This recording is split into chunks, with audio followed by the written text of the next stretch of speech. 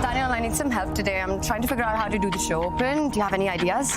Well, Tanya, it really depends on which grandmaster you want to invite into the studio to do the show open for us. There's a couple of options. There's the sort of generic, high-rated Russian GM. Welcome to ChessKid Cup. Very pleasure to be here commentating. Of course, there's someone more high-rated like Garry Kasparov.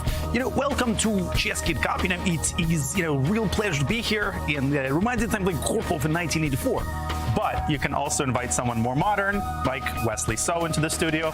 Welcome, everybody, to the ChessKid Cup. It's a real pleasure to be here commentating and covering the games of Jules Moussard, Fabiano Caruana, and Jordan van Foreest, Tanya. Wow, it is day 4 of the ChessKid Cup. Welcome, everyone. Under 1 minute now for Hikaru, and wow, what a move. Alireza, look at him. He's biting his sweatshirt. He doesn't know what to do. 8 minutes and 59 seconds, beaten by 1 second. Could he have swapped queens there? Oh, and Hikaru saw it immediately, and he shot. Oh, Magnus has had no struggles against Hikaru over the board. He should be happy. It's over. We have a winner. Magnus Carlsen takes it. He wins the Air Things Masters, the very first event. He's trading more. No. London is nice. It's time to go. Quick. Oh my God, 2 seconds. Oh my God. Here we go. Oh, look at him celebrating. Oh my God. No more checks. Oh, and we see a reaction. Magnus is bouncing. Oh no! Hikaru Nakamura. It's over. Yeah, he wins. Hikaru Nakamura is the winner of the Chessable Masters. Fabiano Caruana resigns. What an Armageddon game by Hikaru. It's a tense final day in the elimination bracket. 3 players remain. Only 1 will go through. Get the popcorn ready and enjoy the ride. With us in the studio, Grandmaster David Howell, FIDE Master James Canty. Let's go. And Grandmaster Daniel Naroditsky. The youngest player in the field, 18-year-old Nodirbek Abdusattorov, has already made his way to the grand final. The big question will be, who will face him there? He has been unstoppable. David, what has impressed you the most about his run here? One word, Tanya, nerves. Nodirbek just feels inhuman at this point. He never seems to get nervous, even if his clock is ticking down, even if it's a super complicated position. He just seems to outplay everyone really calmly. His killer instinct as well. Anytime he gets a chance, he seems to take it. He has been absolutely incredible. And as David pointed out, in those critical time scrambles, keeping it all together. And of course, today we will be seeing all the action to decide who will be his opponent in the grand final. The first match, Fabiano Caruana takes on Jules Moussard. Now, Daniel, on paper, Fabi is such a big favorite in that one, but Jules, he's really shown that he can be a very difficult opponent to beat here. He is a very difficult opponent in all formats, and their only over-the-board encounter at the 2022 World Blitz Championship, Jules Moussard crushed Fabiano Caruana. Fabi mentioned that he knows Jules pretty well. He's a teammate of his in some European leagues, and he is not to be trifled with. He is a solid high 2600 GM, never an easy opponent.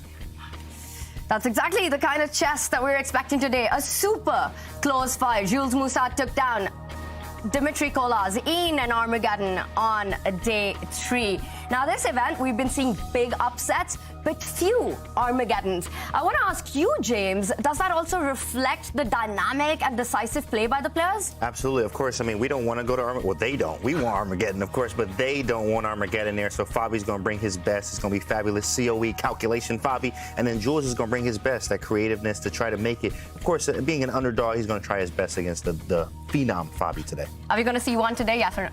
No. Oh. Wow. Well, we look forward to seeing these two fight it out. But it's not just in Division 1 that we've been seeing all the chess action. It was a big day all around, and so many hits and misses, brilliancies all over. Take a look at all the action from day 3. Oh, He's going for it. And he's weakened the B6 pawn. That is a very brave decision. He's blundered the white king can now creep forward. Oh my goodness. Black king might get checkmated. He's winning. Queen F8 is mating. Oh my goodness. 2 seconds, 1 second. He has to make a move. He has no moves. Queen And F8. that's it. Queen F8. Queen F8. On the board. Unbelievable. What a turnaround. Fabiano Caruana takes the first win after being completely lost. This was a wild game, David.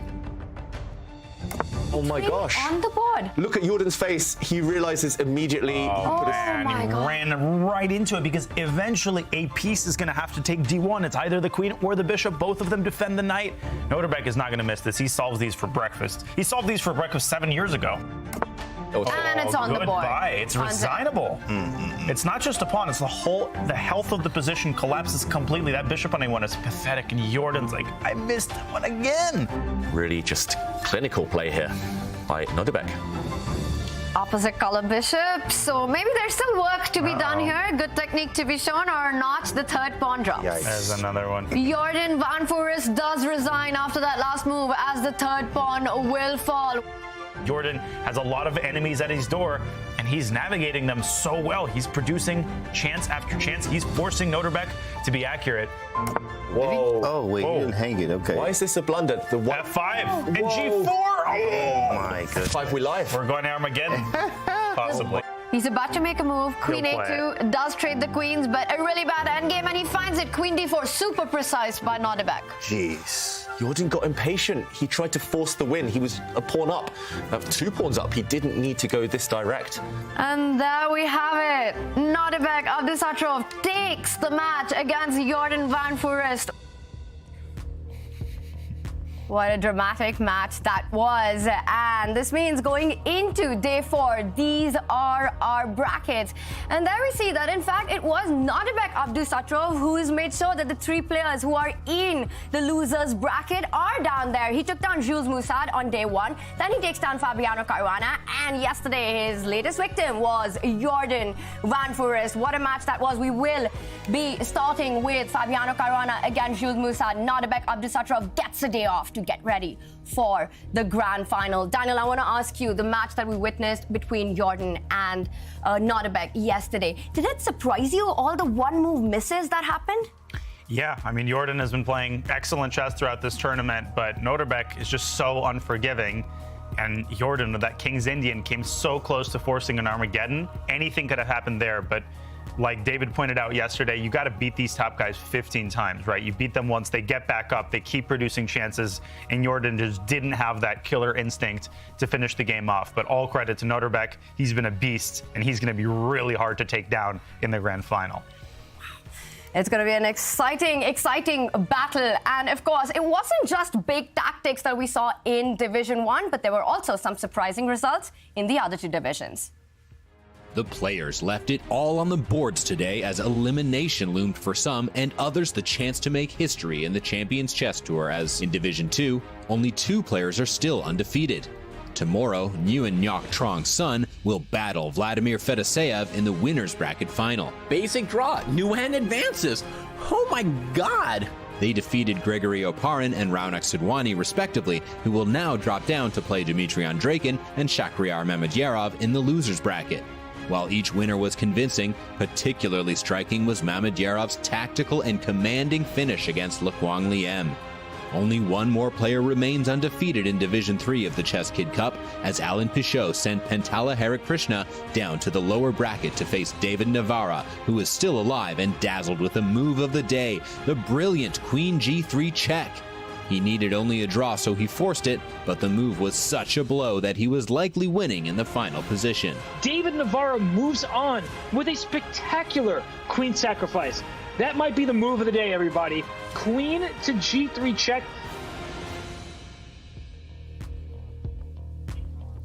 Simon, can you just take a selfie? I can do a good selfie. Yeah.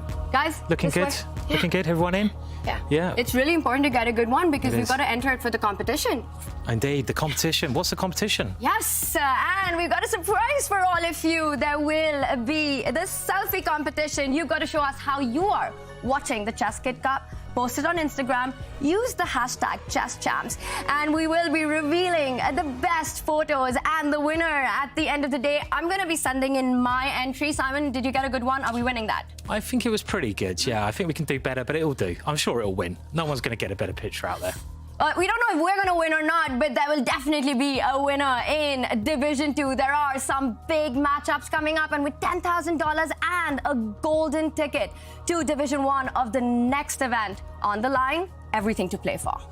There is, Tanya. Yeah, it's getting very tense now in every single division. Division 1, Division 2, and Division 3. So let's have a look. Now, Division 2, this is the winner's bracket. So whoever wins this very important match is guaranteed a place in the final. And if they win that, they get a place in Division 1, which is a really big reward. Now, the loser's bracket there, these guys have to fight a little bit harder, but you've got some massive names there. You've got Adrian Mamajarov, and, well, there's every chance these players, they've got to win that bracket, that match, and then they've got to win the next match as well to get into the final. But, you know, there's so much to play for there, Tanya. Love it. And it's been so impressive to watch Fedoseev. Just the last couple of months, everywhere. Was the Pro Chess League, being in the winner's final in this one. What makes him so strong in these formats? Well, he's such a good player. I mean, he's been doing so well on chess.com. He's been playing there. He's been practicing in the Title Tuesday events. There's so many great events on chess.com. You can get your practice in now. And he's really been always at the top. So practice makes perfect. And he's honed his blitz and rapid skills to a very high level. And it is also in Division 3 that the players have been showing some very high-level speed chess skills. Simon, big action here as well. There is. This is a really mouth-watering match between the youngster Denis Lazovic, who was born in 2006, and he's playing the veteran Gadakamsky. Remember, this is the loser's bracket, so if they lose any of these players, they are out, but they need to win these players to then go through and face, first of all, I think Hari Krishna, and then at the end, in the final already, Pichot. So, yeah, mouth-watering prospects there. It's always good to see David Navarra in, because he had that fantastic finish as well in yesterday's match, which must have given him a lot of pleasure. Alan Pichot had a fantastic win in the winner's bracket against Hari Krishna. He goes through to the grand final. This is the biggest ever season of the Champions Chess Tour with 3 divisions and an exciting new format. On the line, a big ticket to the big season final. Take a look at the roadmap. Each event in the Champions Chess Tour is broken up into 3 divisions, making the CCT even bigger than ever before as the best players in the world work to win their division and progress to higher divisions, hopefully securing a playoff spot, big prize money, and tour leaderboard points. Here's what's at stake in the 3 divisions in each event.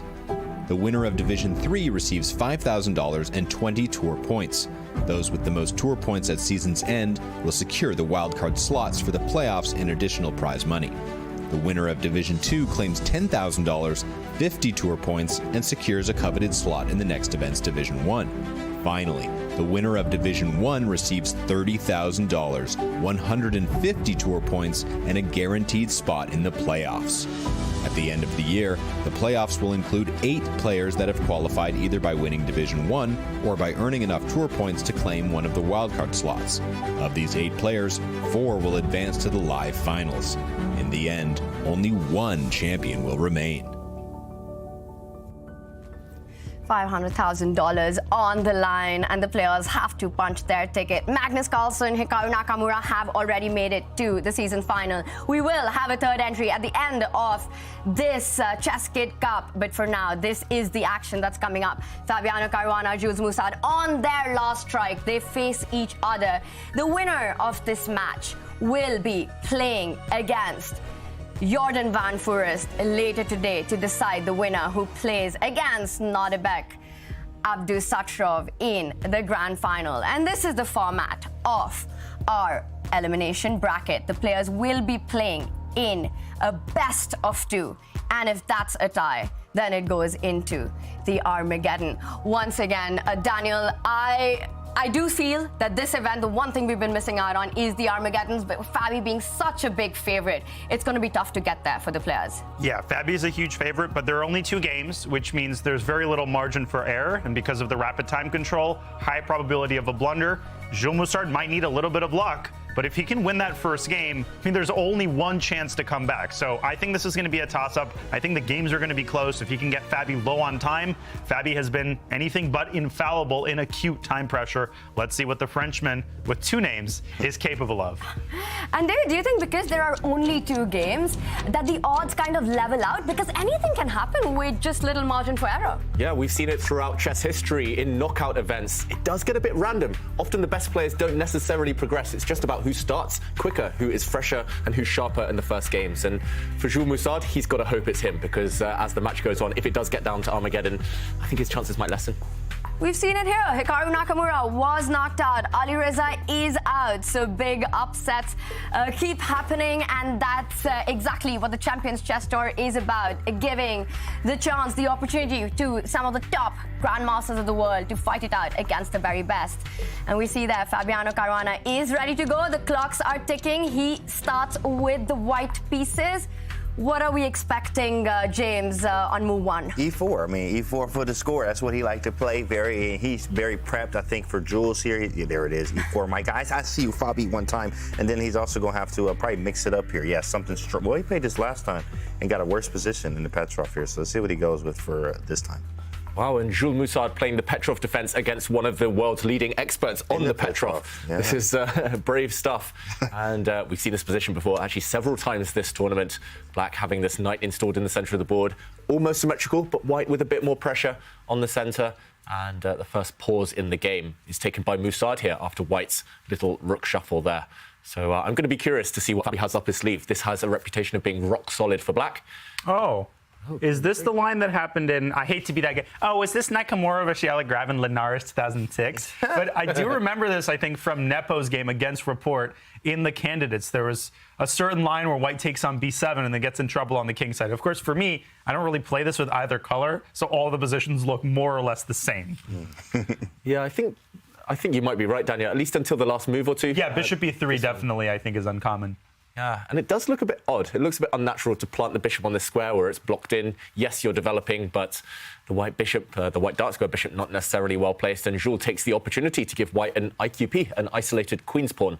What do you make of this development, James? Yeah, with the IQP, I mean, it's very simple with the plans. Don't trade pieces, right? So try to limit the trades here. So I think for Fabi, you have sort of an aggressive position. So we're already feeling pretty nice. Now, of course, you would want to attack and use the pawn, the isolated pawn, as kind of a pawn lever. You move your pieces around it. You play around the pawn, so the bishop maybe goes to d3 now. He might go to f1. That's like probably the super GM move. But bishop d3 seems like the move. It feels good just to go back, be on that diagonal. Maybe there's some tactics with taking on e4 and moving the bishop or something like that. Maybe even a knight g5 in some cases. But I feel like white's going to get some type of initiative here if black is not careful. Plan is very simple for black as well, is to blockade the pawn, usually put a knight in front of it. So something like knight d5 at the right moment, maybe by knight a6, knight c7, knight d5, or knight f6 back to d5.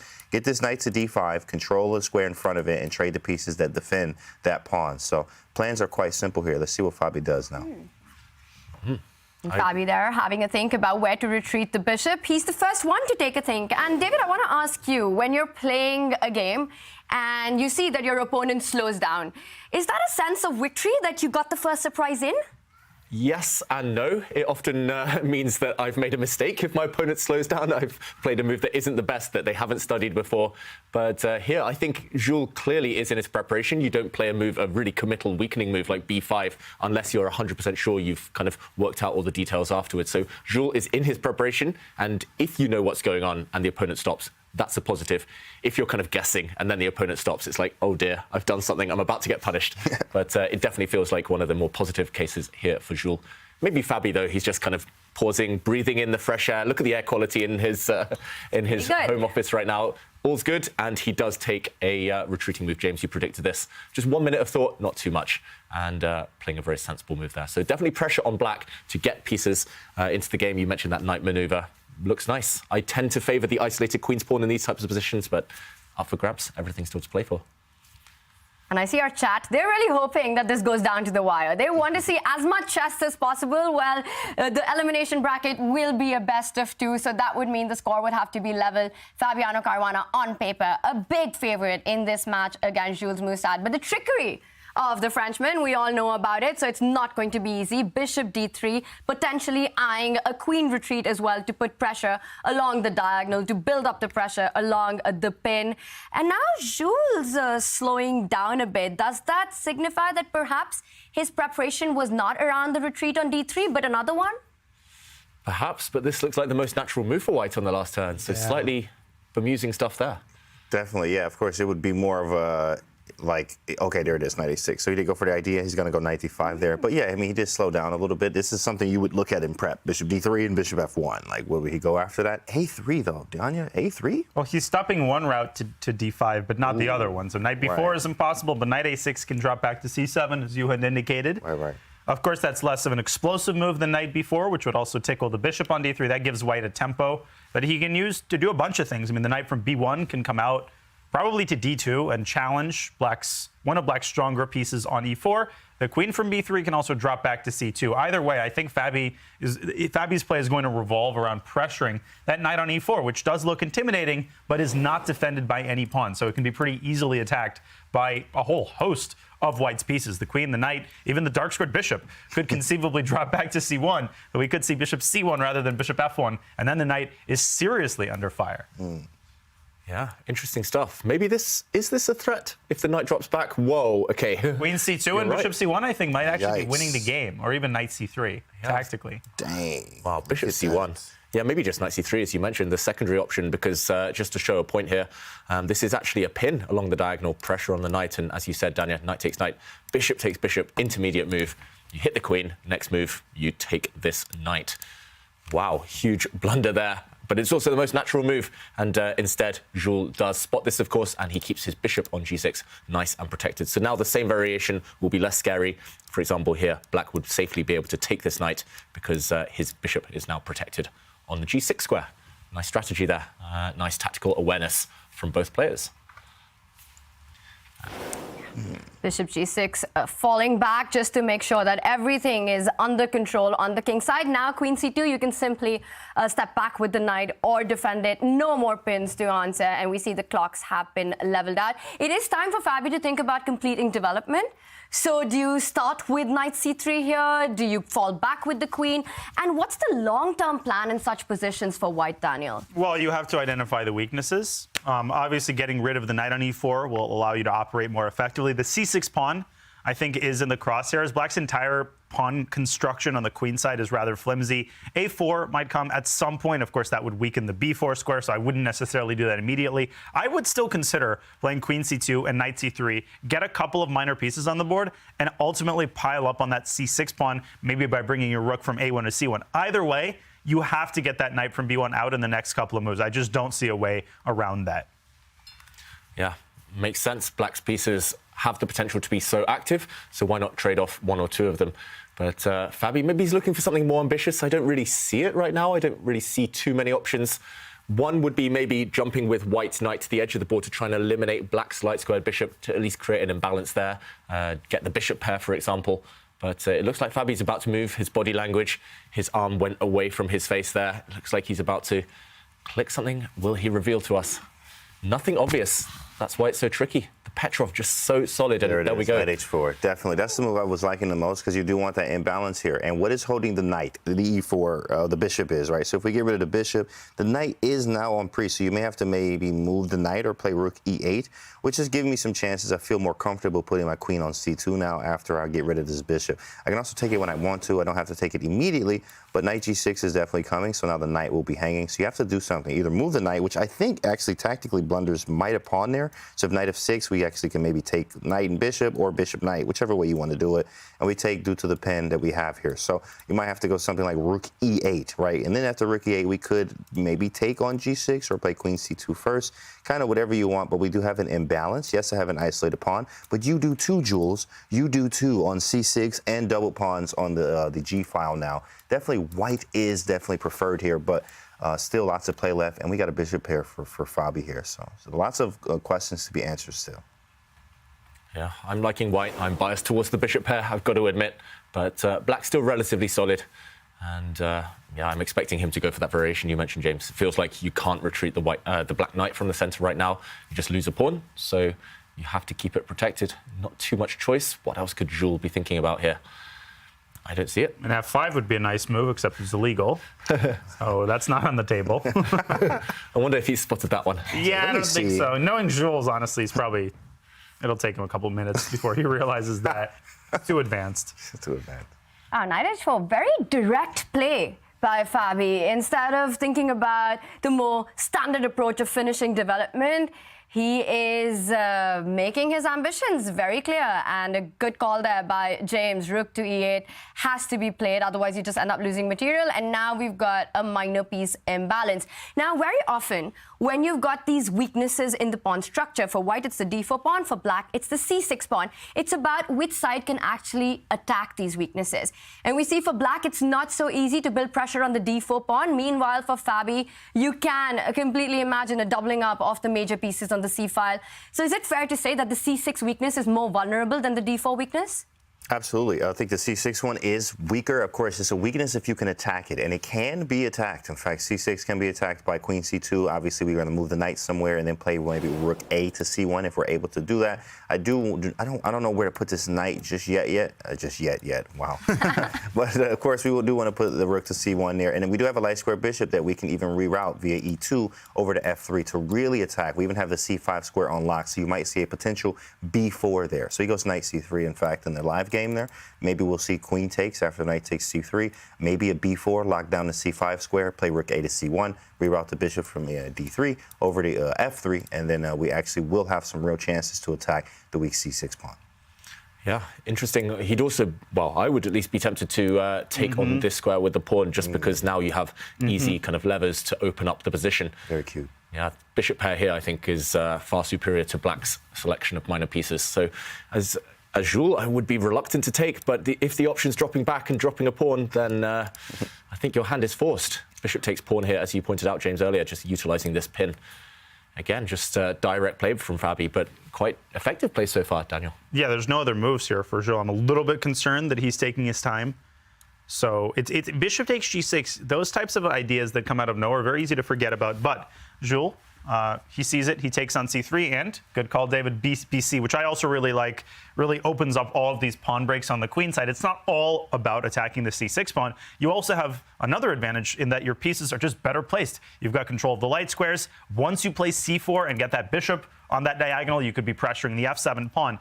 This is the kind of position someone like Capablanca would be really happy to have. Just a long-term positional squeeze is not all about winning a pawn in the next 3 or 4 moves. Just from a long-term perspective, white's position is healthier fundamentally, I think.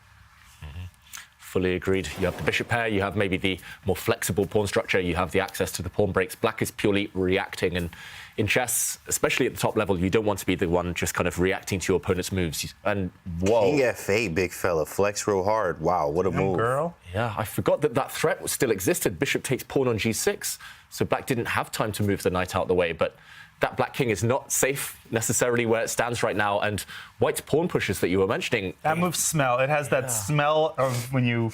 It's like when I recycled my chicken sandwich in the hotel, that little hotel garbage yesterday, and then I sat down at the desk the following night, and I'm like, I need to take this out of the room. That's the smell of king f8 right there. Whew. Not good. Stinky chess. Exactly. You smell that, Chad? Something's wrong. Something's wrong with that move. Now, of course, I mean, it's really not obvious yet. It definitely is a strange move, of course, but you can't really exploit it just yet. But, I mean, king on f8 is definitely a weird one. Definitely a weird one. It does step out of bishop g6, though, which is pretty obvious. That was the threat. So maybe we just play a4, but I do see knight c7 there, and I wasn't able to create anything after that. a4, knight c7, take, or even, no, rook b8. You have to play knight c7, right? So a4, knight c7, and then we take. Maybe we hold it, but okay, take. I still like white, obviously, here, though. Yeah, it feels really pleasant for white somehow. For example, a position like this, at some point you'll build up extra pressure. At some point, you might even just be able to open things up even further for your bishops. Yeah, I'm loving it. And a moment ago, we showed a variation. I just want to show this. He played king f8, which has that bad stench around it.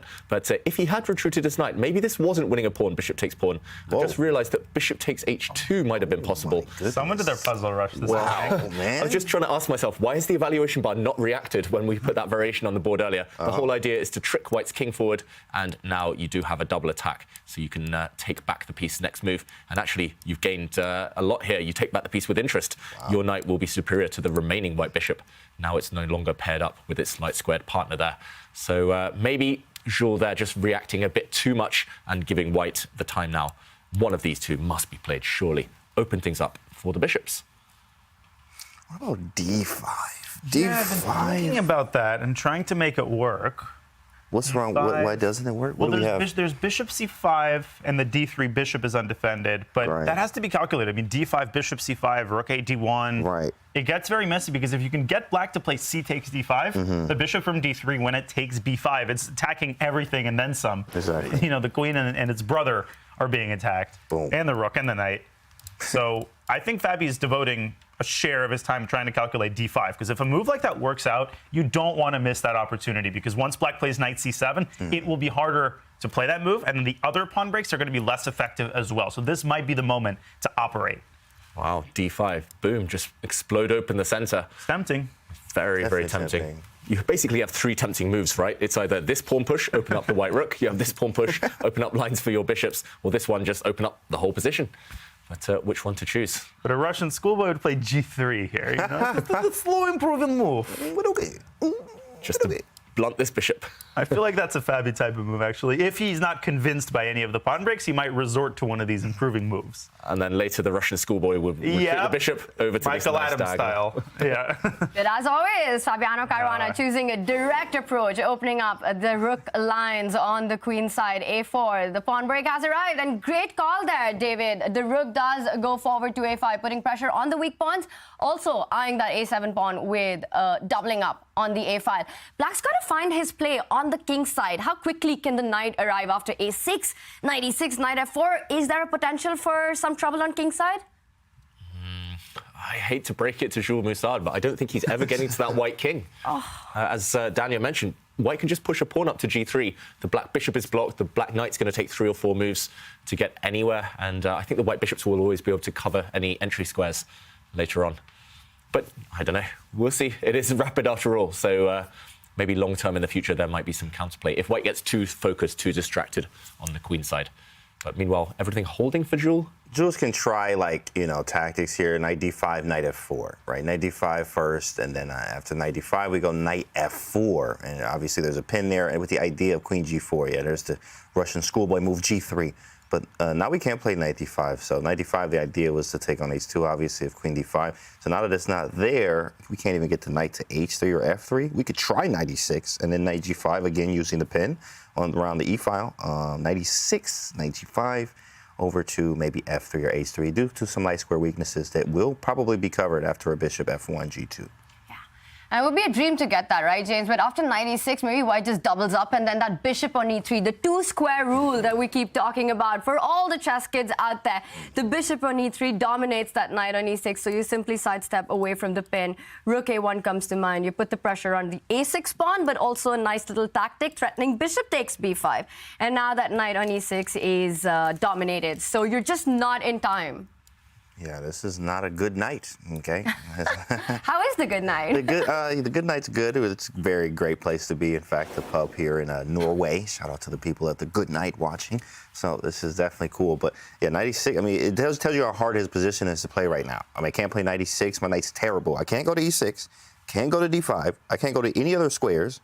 And then this against the bishop pair, this is really rough, even from a practical sense, I think. And it just says, yeah, you're fine. But this is a practical sense. It's tough for Jules. Yeah, you don't want to overreact in positions like these. So I would consider moving the rook from A8 to D8 and keeping the knight on C7 on a defensive post to take the sting out of white's rook on A5 and kind of wait for Fabi to put his cards on the table, because eventually Fabi will have to make progress. If he pushes H4, tries to operate on the king side, he weakens his own king. Then bishop takes G3 related tactics become possible if the rook on E1 moves. C4, of course, is the most tempting pawn break, but that opens up the B file.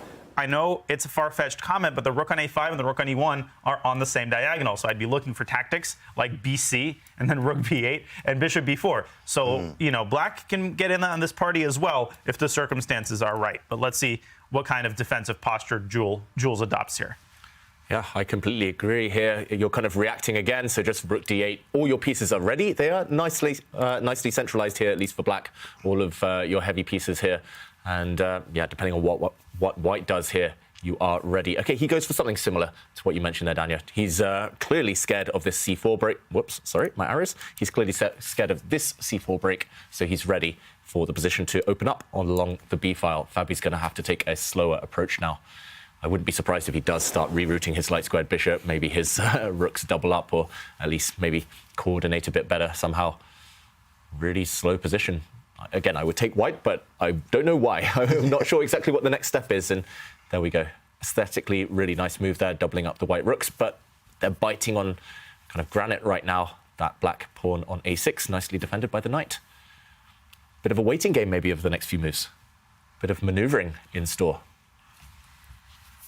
Very tense middle game here. It just feels as if Fabiano Caruana has done everything right. He's got the bishop pair. He's doubled up on the A line, targeting black's weaknesses. But what next? He did strike with A4. And look at that. Jules, he uses the opportunity to jump in with the queen. Give that queen one more move. You want to arrive on F3. Start threatening potential sacrifices on that bishop on E3 with that rook on E8.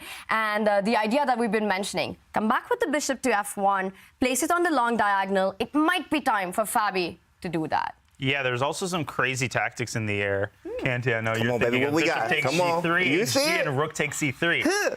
And you're shattering the entire king side, then queen takes G3. I would steer clear of that and not touch it with a 10-foot pole. David's showing that on the board right now. It's actually an objectively sound tactic. Yeah, Evalbar approves for once in a millennium when I suggest an idea, and then the queen keeps checking the king along the third rank and mopping up the pawns as necessary. Even this, and I think black's got at least a perpetual and a long-lasting attack. The rook on a5 is so out of the game here that really hurts white's defensive chances. So I would make a defensive move, bishop f1. I like Tanya's suggestion. Even a move like queen b3 back to d1. I don't know who a queen trade favors. It's hard to say. Really depends on Fabi's mindset. If he gets scared here, 5 minutes on the clock, he might play a move like that. Or if he's in an aggressive mindset, I don't really know if you can meet fire with fire here. I think you need to make at least one defensive move, and his choice is king g2. King g2 on the board. The king slightly safer here, you would think. It's on a light square, no checks around, but both of you have been mentioning here the knight potentially jumping in at some point. Might be now. Yeah, feels slightly scary for Fabi for the first time in this game. Yeah, might be now. 96. But I mean, you have to be sure, because you're just giving up a6. Like, all right, cool. And you know, Fabi being a calculator, literally, you're going to have to be very careful if you give up this pawn and it doesn't work. 96 looks cool, but you know, it's not. If it's not calculated, it's not correct, right? So it depends. 96 looks fine, but you do have to calculate it. It's easier said than done, because we can just throw the moves around. But he has to actually calculate this. 96, rook a6, and knight f4. We just take it. Yeah, it's hard to envisage any real threats for black over the next 4 or 5 moves that white can't quickly neutralize. So yeah, you've got to make sure your attack will work before you gamble and sacrifice any pawns. I don't see anything active, I've got to say, for Jules. The black queen is fighting a war all on her own right now. No pieces for backup. How crazy is f5? F5 and we live. And we live. F5 and we live. Maybe he plays H3, we go Queen H5 or something. But F5, F4, my guy. Definitely, we just might as well take it to Fabi anyway. I'm the underdog, whatever. What do I have to lose? And he said everything and moved his queen back to D7. Now I'd consider bishop E2, bishop F3. I really think that bishop does belong on the long diagonal. F5 definitely a move I'd play. Yeah. You know, if my opponent had less than 2 minutes. Yeah. Definitely. You predicted it. Bishop E2, just improving the worst place piece. That bishop looked nice and pretty, but it wasn't doing too much. So Fabi is rerouting it to better square. Thank you, David. Sorry. Router. Forget who I'm with here. I think you should bring your router a little bit closer for the internet connection to improve. What's a router? That's spot on. Now the black king's gone back to a light square, back to safety on G8. Put his king back on G8. That's a funny move. It's really hard to know what next, though, for Fabi. Again, you ask yourself, you want C4 dynamite there on the board. Maybe now's the time. Push forward. Have we waited long enough? Some action. We're craving it. We're waiting for it. You can feel that it's about to come, right? The tension is at an all-time high. With C4, you have to also calculate lines, what happens with the B file opening up. But this is Fabi's moment. We see the eval bar say he's got a great position out of the opening. C4 does feel like the break. James, what would be your reaction? Would you let that pawn live and survive and move down the board, or open it up and just be ready for fire? That's a good question. If C4 happens, yeah, I might have to take that. C5 is quite annoying. You got the bishops pointing, and then you have a passed pawn. But my idea for black is I just want to get, I also see like king H7, rook H8, king G8. I'm always going for mate, always. I don't care. I'm sorry, shout out to Grandfather Tal, right? I mean, this is always go for mate. King H7, rook H8, bring the king back, but it just doesn't work. It's too slow, right? So he plays rook D8. I mean, just to show you. Yeah, it's a fun idea, right? Bring the king back to G8 and try to bring rook to the H file. Right? Speaking of mate, maybe white can partake in that with H4, H5. Ooh, the board. Got it. Yep. H4, because the rook from A1 can move on to H1. That's right. Hello, you're not the only one having fun here. Once he's kicked the queen out of D7, now the queen has no infiltration squares. Previously, queen H3 was a possible response to this move. I love it. I think Fabi is just sensing the right moment to do everything in this game. He's playing on both sides of the board, so don't rule out C4, but he might also go rook H1, H5, H6, H7, H8. We live. We in the mix. Yeah, makes sense. Which one to go for? That's the key. I would probably start with moving this rook, maybe even to H1, and then kind of retreating this one back first, just to keep your options open. And really scary stuff for Jules to deal with. H5 coming on the board. And again, two bishops. Black lacks the light squared bishop. Black's king on a light square. It's going to come under fire later in the game. Beautiful play by Fabi. Rook H1. Offering a queen trade. He is afraid of that attack that you guys were talking about with the H-pawn marching down the board, and offers a queen trade. But this means if Fabi accepts it, black's pawn structure would be one of the most terrible pawn structures I've ever seen in chess. What pawn structure? After F takes C6. It's very tempting, but I'm equally tempted by the prospect of keeping the queens, making a move like queen D1. Then knight D5 is possible for the first time since the dinosaurs roamed the earth. But knight D5 isn't all that dangerous. The bishop can drop back to D2. And it really depends on Fabi's mindset. Queen takes C6, queen D1. You don't want to think too much in these moments. And he decides to go into the endgame. Can't blame him.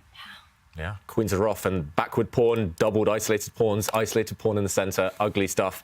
Bishop G5, the last move to land on the board. I think Fabi might start going for this pawn. He might start going for the other one instead.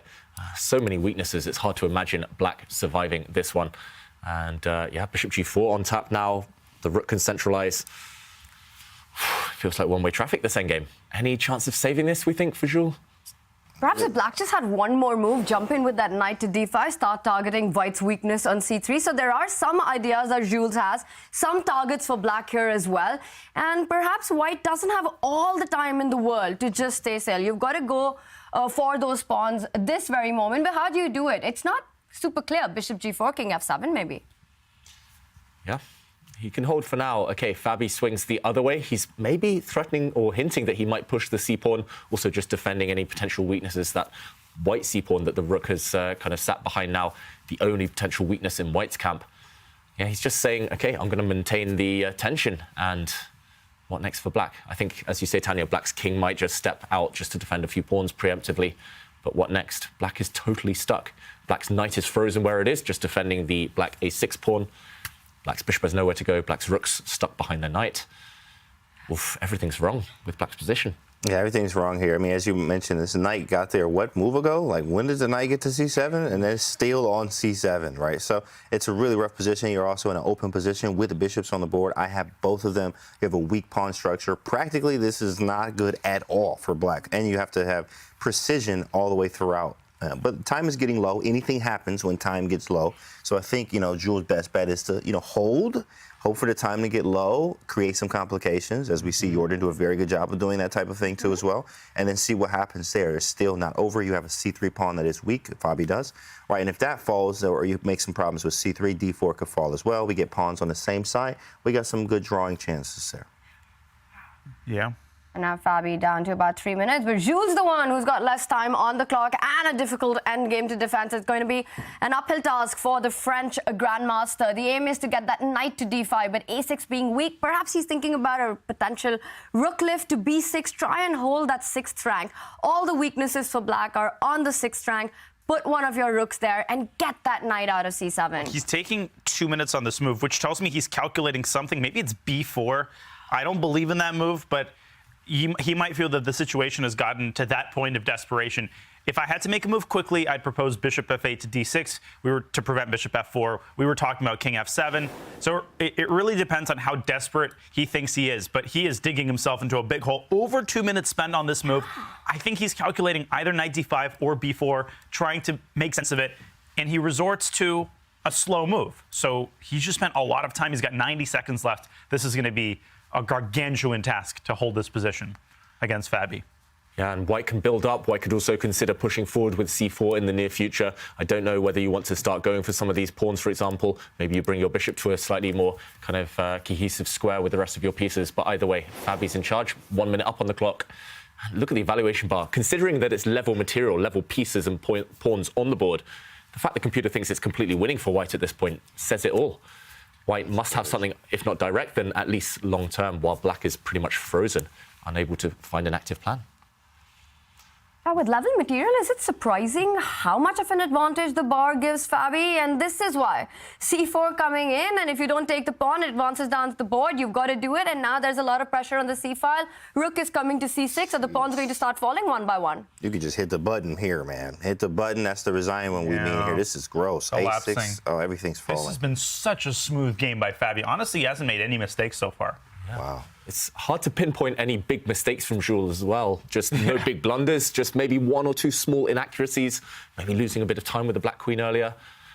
Feels like a masterclass from Fabi. This is strategic dominance. This is just strategically winning position, no tactics, nothing flashy. It's old man chess, as I like to say, just slowly accumulate the small positional advantages and they tend to count later on. Fabi's got the bishop pair, he's got the better pawn structure, everything. Now, how does he finish?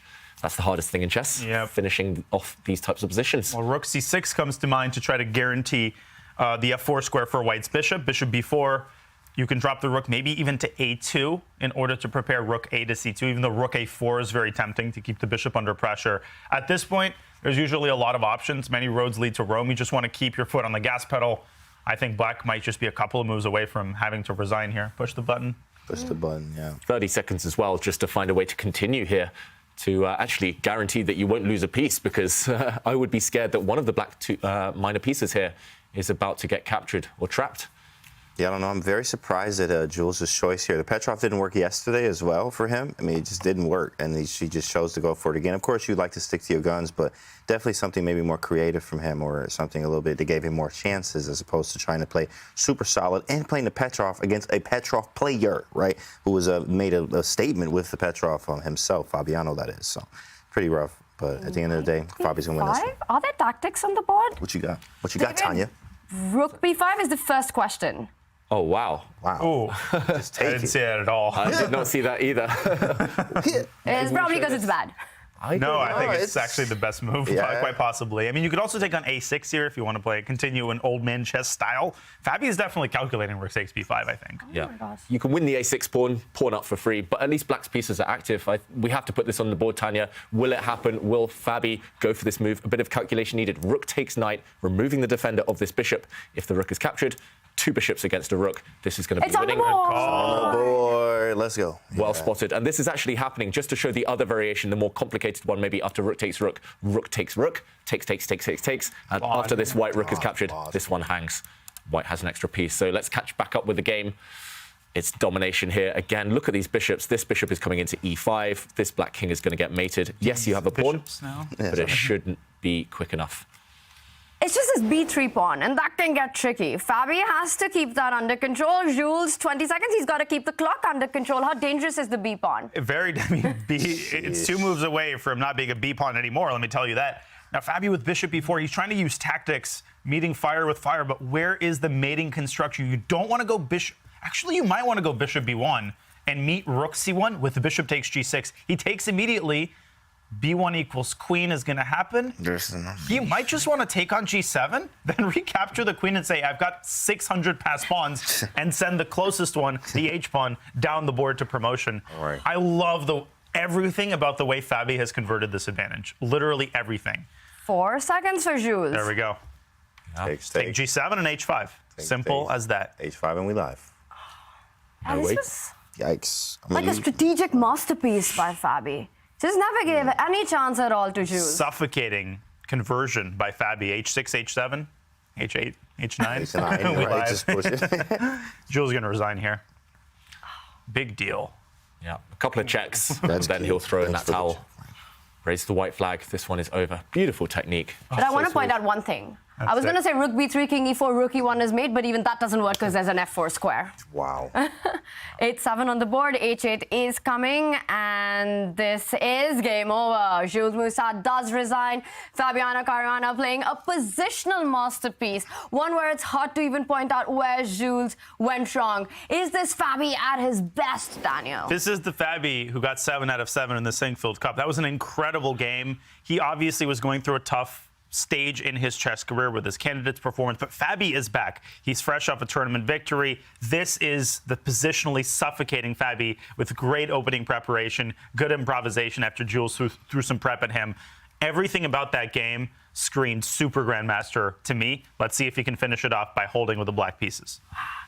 Perfection there by fabulous Fabi. And David, what was the coolest moment in the game for you? Several cool moments, just an instructive game in general.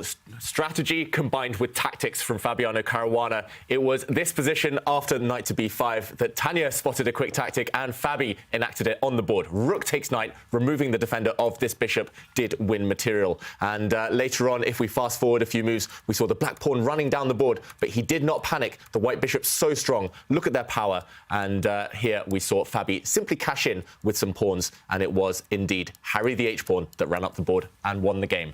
Great game from Fabi.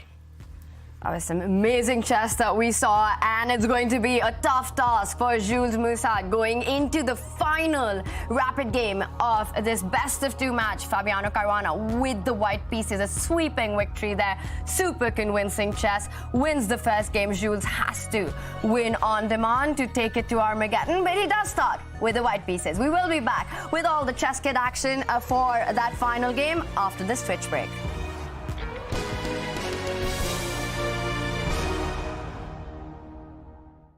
ChessKid is fun. Chess is great for the brain, but it's also fun to play. And ChessKid makes it easy to have fun. Whether your child is a total beginner or a prodigy, they can hop on and find a well-matched opponent from around the world at any time. ChessKid is the safe, parent-approved way for your child to play chess online. ChessKid is educational. To kids, it feels just like playing, but chess is a great way to learn patience, strategy, and critical thinking. ChessKid features a comprehensive training program that guides kids to level up on their way to mastery. There are more than 50,000 chess puzzles and a whole library of entertaining videos that teach strategies, tactics, openings, and endgames specifically for kids. ChessKid is easy. Whether you're a parent helping your child, a coach managing dozens of kids, or a school of hundreds. Signing up is free and easy, so what are you waiting for? For over 75 years, we've witnessed moments that will last forever. Records and trophies, firsts and onlys, game-changing innovations. From the heroes we admire to the joy of watching them play. Our history defines us, inspires us, and pushes us into the future. Celebrating 75 years of changing the game. Puma, forever faster.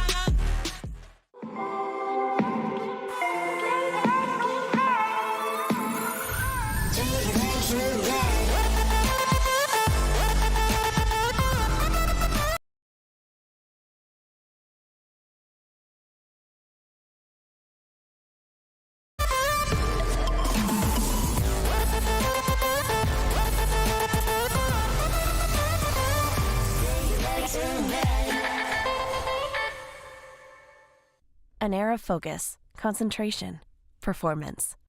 Airthings put you in control of air pollutants that cloud your work from home space, shifting your state with every breath. Find your air of clarity now.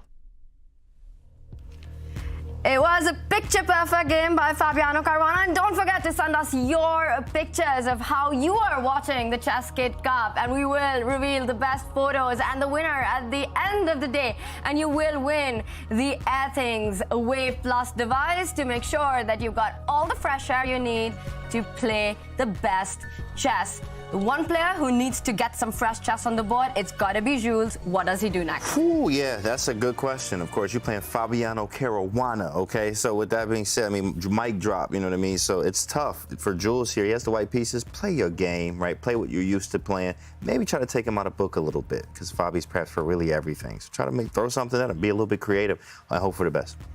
Jules starts with the white pieces. What do you think we can expect from the opening from him? Well, he tends to be very loyal to 1e4. He's extremely dangerous with white, extremely well prepared, and he always has these small little ideas to create imbalances. So if he does get a chance against Fabi to maybe attack, I think he needs to take it. That first game, Fabi has shown that he's dominant when it comes to the strategy. Jules needs something a bit more spicy there. And it's so difficult to face that game after you're done with that. It's not a tactical game. You just feel like you've been outplayed, Daniel. Does that make it harder? Extremely. I mean, by all means, you just have this debilitating sensation that Fabi is just infallible. He didn't make a single inaccuracy in that game. That was almost perfect. And Jules, I think in Italian is pretty likely. That's what he's played against me in a lot of our blitz games. But playing the Italian against Fabi, man, this guy has no holes in his opening repertoire. It'll be a very tall order, but Jules did win their game with the white pieces in the 2022 World Blitz Championship. So I think he's feeling confident. Let's see what he can throw at Fabi in the opening. 1e4, and we saw 1e5. Are we going to see a Spanish or an Italian by Jules? A Spanish might invite the Berlin. Oh, and the fact that he's pausing already just on move 3. Gianni, he's Spanish. It is the Spanish. And, okay, mainline Spanish. We saw Jules employ this yesterday a couple of times against Dmitry Kollar's. That was an open variation of the Spanish, this time more traditional, more classical waters. And what is he going to try? Yeah, again, how do you get Fabi out of this? Fabi's like one of the leading experts in chess history on the Roy Lopez. So, again, walking into the opponent's home territory, walking into their comfort zone. I'm not sure it's the strategy I would advise, but maybe Jules can make it work. What does he have up his sleeve here? D3, a slower system, more positional system. I don't know, though. It just feels like Fabi's in his comfort zone. Yeah, there's no tricks. There's no I mean, this is one opening played and studied to, you know, oblivion, right? Since the history of chess. Like, everyone knows here, you got H3, C3, A4, Rook E1. All these moves can be played here. It's going to be, they call it what, the Spanish torture, right? Which means they're going to be playing this for a long time. Lots of ways to go for both sides here. It's going to be tough. It's definitely a tough one. I think he probably should have went something a little bit more open, something a little bit more aggressive, but we will see what happens. I mean, Fabi likes Roy from both sides, in fact. So we'll see what happens here. Yeah, and at least if you're going to play the Spanish with white, you should aim to get the first 15, 20 moves on the board instantly. Fast. Jules spent nearly 1 minute on that last move, meaning he's kind of freestyling, Daniel? Yeah, and you can freestyle in the D3 variation. There was a time when the D3 Roy was considered a sideline. It was considered not really inferior to the main C3, H3, D4 line, but something you would play if you wanted to avoid the theory. But, you know, that was back in the days when, I don't know, California real estate was cheap. That was like the 1960s. Nowadays, it's considered just as mainstream as the D4 line. Yeah, I mean, knight BD2, knight F1, you can basically make a living in this line just playing regular Ruy Lopez moves, but you're not going to get an advantage. Fabi, he definitely knows the right setup here for black, and you can see as he continues to play quickly, rook E8 and bishop F8 is likely. h6. Both sides just making the standard moves that the textbooks kind of recommend in these types of positions. Yeah, I'm going to be taking notes for sure. I always struggle with black on the kind of in terms of plans here, setups, what to go for, and everyone knows Fabi is a big expert here. So whatever he plays now, you can guarantee I'm going to be copying in future games. But okay, opening the center, Jules. Normally you see white prepare this with a couple more moves, but instantly going for this. What do we think? Is this just kind of impatience to get some action going? I used to play this from both sides actually too as well. So d4 is a common move. Actually, black plays queen c7 here most times. What I've seen, that's like older theory, but it's still played today. I even saw Sam Sabian recently had a game with queen c7 here. Queen c7 is doable. Knight c6. You come back with the knight as well. I mean, it's a very easy play for both sides. I mean, black does go queen c7, maybe bishop of 8, g6, bishop g7 later. Bring the knight back around. You hope for a d5. The knight sometimes ends up back on b8, and you reroute it. I mean, it's so slow, like Spanish torture. It really is a slow game here. You're not going to get a lot, especially against Fabi right now. I just don't think he's going to have any real chances until way later in the game, where a lot of these even fizzle out to draws from there, which is not going to help Jules. No, and if he gets the option, do you think he's going to try and block the center? For example, James, there, you mentioned queen c7 being one of the most likely moves in this position. Is he going to block the center just to guarantee in a must-win situation that all the pieces remain on the board?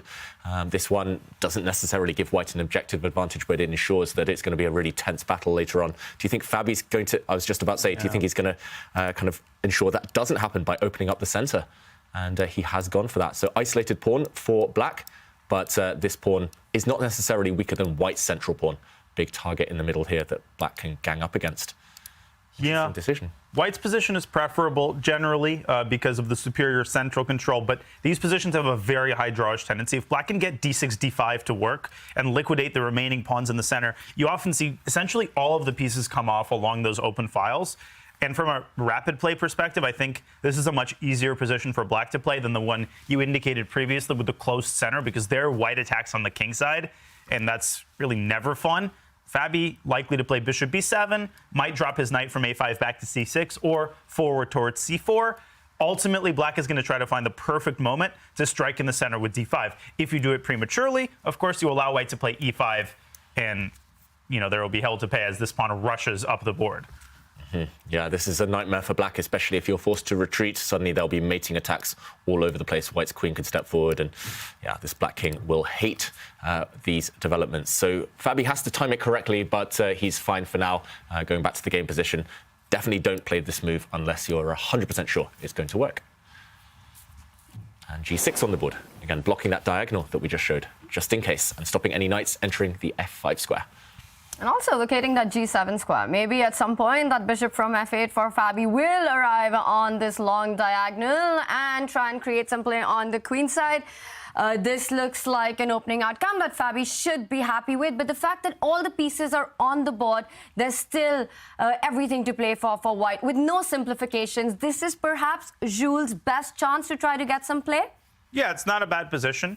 It really depends on whether he can generate play in the center, because Fabi's got a couple of very easy moves. You pointed out bishop g7, Tanya, bishop b7.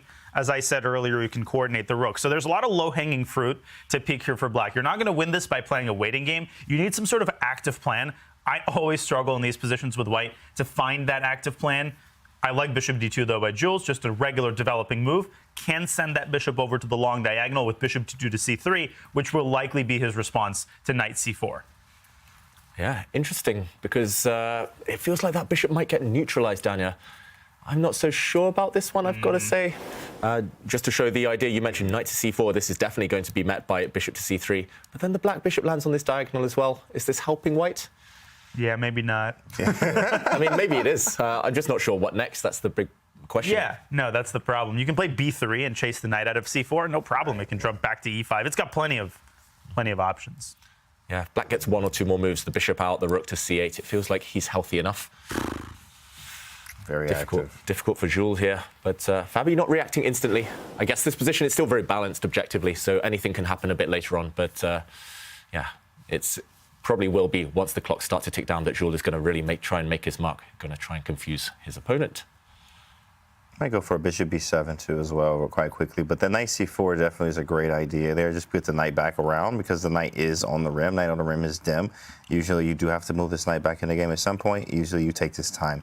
Usually now, before they stop you with a b3 anyway. But knight c4 looks good, right? Knight c4, knight d5, knight c4, knight b6. Plenty of choice, at least, for black, and that's a good sign for Fabi. But that's the thing, right, David? We need to find plenty of choices for white because it's Jules Moussard who is trailing the match. He needs to win to level the score. And let's say we have spoken about all these trumps that are in Fabi's position. The knight can come to the center of the board, can be on c4, the bishop placed on the nice long diagonal. But if we had to try and come up with a plan for white to create an imbalance from this position, where do you see his chances? Difficult question. Can I pass? Yeah, I'm passing as well. I abstain. That's how difficult it is. With all the grandmasters in the studio, they are not able to find a good plan for Jules Moussard. But he needs to find it, and he needs to do it in just 12 minutes. And what you need to do is send us in your photos of how you are watching the ChessKid Cup, and you could win the Athings Black Wave Plus device. And just to know how important good fresh air is for your chess, take a look at Fabi's air quality. We saw there earlier. Super good quality, super good chess from him today. And a nice move by Jules. Bishop c3, also keeping up his chess quality, making sure that that bishop on g7 is challenged. Can he try to build pressure on that d file? I feel like that's the only weakness I see for Fabi, that d6 pawn. Can you try and double up and create something there? You would love to. I guess it just takes a few moves. And in the meantime, Fabi, of course, will have his say too.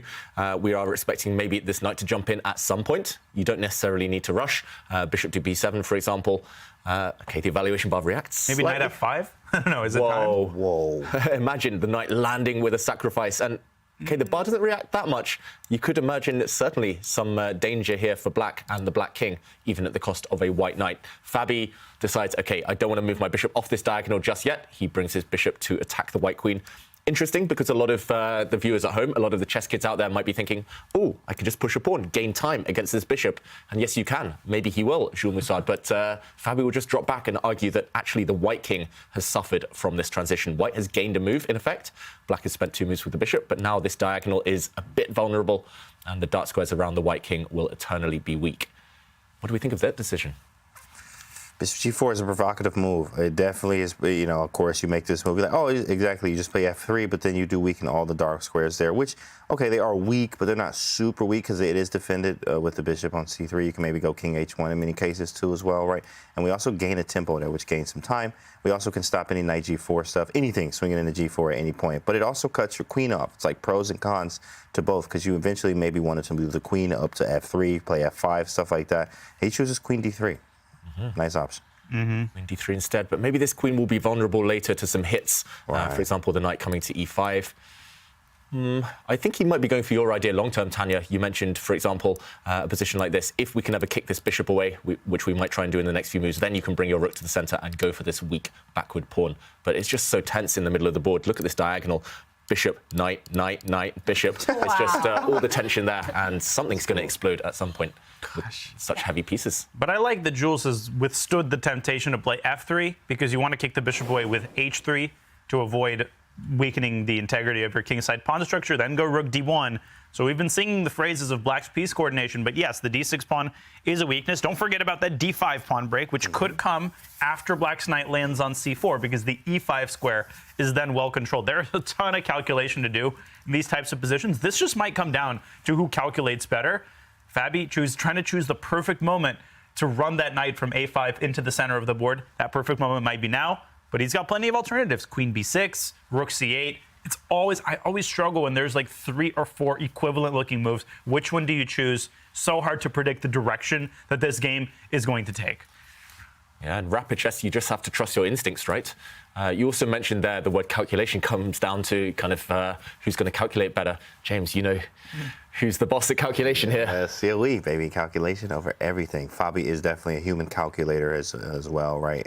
He has a quote that I actually use a lot that he says, yeah, most players have universal styles, right? But the only thing that really separates them is the calculation. So that's very important to have that calculation work. And, of course, Fabi leading from the front there with that quote. Definitely whoever calculates better in this game for sure will take it. Queen b6, interesting move here. And what you mentioned there, James, about calculation, I just want to push that a little bit because Fabi, we know he is one of the absolute best players when it comes to calculation. It's just the strongest tool that you can possess in chess is to be a good calculator. David, what would you advise to all the chess kids out there? How can they improve their calculation? Well, there's a few ways. Firstly, always analyze your games, especially with a coach afterwards. They'll show you what you missed, especially when it comes to those forcing moves. We talk about checks, captures, and threats a lot, and it sounds basic, but if you look in that order, if you do a scan of the checks, captures, and threats, you'll very rarely miss a tactic for yourself or for your opponent. Second thing, just puzzles. Chess.com, go and check out some puzzles. I do them as regularly as I can. Recently, I've been slacking a bit, and I've noticed my calculation has dropped. So I think a good tool out there, a free tool as well, just to practice your tactics. Okay, I've been slacking for about 13 years. But your tactics don't suffer, Daniel. Yeah, I don't know about that. But yeah, you do have to solve very consistently. And in my experience, most people who say, I do Puzzle Rush, I'm grinding, and nothing improves, you actually go into their history, and it turns out they've solved 5 puzzles a week. That's not going to cut it. If you really want to improve your tactics, elevate it to a different level, you need to be super consistent, and you just got to force yourself.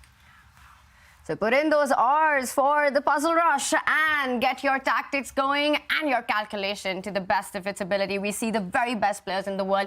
Today, modern chess is all about those concrete lines, and it is the fastest way to get those ELO points going. Now, knight b3 has been played. It is a first minor piece trade offer rejected by Fabiano Caruana, jumping in with that knight to c4, always heading in over to that e5 square. Again, white has to push that bishop out of g4. You really need a rook on d1. And Daniel, as you pointed out, you want to do it with the h-pawn, not to compromise your king side. The bishop falls back. Are we expecting the rook to go over to d1? Yeah, but black can meet that with rook a to d8. That knight on c4 is so firmly entrenched it can't be kicked away because white's knight is occupying the b3 square. Fabi drops the bishop back to d7. Interesting. This tells me that he wants to take the sting out of a move like knight to d4. And he doesn't even have to play rook d8 because rook d1 doesn't pose a threat as long as the knight remains entrenched on c4. The bishop from d7 could be redeployed to c6 to pressure the e4 pawn. It seems to me maybe white has a tiny pull objectively, but it seems to me that Fabi has everything under control here right now. There's just a sense in which he knows what he's doing and everything is under control here for black.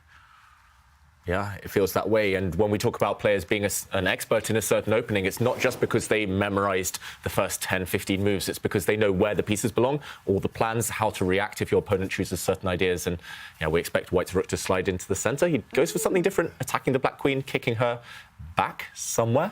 But I'm not sure how this improves the white position. At least it worsens the position of the black queen, perhaps. I think he wants to go for more with an f4 eventually here. When you usually you'll see this in it has a Philidor reminiscence somehow, it feels like it's Philidor-like.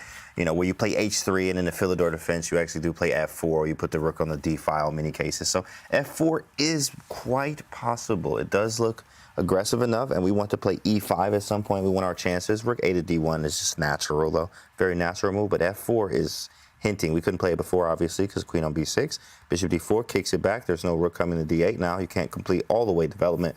Rooks are disconnected temporarily. So nice move, I think. But rook a to d1 and f4 are definitely some huge possibilities. We get f4 in. We may be able to get e5 in due to some tactics at some point. Got to time it correctly. But yeah, we have some chances definitely from white.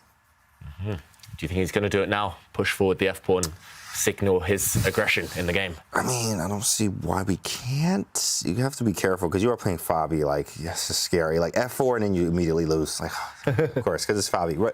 f4, there it is. Big fella, swing at me. Come on, Jules. Now, of course. h5 maybe? And we like, f4. Fire with fire. Let's go. f4, so about e5 after that? Oh, gosh. Who's attacking away from that? Yeah. f4, e5 takes, e6. Nope, doesn't work yet. Ooh, it's close. We're trying to open up everything, guys. But okay, bishop c6 also possible. But okay. So just to show some ideas, you guys are mentioning that. Okay, he plays rook c8. I really liked your h5, Daniel, I must say, just to kick away this knight from the protection of the e4 square. Instead, he delays this one, just improves his worst piece. That rook was asleep on c8. And James, you're mentioning this breakthrough. Is white ready? That's the question. Do you have to prepare it maybe by bringing the rook across? If you push now, then it might well backfire. The black knight, I think, is safe in the center. Oh, it's just and this weak pawn is just getting in the way for white. You're not breaking through on this diagonal, so no attack yet. If you had the rooks like shifted, like if they were just rook f1 and then the other rook on e1, then you have sacking possibilities on f7 in that position. But it's, you know, one move at a time. You can't do both rooks right now. I can't go rook f1 and e1 at the same time. And that will give us more chances here. So he does have to prep it. You might see something like rook f1, but that is slow. It's definitely slow. Yeah, it's slow, and if you just improve your pieces, Fabi again does have the option later on of pushing this pawn, kicking away the knight. And this one, okay, he's pushed his rook to e2, looking a bit superficial, that move, but it's about to explode. This feels like the calm before the very, very strong storm. Wow. Rook e2 is definitely not a move that many of us would have predicted. He wants to get that a1 rook, perhaps to the f file that, James, you were pointing out, to get e5 in. But my spidey senses are tingling here. With the queen and the rook lined up, is it crazy to imagine an idea like the b pawn stepping up the board one square, and actually that b5 square being taken over by that bishop on d7 and start threatening a skewer, perhaps? I love that idea. And all of it boils down to the fact that the e5 pawn break, it's potentially dangerous, but it also creates a lot of problems in white's territory. So I think Fabi is just fundamentally not afraid of what Jules has to offer in the center, which gives him the time to build up his own initiative on the queen side. I love b4 and bishop e5.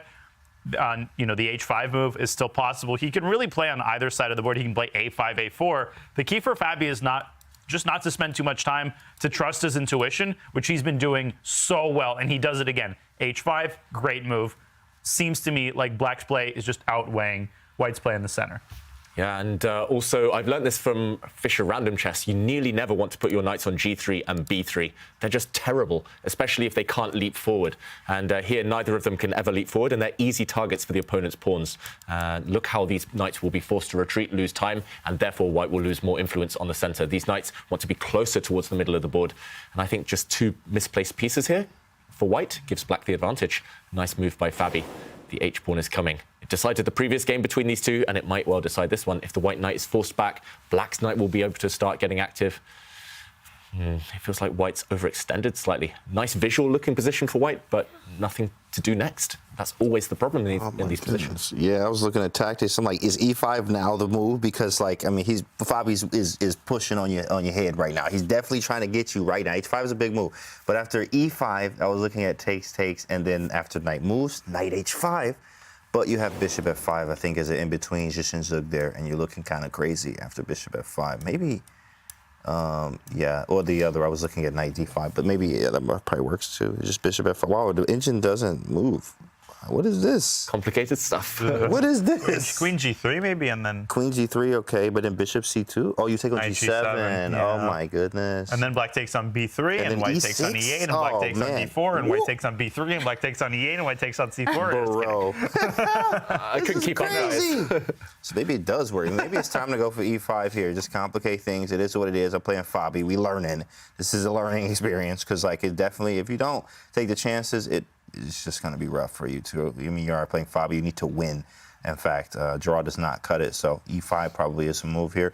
h4 is going to happen eventually. So you might as well play e5 now. Yeah.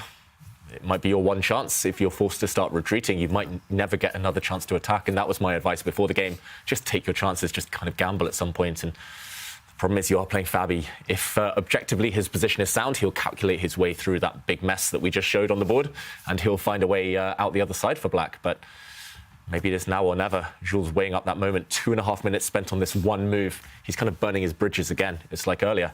Long think often means he's calculating, but is it going to be good calculation? That's the big question. What else? That's the other question. Yeah, right. What else? Down by almost 3 minutes on the clock. Jules Moussard, big trouble here, and he has to find a way to win this game. It all comes down to those two knights, one on the queen side, one on the king side. If a white's knight could only just magically transport itself on that f3 square, things would look a lot different for Jules Moussard's position, but it is a far away. And Fabi showing aggressive play with strong positional foundation today. Game one, a strategic masterpiece, and even this one, with the black pieces, he's played flawless chess so far. Yeah, two completely different games in terms of what is on the board, but if you take the high-level arc of the game, And it almost seems similar, the way that Fabi just imperceptibly creeps up on his opponent's position, and before you know it, in the blink of an eye, he's like winning. It's honestly artistry by Fabiano Caruana, but he's got a lot of work to do in this game. Yeah, the eval bar keeps dropping, but the center is percolating. One little mistake, and you give White a big initiative. White's pieces are nicely massed in the center, so Fabi has to be very, very careful here. Maybe push that pawn down to h4. The knight will have to take a visit to the h1 hotel. What if I go e5 anyway after h4? I mean, you might as well. I don't even care. You know how we like this chess, Daniel. Then I might have to go to the good knight bar rather than calculating that line. h4, he's on the board. He plays knight h1. Ooh, that's always fun. Have you ever done that in a game? Have you ever played knight h1? Yeah, but you have? Yeah, I played knight h1 in a game, and I twisted it on the board. I remember doing that. And I won the game, too, but it was cool because the knight hopped back over to g4. Like, it's so cool. You never put a knight in a corner like this, so I had to, like, twist it and then hit the clock. Fabiano Caruana. David, what's your knight h1 story? That it didn't end well. That's all I remember. Just don't try this at home, kids. No knights in the corner. Knights in the rim are dim, but yeah, knights in the corner. Nobody puts horsey in the corner. I don't know. Yeah, exactly. This one shouldn't work for White. But if given 2 more moves, the knight might re-centralize. Big if, though. Fabi, this is his moment to pounce. When your opponent steps back, you normally want to go forward. So what can Fabi try? That's a good question. Let's see. Looking at all sorts of tricky ideas here. Yeah, like Taking bishop on E4 c6, knight f2, knight h5 comes to mind. Actually, that doesn't look half bad, if I'm honest. Bishop c6, knight f2, knight h5. Yeah. And if you take on g7, I think the intermezzo knight takes f4 might be time to ring the death bell for White. He said do it He first. starts with knight h5. Yeah, knight h5. Okay, wow. Okay, but now bishop takes g7 is possible, and from a positional standpoint, the trade of dark squared bishops should favor White, should give White a little bit of leeway on the king side. Yeah, at least now this pawn is protected, so that variation we just showed works for White. And there we go, the bishops are off the board. At least this terrible piece that I was talking about can spring forward to the center a bit later. I'm worried about this one, though. It's just frozen in the corner on a terrible square. If you ever try to bring it in, of course, this pawn drops. Of course, this G3 outpost as well is going to be utilized by the black knight. I just don't see how this piece is ever getting back in the game. If you're playing down a piece, we all know what's going to happen, what the result will be long term. Might be playing down 2 pieces. I mean, the knight on h1, you still forget that that's there. I mean, then you move it, and that force hanging g3 is a square too as well. Right, looks all cool. Oh, my knight's on h1, and then you're like, I have a knight on h1. Like, oh, snap. What do I do about that? Now, queen f6 is going to be met with e5, and the bishop on d7 hangs, so I think black has to, maybe this is still good after pawn takes pawn. Give up the bishop and just take on f4, but Fabi, he doesn't want any of that. He wants to keep the status quo. Yep. And just drops back. Keeping control of the game. Looking good for black still. Just one bad piece makes a whole position bad quite often, and that white knight, we're going to talk about it a lot the next few minutes, I have a feeling. But, d3. Bishop d3.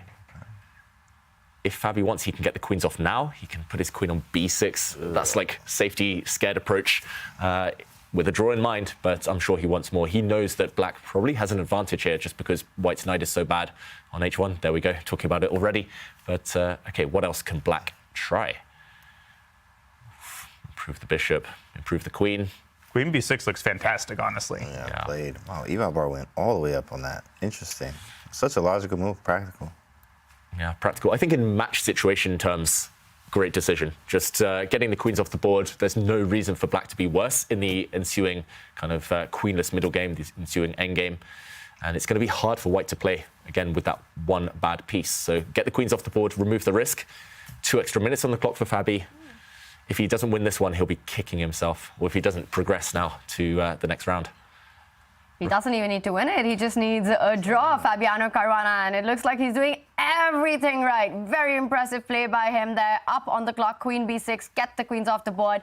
In our featured chat, I saw it was mentioned that Fabi is enjoying this position. It's a dream position with the black pieces. All your pieces, your knights are the ones that are dominating. Just compare it piece by piece. The rook's on the open file for Fabi. The queens have been traded off. Knight on h5 better than the knight on h1. And Fabi going for the break. And the idea of this pawn sacrifice is that you get a very strong hold on the central e5 square. It's perhaps unnecessary, but the position's just so good that you can even go for this. But actually, you can't even take on g5 tactically, I think, because after knight e5, rook e3, black can snap off the bishop on d3, and send the other knight over to f4. I love the symmetry between Fabi's knight on a5, which becomes strong, and then the knight on h5 does the same exact thing to deliver the death blow to the rooks. Yeah. Wow. Incredible. Yeah, you could throw in rook c1 first. So if you can't take g5, Jules tries to chase the c4 knight away. A very ingenious idea. And if the knight moves away, then he's going to take on g5. Fabi might have missed that move, but I think he might be able to play even knight takes f4, rook takes f4, knight e5 maybe. You have to figure something out here for black. Whoa, knight e5, double hit. Maybe just g takes f4, honestly, and send that c-pawn down the board. Pawn takes pawn, and we'll do a quick count. Black has a rook and 2 pawns for white's 2 knights. This one at least has some life to breathe. Number 2. But yeah, it does feel like black's pawns will be strong enough. I see this one joining somehow late long term. This pawn is going to be kind of running at some point, paralyzing the white bishop.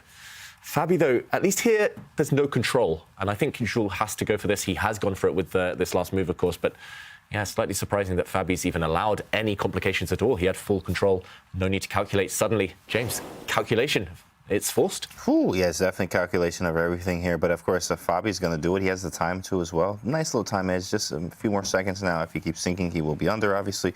But he's about to make a move. He just reached for the mouse there. And is he going to go for knight f4? Or is he just going to move the knight away? Knight f4 definitely is moving. There it is. He goes for it. Complications are there. You can trust Fabi to calculate and find the right line. Knight f4 is the move. You're going to have to take, well, he's going to take probably on c4. Right, Diane, what you think? You taking on c4 or f4? Well, it's almost the same position. Yeah, he takes on f4 just to ruin black's kingside pawn structure. Okay, we see all the moves that we predicted. Black vacating the c4 square for his rook. Might be time to get that other knight into the game. I don't think it's enough, though. I just don't see Jules winning this position. Do you see him holding it? But then that's... because it's going to... I can't see a draw happening. Somehow it's so imbalanced. Yeah. The knight's against the rook. Which one is better? Black's pawns are all blockaded for now. They're all isolated. Something to hope for Jules. Why can't you say... why can't you see a win here for... white ever happening down here? Because of that c3 pawn, honestly, I just feel like that pawn is too strong. And in a time scramble, these positions are always easier for the side with the passer. I think Fabi's going to play bishop a4 next, try to get a pair of bishops off the board and really bank on that c-pawn. On the other hand, Jules starting to hunt for those kingside pawns, so you better succeed with that c-pawn. You can also go rook e8 to b8 to b2. Fabi's got to find the right arrangement to maximize the value of that c-pawn, but I think he's going to make it happen. Bishop a4. Following the commentator's advice, always a bad idea. Take.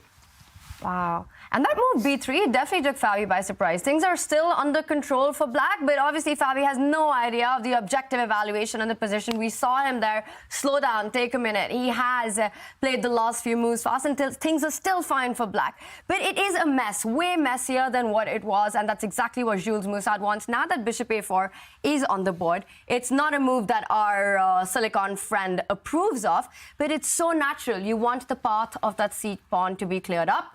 What is wrong with it is what I'm struggling to understand. Yeah, and how does Jules even survive the next few moves? That's the big question. He's got a minute on his clock, and again, he's taking so long, just because it's just so hard to put your finger on what to do. Yeah, knight g4 maybe? Yeah, just try and create some threats and some forks in the air.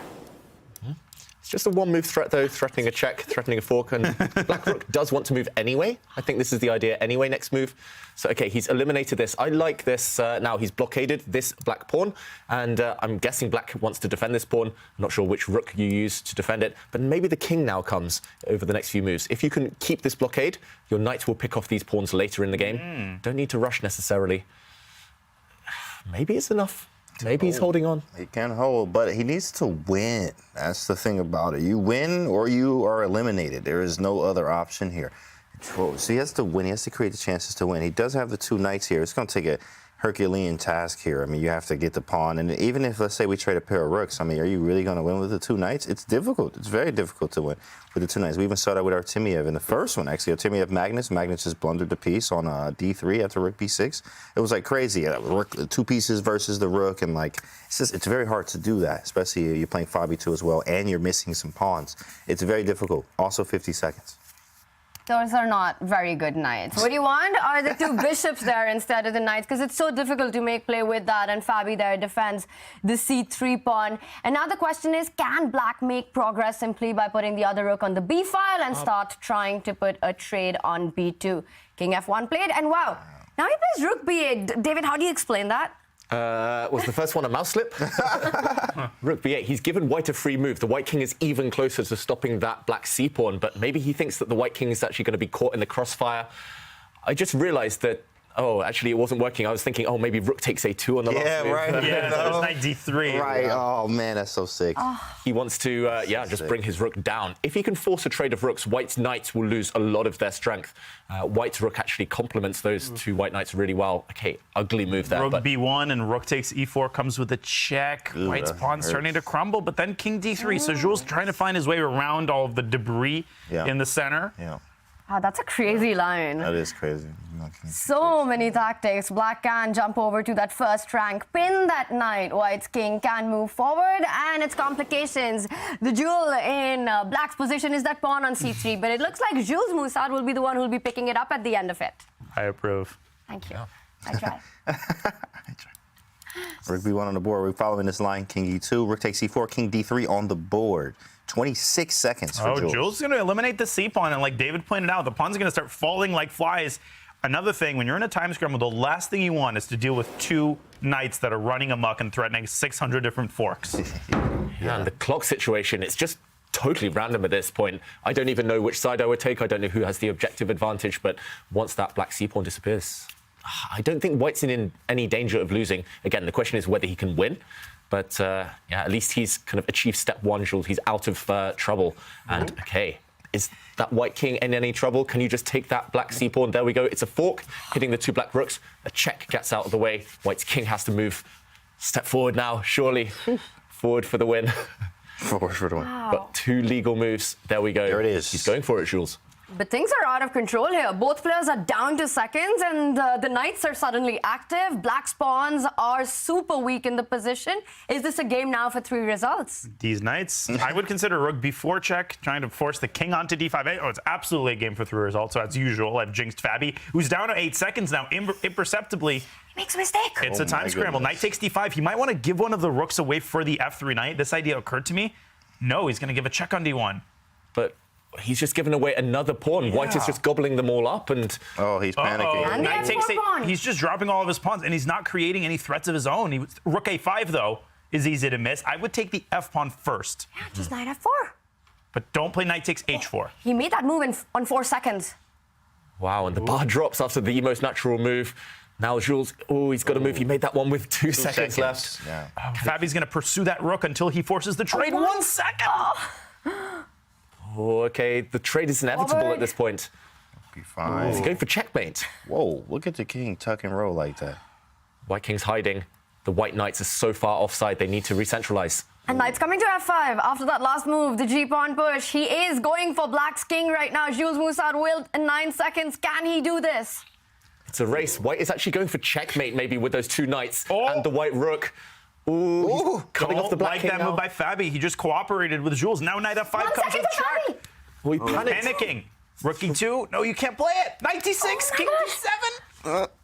He wins knight d6, king d7, still holds. 4, 3, rook d6. I like it. Cutting the black king off. No escape now. The other white knight is going to come in with some checks. He's coming in. Mate. It's Checkmate, unstoppable coming. mate on f6.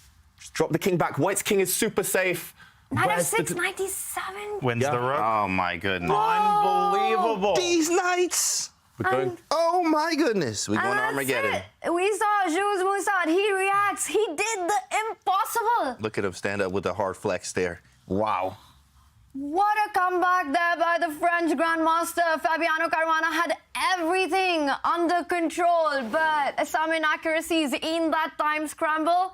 And Jules Moussard made the most of that opportunity. How impressive was that, Daniel? Incredibly impressive. Of course, I jinxed Fabi as usual, but he had it under control until the very end. He could have forced the rook trade, instead got a little bit overambitious. And you just see the power of the knights in time scrambles, Tanya. And we see Fabi there. He's exasperated, and you can understand why.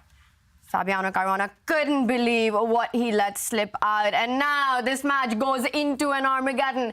And in an Armageddon, anything can happen. We are waiting for the time bids by the players. David, what was that big moment in this one? I think it's, as Dania said, Black missed the opportunity to get rid of the rooks. With no rooks on the board, the knights would struggle to coordinate. They'd struggle to pose problems on their own. And it was in this position, after the white rook tried to run away, that I think Fabi could have nailed it down. He could have locked in the win just by not giving the check, by actually chasing the white rook. The white rook has nowhere to hide. If it steps back, you chase it. If, actually, you lose a knight as well. But the white rook cannot escape the trade, and this would have ended in a draw, most likely. Instead, if we fast forward, it ended in disaster for Fabi instead. Look how the white knights have suddenly combined with their rook. Nothing to do for black. If you push a pawn, for example, this game would end in checkmate. Beautiful pattern here. The knights caged the king. The rook checkmates. Instead, he had to walk into a fork, and it was disastrous anyway. A nasty check from the knight,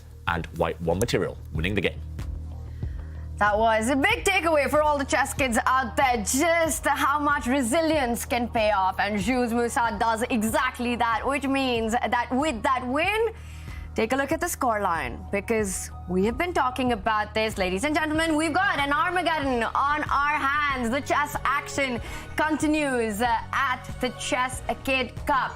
And we've got something very special to show you, but for our non-subscribers, we will go into a Twitch break. Subscribers, stay right here.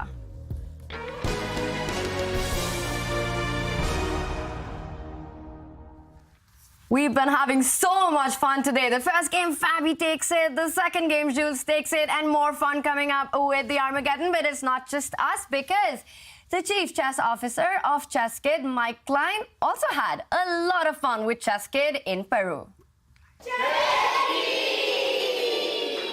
This is FIDE Master Mike Klein. We're having our own ChessKid Cup in Lima, Peru. I don't speak Spanish, but I speak the international language, which is chess. Take a look.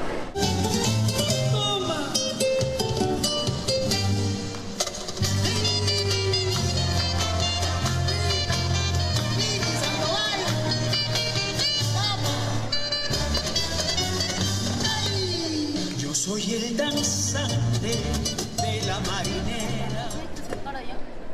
Entendí que nunca pierde, solo el que nunca juega. Entre mis miedos fui un guerrero, entre derrotas y victorias comprendí el pensamiento y sentí el sentimiento.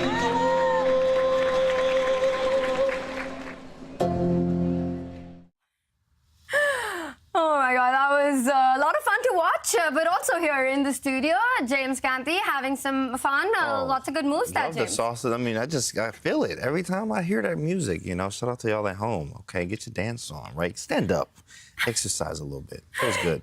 Get your dance on, get your moves on. And it is also, of course, it's all about the chess fun that we are having. And once again, Mike Klein took on FIDE Master Tani Adewami with some tactics. Take a look. Impressive stuff.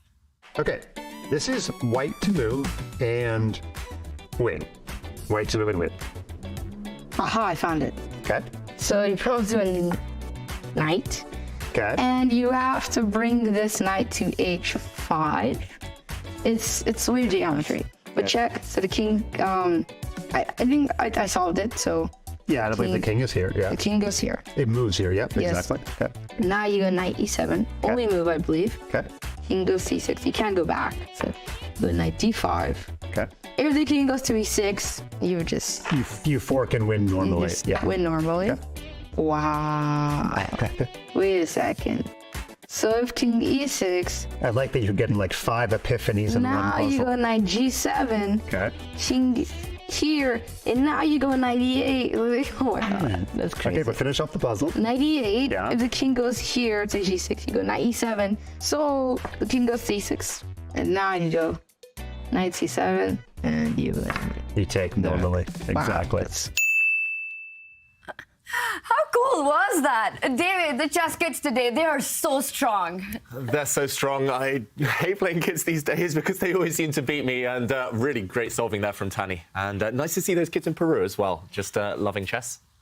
It is a lot of fun, and of course, never so much fun to play against these kids, and we had to put David on his spot because he took on a bunch of school kids.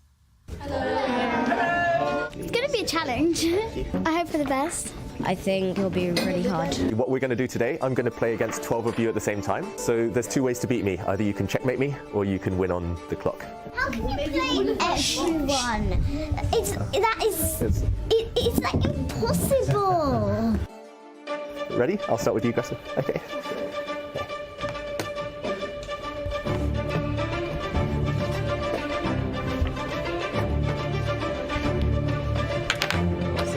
This is hard. Oh, he doesn't want. I found the first trickster here. Okay. Okay. Oh, 2 minutes here. I didn't realize. Okay. Oh, where's the checkmate? I don't see it. Okay, check. I'm so sorry. 24 seconds. I was quite greedy by trying to get the points, and then I ended up losing. Good move. Sorry, that's checkmate. And that's checkmate as well. Sorry. Thank you so much for the game. Well played. Thanks for the game. We're all working together. Yeah, teamwork. I like it. I think it was checkmate no matter what happened. Yeah, there we go. Thank you so much. Well played. Well played. Whew. That was hard work. Well done, everyone. You made me sweat. So much fun watching David Howell run around, sweating it out. That wasn't easy, David. That wasn't easy. I think I burnt more calories playing them than I have in the last year combined. It was a workout. They made me work, and some future chess stars there. Wow, yeah. What impressed you the most about the kids? What was their biggest strength? Just the way they worked together. They were kind of teaming up. Kind of as soon as I turned my back, one of them would make a move, so my clock would run down, and they really kind of embraced the challenge. And yeah, they're going to go far in life no matter what they do. Just great kids, and clearly the parents out there as well. Shout out to them supporting their kids' chess journeys. Now, chess is such a brilliant tool to ensure that you have the ideal educational and social outcomes. We see there so many chess kids around the world. It's becoming a part of school curriculums. Social, fun. You learn to also respect your opponent, Daniel, and not just think about your ideas, but what your opponent wants to play, and that's a great life lesson. It most certainly is. There's a tendency to just think that chess makes you better at math, and that's all that matters, but it does give you a lot of social skills, teaches you how to act with respect when you win and also when you lose. And there we see chess kids having fun playing chess across the world. Green and yellow pieces. Simon, what do you think about that?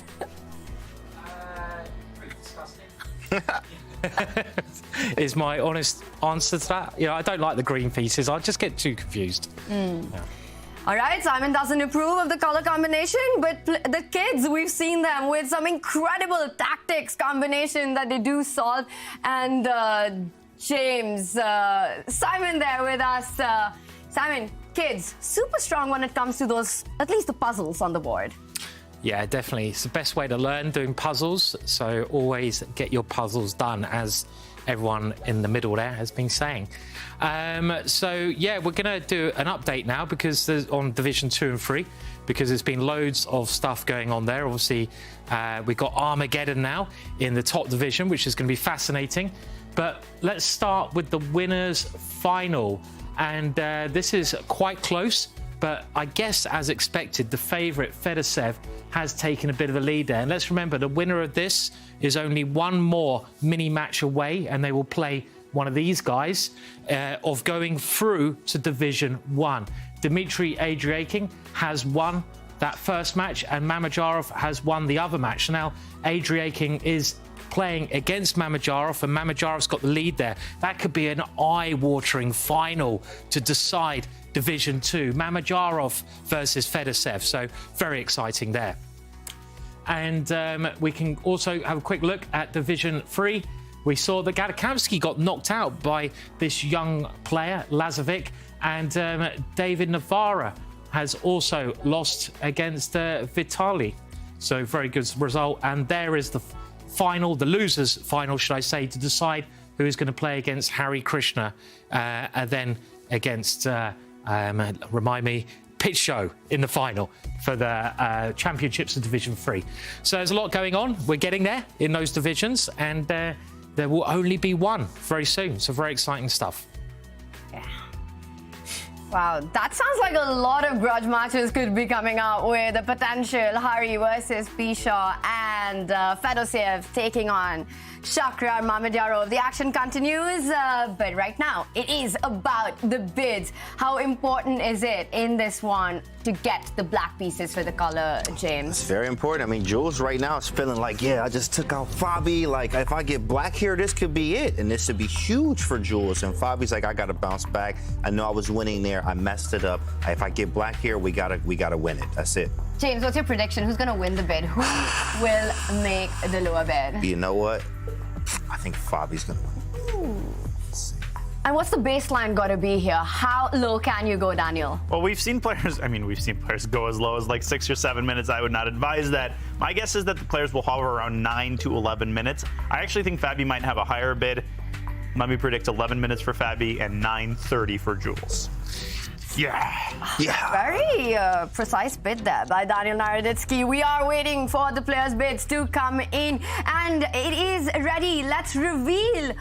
Wow! Fabiano Caruana wins the bid with just 30-second margin. 9 minutes 58 seconds was the bid by Fabi. He picks the black color, and Jules Moussard with 10 minutes 27 seconds loses the bid. We'll start with the white pieces with 15 minutes on the clock. Jules has to win. And Simon, before we let you go, I'm going to ask you that just losing it out by 30 seconds, 9.5 minutes to Fabiano Caruana, he gets result odds. How difficult is this for Jules? One of the best players in the world, but he has proven in that last game that he keeps his calls so well, and they are off with a move. So I'm going to go back to you very quickly, but I'm actually going to go for Jules. I like the underdog. Come on, Jules. Nice shirt, by the way, Simon. Yeah, this is what's going to happen to Fabi. He's going to just resign. So. Hot take by Simon Williams there. And we've got Armageddon action. David, take it over. Wow, and it's the Spanish, but this time the exchange variation. So White has parted with a bishop for Black Knight, but has broken the black structure in the meantime. Black has a pair of double pawns on the c-file. Has the bishop pair, though, to compensate, and very quick moves up to this point. Clearly, Jules is trying to put pressure on the clock, but he has walked into a very well-prepared Fabiano Caruana, and queens are off the board as well. Objectively, Black is totally fine here, I feel, and it's up to Jules now to work some magic to imbalance this one, or maybe to win on the clock long-term. What are our conclusions? We're already in a queenless position. Probably should have kept queens on, I'm not going to lie. Probably, I mean, again, maybe an opening choice to, like, keep pieces on and complicate things. If you make it easy for Fabi, I mean, yes, I have lower time, but this is easy. I just improve my position, right? The exchange variation is something Bobby like to play. Sometimes Bobby Fischer, that is, they like to play it. I mean, but this is it's different than time. Exchange right now playing for Armageddon. Here, too, is playing for a win. Queen's already off the board. I think it's going to be quite difficult of a task for Jules.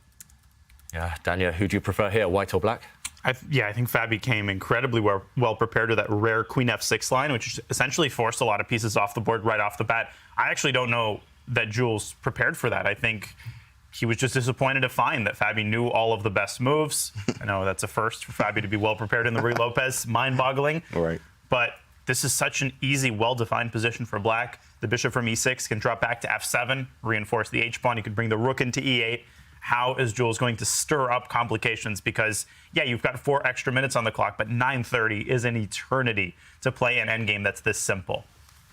Yeah, and Jules definitely shouldn't have been surprised by this variation. I do recall Fabiano playing this rare queen f6 move on several occasions, including a very nice win against Georg Mayer in Dortmund a few years ago. So he's got form here, Fabi. He's got great experiences. He's got a solid position. Everything looks like it's in his favor, and we talked about that in the previous game. Again, things looked like they were under control for him, but they did spiral a bit later on. Look at that Black Knight, though. Beautiful in the center of the board. You can never kick it away, that Black Knight, without pushing a pawn and weakening some squares in the process. I think Fabi's done everything right so far. And just curious fact, before this game, Jules had won 4 whites in a row. Dang. Coming into this one. He'd beaten Fabi. He'd won yesterday a couple of times with white. He's really, really powerful with the white pieces, but it's always been, with queens on the board, always complicated. It feels like it's not necessarily his style, Jules, to go into this type of endgame. So, okay, Fabi preserving the bishop pair. 2 bishops for black could play a role long time, but the knights are jumping. You could play rook e8 and then meet knight f5 with bishop f8. So knight f5 in itself is not as scary of a move as it may appear. Important not to overreact here. If Fabi is afraid of it, he could position his bishop back on e6. But I like the placement of the bishop on f7 just because it is freeing up that rook in terms of guarding the h5 pawn. So important moment here for Fabi to find the right piece arrangement. Yeah, really nice move there, just dropping the black bishop back. And because bishops are long-range pieces, even on their start squares like this bishop would be, and I think we might be headed in this direction, even here, the bishops are extremely powerful. And black might have this fractured structure that we talked about, the 4 versus 3 not making a great impression on the queen side because these pawns are doubled. But at the right moment, Fabi will have the option potentially of pushing this pawn forward and trading off, creating an outside majority on the queen side. For white, it's very difficult to push, very difficult to improve his pieces. First, Jules does that by trying to double up his rooks, stack up those rooks on the d file. He's making progress. Maybe I've been too harsh on white's position here. I just have a lot of experience from the black side, and I don't know if there's too much to worry about for Fabi. But yeah, the clock will be a big factor. Still a lot of tension left in this position. Okay, Fabi for the first time really thinking in this game. Yeah, you got a lot of moves, a lot of options. And so it does depend really what he wants here. I mean, it's all about improving, which means moving pawns, pieces to better squares than they were before. Sometimes even prepping or stopping potential things from happening, like Daniel mentioned, knight f5, bishop f8, right? So even going bishop f8, maybe even one time. You have b6, you have c6 is a little committal there.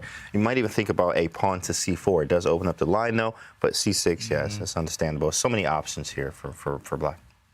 So many options. You mentioned it's committal because you weaken some dark squares, but black's king is ready to kind of step into the square that pawn has just vacated and cover everything. Looks like a slightly risky move, but well justified for Fabi. And now that white knight, the pride and joy in the center of the board, kicked back, forced back. And maybe you gain some time by going to f4, retreating that direction just because black has a weakness on the h file, but yeah, I don't know where to go from there. Yeah, presumably Fabi would meet knight f4 with g6. That also restricts the g3 knight by protecting the f5 square. And then he can consider dropping his dark squared bishop back to e7 or f8. And if all of the rooks come off the board, I really, really don't see how white generates any winning chances. Again, that knight on e5 really stabilizing black's whole position. It's virtually unassailable. Maybe knight f4, and then the knight can drop back to d3, but black's bishops are more than capable of holding the fort. James mentioned c5, c4 could come at some point to rectify black's pawn structure as well. So I think Fabi acquitting himself very well in the endgame thus far. Can Jules find a way to complicate this game and pose more serious long-term problems? Yeah, everything we see so far tends to kind of hint that black is just totally fine. Yeah, if you get all the rooks off the board, we tend to say that bishops gain power the more pieces leave the board, especially when they're in a pair. And I think black's bishops actually give great long-term winning chances, let alone drawing chances, which suit Fabi. Yeah, Jules needs something now, but what is that? You have to retreat your knight. It's not what you want. You can jump in, give a check, but black just moves the king. Yeah, nothing gained. Maybe he's looking at knight b6 to a4, especially if you have king c7 there. But then he plays b6. Yeah, my idea was obviously of c4, bishop b6, but he just plays b6 himself. Maybe we double and we might have knight b6 there. There's some chances. Maybe like knight b6, king c7, knight a4, and just attack you, be a little bit annoying. It really depends on where you put your king to as well. It's logical to go king c7, and after king c7, we have knight a4, and then after a b6, now we double the rooks with a threat of knight b6 on the board. If you move the bishop, we trade the rooks, but he has to go bishop e7. But then that allows knight f5. So you see how I'm just hitting you every move. I have hits every move, so I can create some counterplay here, maybe pressure you on the clock and really, you know, try to bank on Fabi making a mistake, which is very rare when he has time. Of course, he has time, he's going to think. Now, if he doesn't have time, then, mistakes like we saw in the last game are definitely evident and can happen. So I do like this knight b6 idea. It's quite interesting. Yeah. I thought it was a dead end, but I think you're completely right there, James. You have to try something like that. At least you're forcing your opponent to think, forcing them to react and calculate. Knight b6 to a4. At least black, those doubled pawns might come back to haunt him. I think you need to move now, though. The 5-minute advantage he started with, Jules, they're pretty much gone. 1.5 minutes in it now and counting. Fabi's played super quick up to this point, only invested 2 minutes. Jules has spent 6 minutes to get here. He needs to speed up. If you have no time advantage, this position is not easy to play with white, especially if you need to win. Just give the check. Just move first, think later. That's right. That's right. Sack first, think later. So knight f6. Psych. Don't try that at home. Knight f6 does not work. Now, just over a minute on the clock for Jules Moussard. He has to win this game on demand. A draw would mean that Fabi takes the match. He does give a check, and after the king advance, he will fall back with that knight to a4, putting pressure on c5. How difficult is it for Fabi psychologically right now, even though the position is under control? All right, that's a nice tactic, hitting that bishop on d6. You take my knight on b6, I'll take your bishop on d6. But before we deep dive into this position, David, is it a bit of a challenge to forget the fact that Fabi could have wrapped up the match in the last game? It always is, but when the clock is ticking, it's kind of nice that it's Armageddon because you don't have time to get emotional. You don't have time to kind of reflect on the past. You only have 7 minutes. You've got to play instantly, no added time after every move. So actually, Fabi, maybe it helps that it's Armageddon rather than just a normal, regular, rapid game. Meanwhile, one set of rooks off the board. And yeah, that tactic, that one-move trick that he played, rook fd1, I don't like it at all. It's just helped Black get a pair of rooks off the board. That's what Fabi wanted anyway. It was super flashy, but Fabi's not going to fall for these one-move tricks. And Jules can't do anything drastic here to complicate the position. If he plays b4, then that just sends him into the gutter after knight to c4. So I just don't see how he's going to pose any problems. He's not even up on time, barely up on time anymore.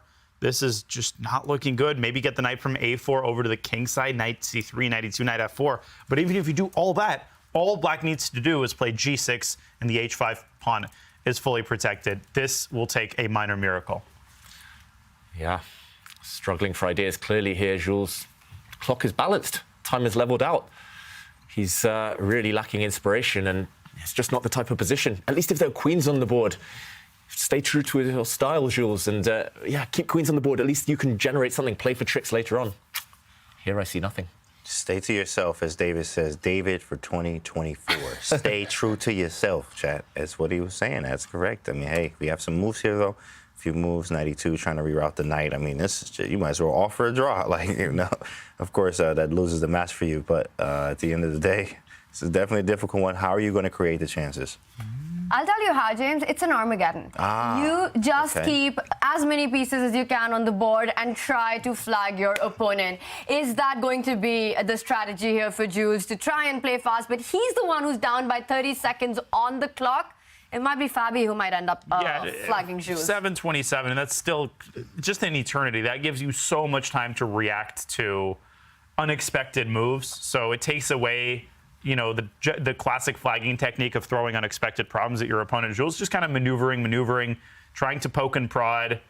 But, oh, okay, rook takes d8. He wants to recapture with the bishop. Very important to keep the b6 pawn protected. And with every piece that disappears, White's winning chances, already slim, continue to diminish even further.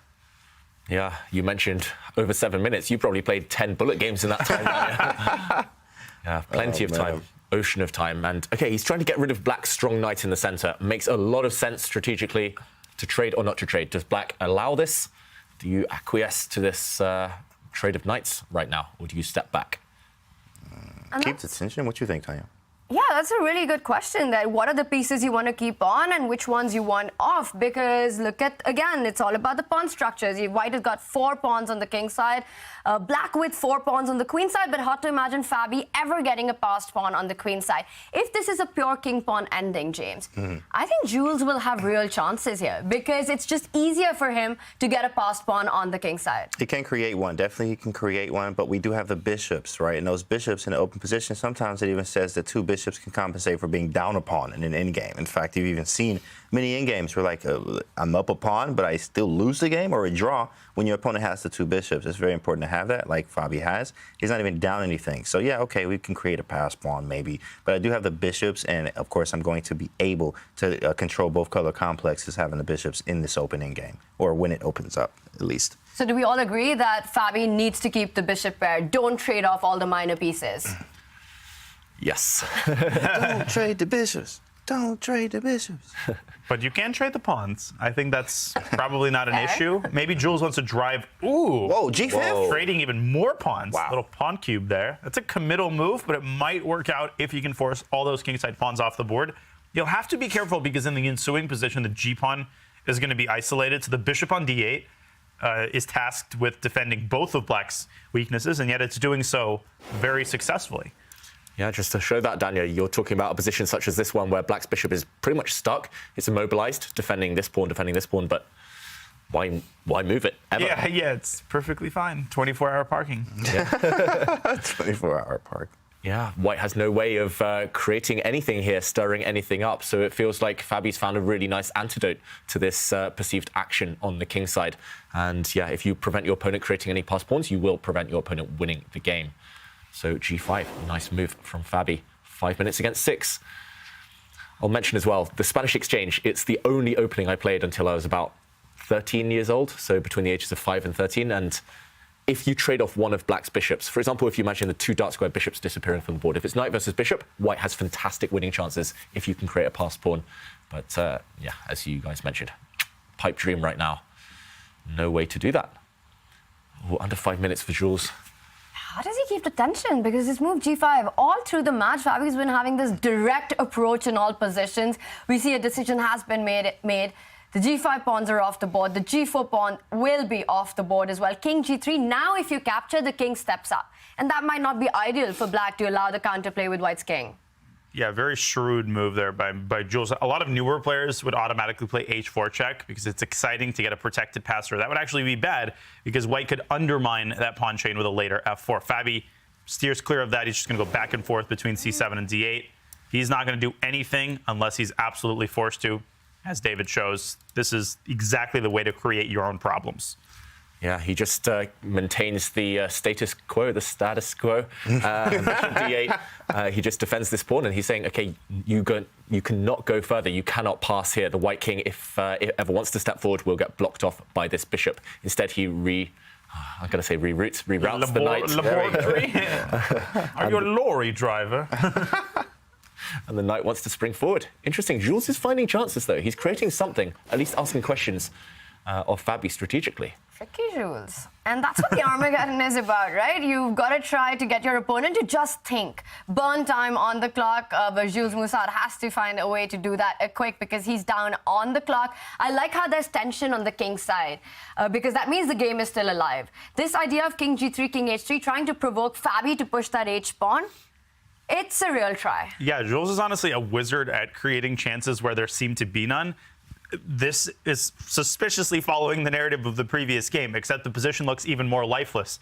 At least the last game was a middle game and then an unbalanced end game. This one is a little bit unbalanced in terms of the pawn structure, but Fabi's default is to do nothing. He just has to find a good spot for his king, which he did. Now the knight from B2 cannot access E5. Jules has to figure out where he's going to deploy this knight, maybe to C4 and D2 and F1. Again, he can't milk black's clock down. He's down a full minute on the clock. Yeah, and we saw Jules just shake his head a moment ago. He's running out of ideas already. And in terms of ease of play, whose position kind of is easier to play, whose ideas are easier to understand, it's certainly black. You just do nothing. And that one, as Fabi's doing that, just yo-yoing back and forth with his bishop, he's doing it within seconds. For Jules, he has to create something. To get the creative juices flowing, you need time. He doesn't have that. I think he's running out of steam already. I think what Jules can try and do is get that knight from one edge of the board to the other edge of the board. Knight D1, knight F2, knight H3 is an idea. You see that G5 pawn, it could be a potential target. Is that knight headed over to H3, James? Absolutely. I mean, you're going to move that knight around. The only thing we do have is the knight. That's the imbalance we have. So you want to use the imbalance that you can. Okay, you have 2 bishops, so LS cute. You got both color complexes. Great job. Well, I got this little tricky knight that could bounce around. And, in fact, in the last game, the knight was the culprit, in fact, that helped him win the game. Ooh. Yeah, so looking good with this knight maneuver so far. And then you also have the passed pawn in the center. Yeah, but now Fabi, for the first time in this game, is trying to create counterplay, active play. He's pushing his majority. He does have 4 pawns on the queen side. He's trying to get rid of his doubled C pawns. He's going to just push at some point in the near future, try to create a passed pawn of his own. It comes with a Okay, he's pushing the A-pawn instead. There are targets. White's pawns are on light squares. Black has a light squared bishop. It comes with some risk if you push the wrong pawn, but he's going for it. Who's playing for a win here? Well, he's just trying to get all the pawns off the board. If Jules takes and then plays A3, then Black will strike with C4. That bishop on E7 will make its presence felt. I love the way that Fabi's handling this. He's not just passively waiting around. He's saying, listen, if you shake the hornet's nest enough, I'm going to be the one to take this draw. That trade on B3 helps only Black because now White has a serious target. The king is now stuck on C3, and White's already slim chances continue to diminish closer and closer to 0. Yeah, if you can't play with an active king, you will not play for a win. And right now, those bishops, look at them. We pointed them down in one direction. They're also staring off the other direction. The white knight is also totally There's no ideas. stuck. There's just literally no moves here. You can just shuffle, and that's it. Yeah. Oh, man. I would be playing for a win here with Black, and I think Fabi's doing the same. He wants to bring his bishop into the center. Bishop D4. Force those bishops off the board, and you cannot physically lose this. Force the trade. We said bishop pair, but that's disrespectful from the bar. Just like completely like, yeah, this is over. Hit the button, says the bar. Maybe it was just But he doesn't find it, James. Goes bishop E7. Yeah. He doesn't need to find it. He knows he's happy with a draw. It's Armageddon after all. Poor Jules, nothing to do apart from repeat here. Again, bishop D4. Now he'll find it. Ooh. Oh, okay, also good. Because now he's fixed another weakness. Now the knight is stuck guarding G4. The king is stuck guarding B3. And Fabi's king can walk around and mop up all of White's pawns. Easy pickings. This is resignable for White. Look at the lean back from Fabi there. Goodbye. Yeah, repetition now. Because there's nothing to do. And that's it. Wow, Fabiano Caruana takes the match in the Armageddon, but it's still he hasn't repeated it for the third time. And he doesn't. Wow. Yay! We still have a game on, but Playing for the loss. Yeah, king D4. Yeah. Even if Fabi blunders a fork, it's probably still going to be a draw. oh. Wow, pawn down. You've got to try a way to win this position. I can't even find a self-mate for Black here. Hard to imagine the knight being able to do anything, and that's the second pawn that falls. Yeah, just trade off that final white pawn and nothing left to play for. And the players have actually just agreed to a draw. Wow. And now Fabiano Caruana does take the Armageddon with the black pieces after a draw. Flawlessly played Armageddon. There was a miss in game 2 by the American grandmaster, but in the whole match, he has been dominating. And he will be the one who will play Jordan van Foreest next for the spot in the grand final. Jules Moussard there, the last-minute replacement here at the ChessKid Cup. Congratulations to him for the great chess that he showed here. But that was just a Fabi day, out and out. Yeah, 3 exquisite games. And yes, Fabi lost the second one. He panicked in time pressure. That's really been the only weakness that Fabi has shown, but really steering the Armageddon in his direction from move 1. Great preparation, so unbreakable with the black pieces. Well played in the Armageddon, and well done to Jules. I mean, great run, but he just met at the hands of an on-form Fabi, and we know how that usually goes. Really badly would be the answer to that. But it was a fight, and the fight indeed does continue. Big moments in this one. David, what was the standout point for Fabi here? For me, it was towards the end. Fabi really instructively showing us what you should aim for when you have bishops versus knights. And it was this position. A draw is pretty much guaranteed at this point, but he actually went for the win by pushing his pawn to b4, locking down white's pawns all on light squares, the white king forced to retreat. And note how this bishop dominates everything. It keeps the white knight honest, protecting this pawn. It keeps the white king honest, protecting this pawn. And it was clear that the black king could simply march in. If Fabi needed to win, he would likely have found the fact that bishop takes pawn, knight takes pawn. He could simply have trapped the white knight. The black pieces are so dominant, this white knight will run out of squares shortly. And instead, Fabi took it to a draw, but he progressed to the next round anyway. Spectacular chess start from finish today so far by Fabiano Caruana. Can he keep up the momentum through the day? Because he needs to do that. The challenges are not over, as he will be facing Jordan van Foreest in that final spot race to the grand final. And here we see how the day went. Fabi took the first game. The second game, he was dominating. The match could have ended, but Jules Moussard, with some great resilience, strikes back. And then it went down to the Armageddon with the black pieces. Fabiano Caruana kept it completely under control, was the one who was pushing for the win, and in the end we saw a repetition. That's how this one ended. More ChessKid action coming up after this Twitch break.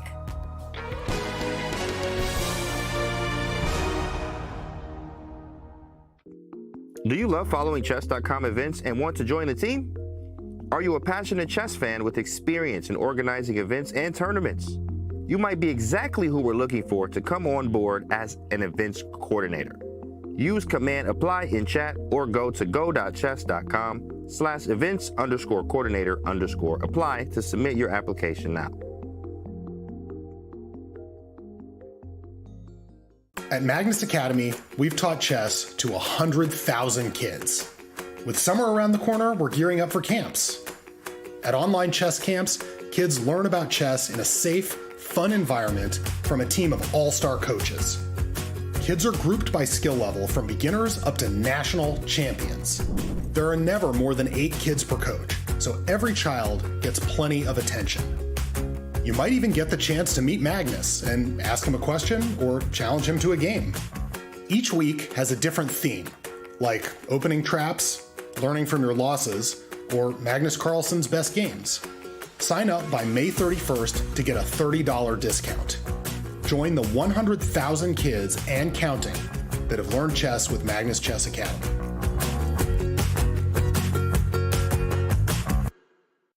Welcome back, everyone. We've got a very special guest joining us. It is Adam Wiesbart from the Magnus Chess Academy. Welcome, Adam. Hi, Tanya. Thanks. It's great to be here. Super nice to have you here with us at the ChessKid Cup. And Adam, the Magnus Chess Academy has taught over 100,000 kids. That is awesome work. Tell our audience some of the key features of learning chess at the Academy. Yeah, I'd be happy to. So it happens in a few ways. There's an in-person component and also an online academy program, which is probably the most relevant for the Champions Chess Tour audience because it can be accessed anywhere in the world. And the way that works is that it's for kids ages 5 to 14, and they take semi-private or small group chess lessons, no more than 8 kids at a time with a coach. And they take lessons once a week and progress through a variety of different topics and curricula. And they learn a lot. The lessons are very interactive. And they also get to make friends with other kids in their class that are around the same age and the same skill level.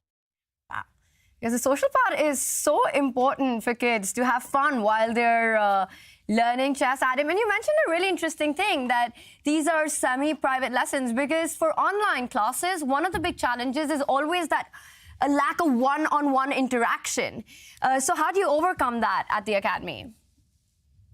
No, I mean, that's a great point. And I think that is one of the things that makes Magnus Academy different. You know, when you're watching a video on YouTube, not that there's anything wrong with that. These are great, especially the CCT broadcasts, of course. But when you're watching that, you're not interacting typically with the presenter. When the size of the class is limited to no more than 8 kids, there's a lot of interaction. So the coach knows who the kids are, helps track their progress. The kids know the coach, they know each other. They often become friends and, you know, may meet up in real life at in-person tournaments.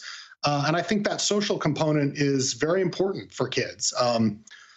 Adults too, actually. Like I was personally in my own chess career, I was plateaued at about a rating of 2,000 or 2,100 for a number of years until I made friends with a couple people who were about the same level, and we just practiced all the time, kind of inspired each other to get better, and that was how I eventually hit 2,200. Was just through playing with some friends. So I think, you know, this is an opportunity to offer the same thing to kids who may be in an area where they don't know other kids who like chess or who are at their same skill level. That's so cool. So they get to find a similar sort of a community and improve together. And you were talking about inspiration. So I think the big question on everyone's mind is, it's the Magnus Chess Academy. Do the kids actually get to meet and maybe play with Magnus? Yeah, they do. So sometimes he'll drop by and he'll do a Q&A with the kids and answer some questions. Or sometimes they'll challenge him. You know, he'll play a bunch of them in a simul. Nobody's beaten him yet, which is not too surprising, I guess. But I think the question and answer that he's done are really great because I think what many of the kids have had questions about is just things like, we had a question from a little girl asking him if he'd ever cried when he lost a game. And he gave a great answer. And, I think he basically said, like, yeah, it's natural to get upset when you lose and get a little bit emotional, but, you cry a little bit and then you kind of pick yourself back up and, go try hard in your next game. And I think, answers like that are very inspirational to a young person that's just starting out in their chess career. Yeah, that's super cool because it's not just learning through his games, but also, just being able to ask him these questions and just looking at him for the kids can be so inspiring that I want to be Magnus Carlsen one day. Sounds really cool. Adam, tell us, where can everyone sign up? And do you guys have trial classes as well? Yeah, we do. So for any kids who are interested in joining the Academy program and making some new friends and improving at chess, you can go to chessacademy.com/trial. There's a $5 trial class where you get the experience of this semi-private lesson for an hour, and you just see if you like it. And if you're interested in more in-depth programs over the summer when a lot of kids are not in school, you can also go to chessacademy.com/camp.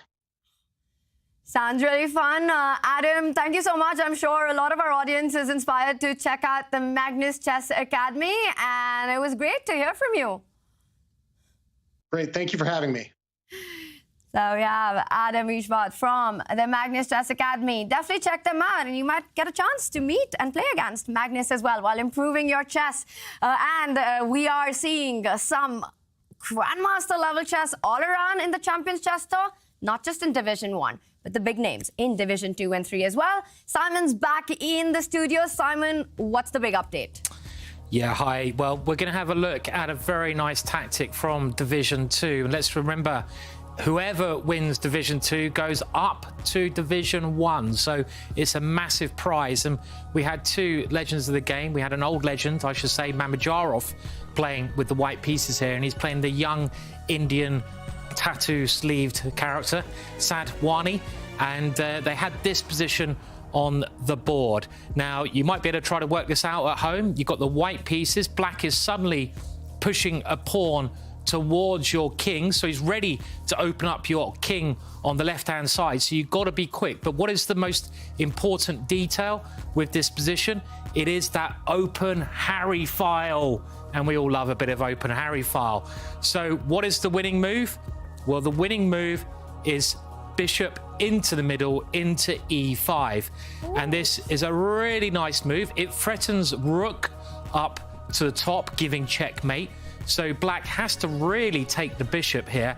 And in the end, black decided to take the knight. And what's white's idea? Well, now that bishop is out of the way, it's a clearance tactic. The white queen can swing over to the action. And here it comes. And now, yeah, just resign, my friend. Just resign. And that's what he did. He resigned. And that made Mamajorov go through to the next round, where he's currently fighting to try and get that place to Division 1.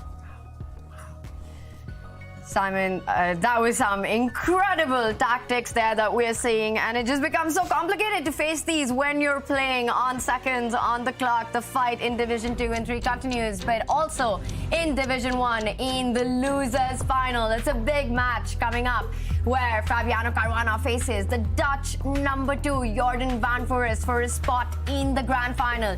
It will be a best of 2 with 15 minutes for each of the player and a 3-second increment. And once again, if it's a tie, we might have another Armageddon. And Simon, before we let you go, what are your predictions for the match coming up? I think it's going to be very, very exciting. I don't know. I'm going to have to go for Fabiano, I think, because he's warmed up now. And, well, you've seen how well my predictions have gone so far. So, I mean, it's really hard to say. Does it help that he's played a couple of games, or is it going to make him tired? That's what I'm thinking. I think it's going to help him. I think it's good that he's warmed up and ready for the action. So, Fabiano all the way now. He's ready for the action. We are ready for the action. The players are ready for the action. Let's take a look. And there they are. Jordan van Foreest, who's probably been sitting back and enjoying the last match, just taking in all the chess action. Starts with the white pieces. Do you think it favors Jordan, the fact that he's rested, or Fabi being in a flow, that's a bigger advantage? Ooh, yeah. I think Fabi being in the flow is a very scary Fabi. That's a very scary Fabi. But also Jordan, I mean, he was able to take out, Nakamura. So it's a big win for him. He made it this far, only losing to Abdusattorov. So, hey, he has his chances himself as well. Yeah, it seems to be the theme of the day, the Spanish opening. And Fabi, he's shown his expertise once. Jordan pausing now. Did he not watch the show an hour ago? Yeah, Fabi had such a surprise. Fabi playing a mainline Ruy Lopez. Wow, didn't expect that. That's funny. Yeah, surely he should have predicted this. In a previous game, Jules Moussard played the pawn in front of the white queen, up one square to d3 against Fabi. Jordan, what is he doing? He's just meditating, just throwing away 30 seconds. Who needs time? Yeah. Yeah, I was just wondering that Jordan's been sitting and enjoying the chess action, with the fact that he took such a long thing. Definitely surprising. But we do see he has invited the marshal. Ooh. Are we going to see a marshal? Hey, it's on the board! On a board! The most drawish opening in chess. Yay. But A4. Yeah, I've never That's seen quite that the one. sideline. I've actually never seen that move. I feel like when white takes on D5, white takes on E5 99% of the time. Literally every time, bro. Yeah, A4 is definitely a different one here. And of course, if you guys want to look at some, of course, I always got the Chessable books. Always hit me up. I can tell you where everything is. There's Jan Gustafsson has probably some of the greatest work I've seen on the Marshall, with some newer things in there. And A4, I don't think was in there. It might be, but it might be like all the way in the back of the book where the sidelines are. But yeah, Marshall is very fun to play. A4, not too familiar at all. Yeah, the default reaction, I think, is to play B4, but that weakens some of the light squares on the queen side. That's definitely not the only response. You can also play bishop B7. Of course, the direct threat that A4 poses is A takes B5, and you cannot recapture the pawn because the rook in the corner will hang. Fabi will definitely play the move H6, improving his king-size structure, and miss the fact that the rook is hanging. That is how this match is going to end. Yeah, I myself had this position against Magnus Carlsen just a few weeks ago, and I took on E5. We went down a drawish line. A lot of theory there. I think it's been exhausted. Everyone studied everything there, and it's been worked out. So Jordan, who's worked with Magnus, of course, he knows his stuff. A4, really interesting. And I think I've seen it. I used to play the Marshal a lot when I was younger. It wasn't recommended back in those days, partly because of bishop e7. I also remember bishop e6 being a move. Just there are some tactics, some tricks against this bishop. Now that the white a pawn has moved, it can be loose in some variations. But either way, a complicated line, and we await to see whether Fabiano is prepared. Jordan coming up with the first surprise of the game and the first threat of the game. Pawn takes pawn, as you mentioned. But okay, Fabi does react in the end with the most natural looking move, developing a piece. He's protecting his rook in the corner. We'll see those rooks disappear from the board. Black had to recapture with his bishop. The black queen is needed in the center of the board to protect the knight in the middle. Now the question is, does Jordan get greedy and grab that pawn? No, Marshal Gambit declined. He's just trading pieces. He's just opening up squares for his own kind of queenside pieces that are fast asleep to spring out into the game. So it looks balanced. Maybe Jordan has a surprise later on. David, you're talking about Jordan's pieces on the queen side that look like they're fast asleep. I'm going to address the elephant in the room. Does Jordan look like he's just woken up? Chess players do tend to be nocturnal, night owls. Pretty sure it's like 7 p.m. where he's living right now, so I'm hoping he didn't just wake up. I've overslept a 5 p.m. engagement before, so it has happened in the history of chess players, degenerate chess players. So, chess players. Chess players need to peak normally later in the day, like the afternoon, evening when games happen, so they do tend to like their sleep. I know Magnus once told me that he tries to time waking up until about 2 hours before the round starts, so that 4-6 hours after waking up, he's peaking at the right time in the game when the game is really hitting its climax. So these things do go through the minds of chess players. They don't just wake up late for no reason, not just because they're lazy, because they actually think it will help improve their performance when it really matters. And we should also address this last move, Tanya. Queen to d3. Wow, not automatically capturing that d4 pawn. A nice little tactic there because the knight on d5 is pinned down, so black can't really run away with the d4 pawn. I like the move. It also does threaten an eventual attack on the long diagonal. You could set up a battery. David, really nice subtlety there by Jordan. Yeah, he goes the other way. I was also inclined towards a kingside attack like you on this diagonal. The white bishop could have dropped back, but I guess it's blocked off quite simply by black's pawn pushing. No more tricks on this diagonal. Instead, Jordan grabbing this pawn. So level material once more. But the question does remain, how does black deal with this loose knight in the center of the board? It's attacked now by the queen, by the bishop. No time, I think, to go and capture this one. Not too many squares. You have to go back this way or this way with the black knight. What do we think, James, Daniel? What is Fabi going to do here? Ooh, this is already still some spicy stuff here. I mean, maybe I go knight e7. What's wrong with knight e7? Yeah, I'm trying to figure out the same thing. Like, what it feels like something's wrong with it. Maybe knight g5, queen h5. But I think queen h5 might actually be unpleasant with knight g5 ideas to come. Hack attack, going straight for the kill. Hack attack. So still for the kill. Come on, baby. H5, we It goes 97, right? we might Queen be finding h5. Maybe we have knight a5. Well, no, you drops a piece immediately. So you may have Is it something a stupid like. question? Why not What do you got? g6 here? Not a stupid question at all. I'm wondering that too. I don't even know the answer to that question, Tanya. I'll tell you more. Queen h6, I've got knight f5. Beautiful. And then queen h3 maybe, and your queen looks strange. Yeah, maybe we start in another way. It feels like, as you are both mentioning there, just f7 is a bit weak, h7 potentially a bit weak as well. But how to take advantage, I'm not so sure. Maybe you start with a knight. You mentioned this one as well, Dania. Just a hint, some threats, some hits on the f7 square. Either way, it's complicated. How deep does Jordan's preparation go? How deeply has he home cooked this line? Yeah, I looked this up, and queen d3 had actually been played heavily in what's called correspondence chess. That's a form of chess where you have usually several days to make each move. And in modern correspondence chess, engine use is encouraged. So a lot of top players, some people in the chat might know this, they rely heavily on the correspondence chess database because the players, especially at the top of correspondence chess, in the opening, they really go after it. They come up with some of the greatest novelties, some of the most well-thought-out ideas in well-known openings. So queen d3, only correspondence chess has featured that move. When you have that feeling, but you see 10 games and all of them are correspondence chess, you start salivating. Oh, I found a line my opponent might not know. Right. And if you see a game that was won by either side in correspondence chess, that's like gold dust. Once in a million years, yeah.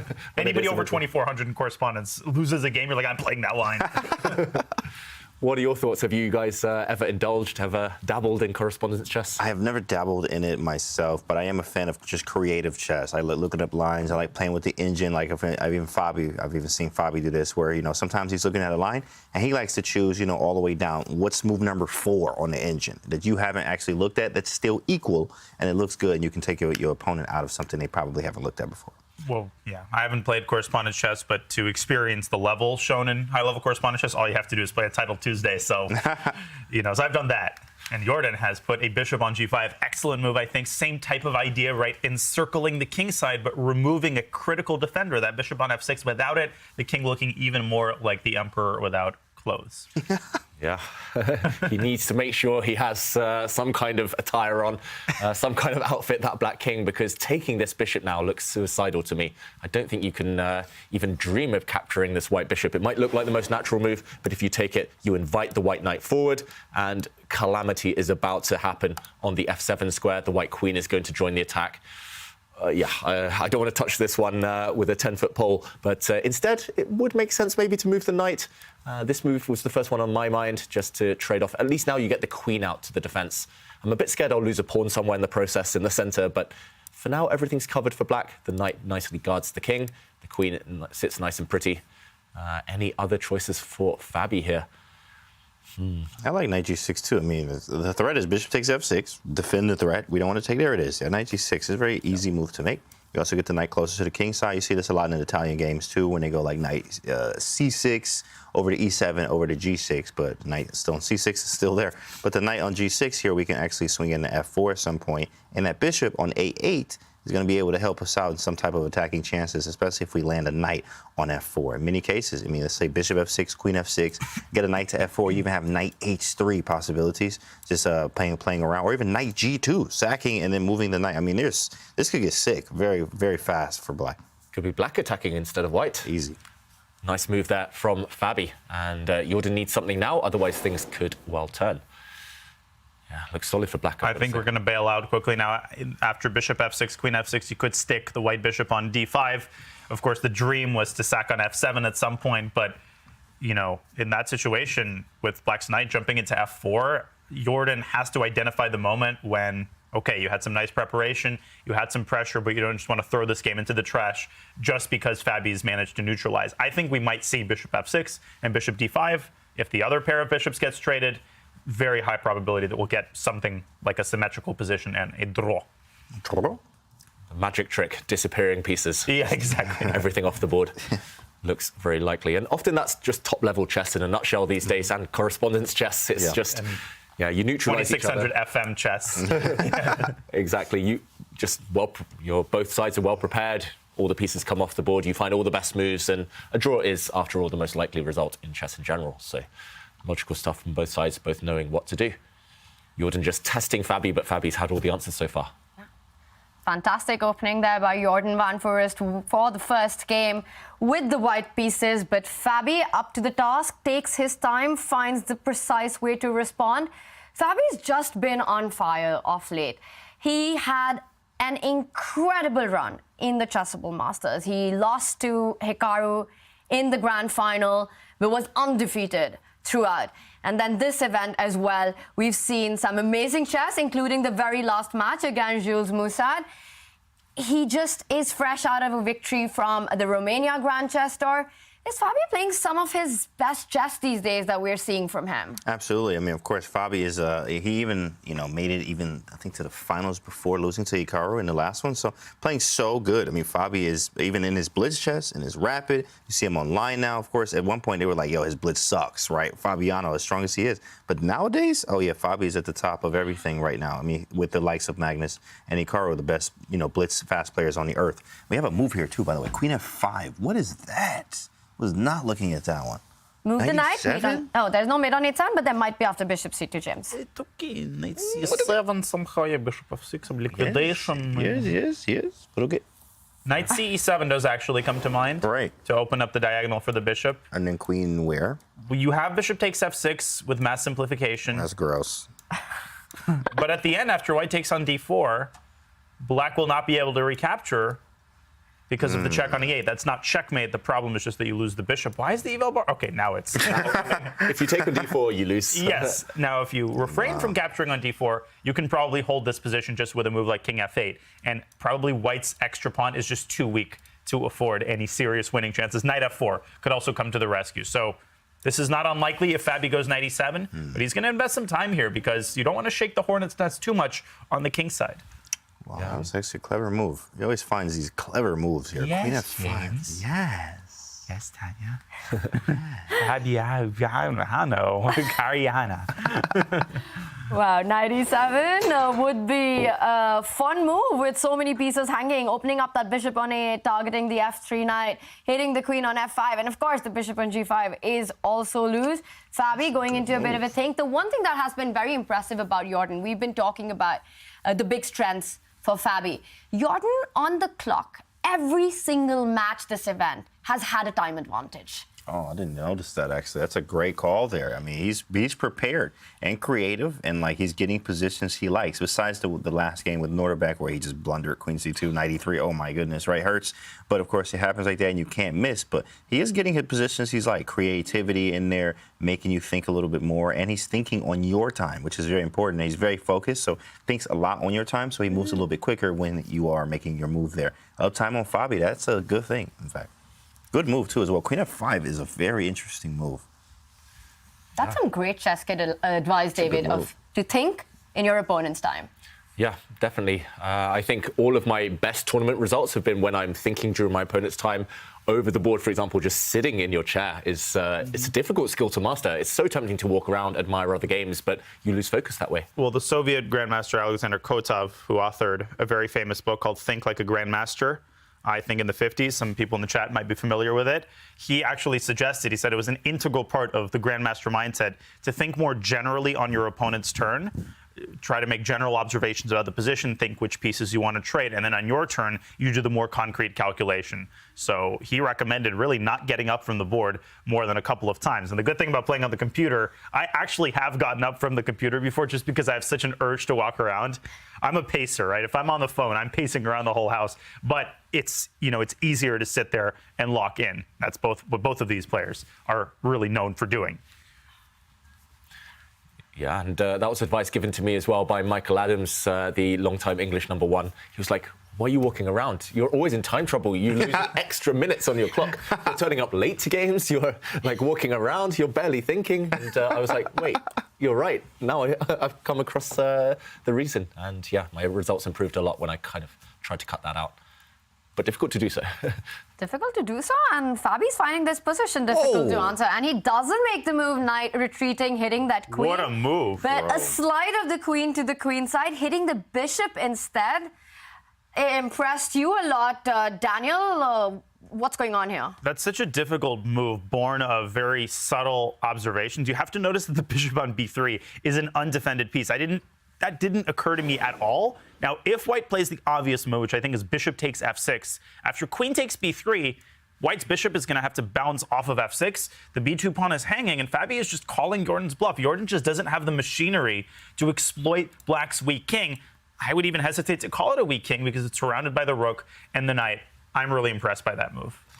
Really nice. They say LPDO, loose pieces drop off, and this is a case where you're not necessarily winning, but you're using the fact that this is a loose piece, undefended, unprotected, just to get out of danger with the black queen, to gain time, and not just as this bishop undefended, the pawn behind it, knight, the pawn behind it is also up for grabs, potentially in some variation. So yeah, you're calling the bluff, you're saying, no, actually the black king is safe as anything, and counterattack begins. I think it might be time for Jordan to try and bail out, to try and simplify this position, if he can, towards a draw, just in case it becomes too late. That was really good. Nice move. Really good. Maybe knight b to d2 here, right? I mean, maybe just develop. I mean, that piece is not moved yet. Just get the piece off the back rank, takes. f6 is still on pre there, so you have to take maybe on g5. But maybe he has knight e7 now. That's probably his idea, is to go knight e7 now after that. Wow, it's getting spicy Yeah, here. very murky waters in this position. Of course, white would love to send that h-pawn down the board, h4, h5, h6. But that's hard to do, because after knight bd2, you might have to sack the c3 pawn. I don't envy. I'm glad I'm in this warm studio in the commentator's chair right now. This is where I'm the most thankful. 8 minutes for Jordan. He does have that time advantage to invest now on whether he can play for a win. If you want to make a draw, there's probably various ways to do that. But just by getting those pieces off the board, waving that magic wand and saying, okay, disappear, please. But yeah, he wants more Jordan. He's very ambitious. And with white in a two-game match, it's essential to at least try, at least press, put your opponent under some pressure. Ooh, takes f6. But after queen takes b3, if you play knight takes d4, there might be some bishop takes g2 tactics at the end of the line. Ooh. So I'm not totally sure what Jordan's intention is here. The eval bar drops. I'm not sure if it's because of that. But I wouldn't want to allow the full dissolution of my kingside pawn structure. Black is definitely in the driver's seat here. Very easy to miss because you're so fixated on the b2 pawn being hanging. Yeah, just to show this, king takes walks into a nasty royal fork, king and queen. And yeah, you lose a piece. So yeah, easy to miss this one. And the fact that he's paused after queen takes b3 when he initiated this trade, worrying signs for Jordan. What else? Bishop takes pawn, maybe? Maybe taking this direction just to keep this bishop closed temporarily. First, he hits the black queen. Very logical with knight to d2. I'm guessing queen takes pawn is fine. And then does he just want to play bishop takes d4 and sign the score sheets? Yep. Yeah. So the reason we say sign score sheets is because this is just dead level. Symmetrical pawns on the king side, 3 versus 3. This bishop looks nice and strong, but can't do too much on its own, and everything is protected for white. These two will later get traded, the d4 and c7 pawns. There was a regular 2100 at my local club growing up in San Francisco. It was a very eccentric character as bishop takes d4 is played. And he was known for offering draws in very unique ways. So he wouldn't just say, I offer a draw. He'd say, want to call it a day? Yo, what do you say we grab a coffee down the street? And at some point, everybody knew that when he suggested something like that, it meant that Jules, which was his name, not Moussard, but it meant he was offering a draw. He was known also for playing 1b4 with white and 1b5 with black. So you can kind of get a good picture of that kind of personality. That's what I love about chess. There's so many of those personalities, quirky. One of a kind. Quirky people who play quirky openings. Yeah, opening choice tends to reflect personality, right? That's correct. That is correct here. And this personality here is looking very dull. It's looking very dry. Very, very dry. Now, of course, I actually would probably take black because of this bishop. I mean, look how menacing the bishop is. Like, it is the greatest piece on the board. It is hitting everything that you have on the king side. And we can maybe loosen some things. I mean, even later on, of course, this is a very far stretch from here. But coordinating, obviously, with maybe the g-pawn, pushing g5, g4, opening up that whole diagonal, using the rook, right? The knights are kind of, what do you call them, superfluous from Dvoretsky is superfluous knights. I mean, you know, shout out to my uncle Dvoretsky. But it's a lot of problems here, I think, if you can make these knights move around a little bit. So we'll see what happens. Yeah. I would definitely take black. Feels dead equal, pretty much a draw, almost guaranteed. But if anyone's better, it must be black, just because of that bishop purely. And yeah, it's not easy to find any moves for white, I was going to say, until he jumped forward with his knight. Feels a bit loose, though, this knight move. Yeah, it's starting to tick on. The back rank is weak. You would really love to be able to play h3 with white. You would love to have that in just so you can play rook e2 in this position. Now I wouldn't dare play rook e2, although I can't figure out why it loses exactly. If you play rook d1, then the knight on e4 is loose, David. As you were saying, rook can come to e8. Yeah. Oh, do I need to say anything other than that sound effect? It's like the uncomfortable position sound effect. Right. We should mention huge threat on the board. If you could play h3, you'd be very happy, but knight to h4 is the threat. Oh, my God. That is a nice deflection. Knight takes knight now. It's pretty much forced. You're and going you lose for a the double knight attack. on e4 as well. Oh, you lose everything, yeah. Knight takes knight. Queen takes rook is the problem now. The knight has been deflected from the attack. And as you say there, Danya, you lose a knight as well. So not just the exchange, not just rook for knight. You lose a whole rook in this process. A huge threat on the board. Really sneaky threat from Fabi. That is just naughty. Knight to h4 now threatened. You need to do something about the rook. It's really loose. The knight is the only thing defending it. It's all hanging by a thread. Jordan, maybe realizing now he should have found maybe a safer way to get out of this game, and he moves the rook up. Oh, this is scary stuff. Any checks from behind look like checkmate, but they can, for now, be blocked by a rook retreat. And look at Fabi there, full alert mode. He also feels that this move, super loose on the back rank, he can smell the tactics in the position, but the Valbar seems to say that rook e3 is accurate. And if knight h4, I think there might be knight f6 check to cover the b1 square, and only then does white recapture on h4. So that might be the tactical justification of Jordan's move. Wow. Very clever. Let's throw that out there, David. Knight h4. Don't take this one. You will get checkmated on the back rank. Now a rook block is no longer protected. You can checkmate anyway. But as Danya says, knight f6, really sneaky. The pawn captures the knight, and suddenly there's no checks for the black queen. Any check on the back rank is checkmate, but you can't use this square because the queen covers. Still, queen takes d4. Hard position to evaluate, but not sure Fabi wants to go for this, given that he's got black in game one. Might want to err on the side of being solid. Yeah, with that king on g8 all open up, the bad pawn structure, that pawn isn't worth going after. But I think knight h4 is what Fabi had in mind till he realized knight f6, which is why we saw that quick expression change from him. But now he sees it doesn't seem to work. I'd be very surprised. It's very non-Fabi to go for material and just create these weaknesses in the position. I think he might go for knight h4. It just feels like a Fabi move. He's always optimistic. He's always kind of... Oh, do you think Jordan spotted that? He must have done, right? He must have. Yeah, definitely. It's not a bluff, rook e3. You don't get lucky there and survive with a tactic like that one. Yeah, and just nerves of steel. Sorry, Tanya. Yeah, and also because before that, knight h4 was a threat, which he guards with rook e3. So it's definitely a move on his radar.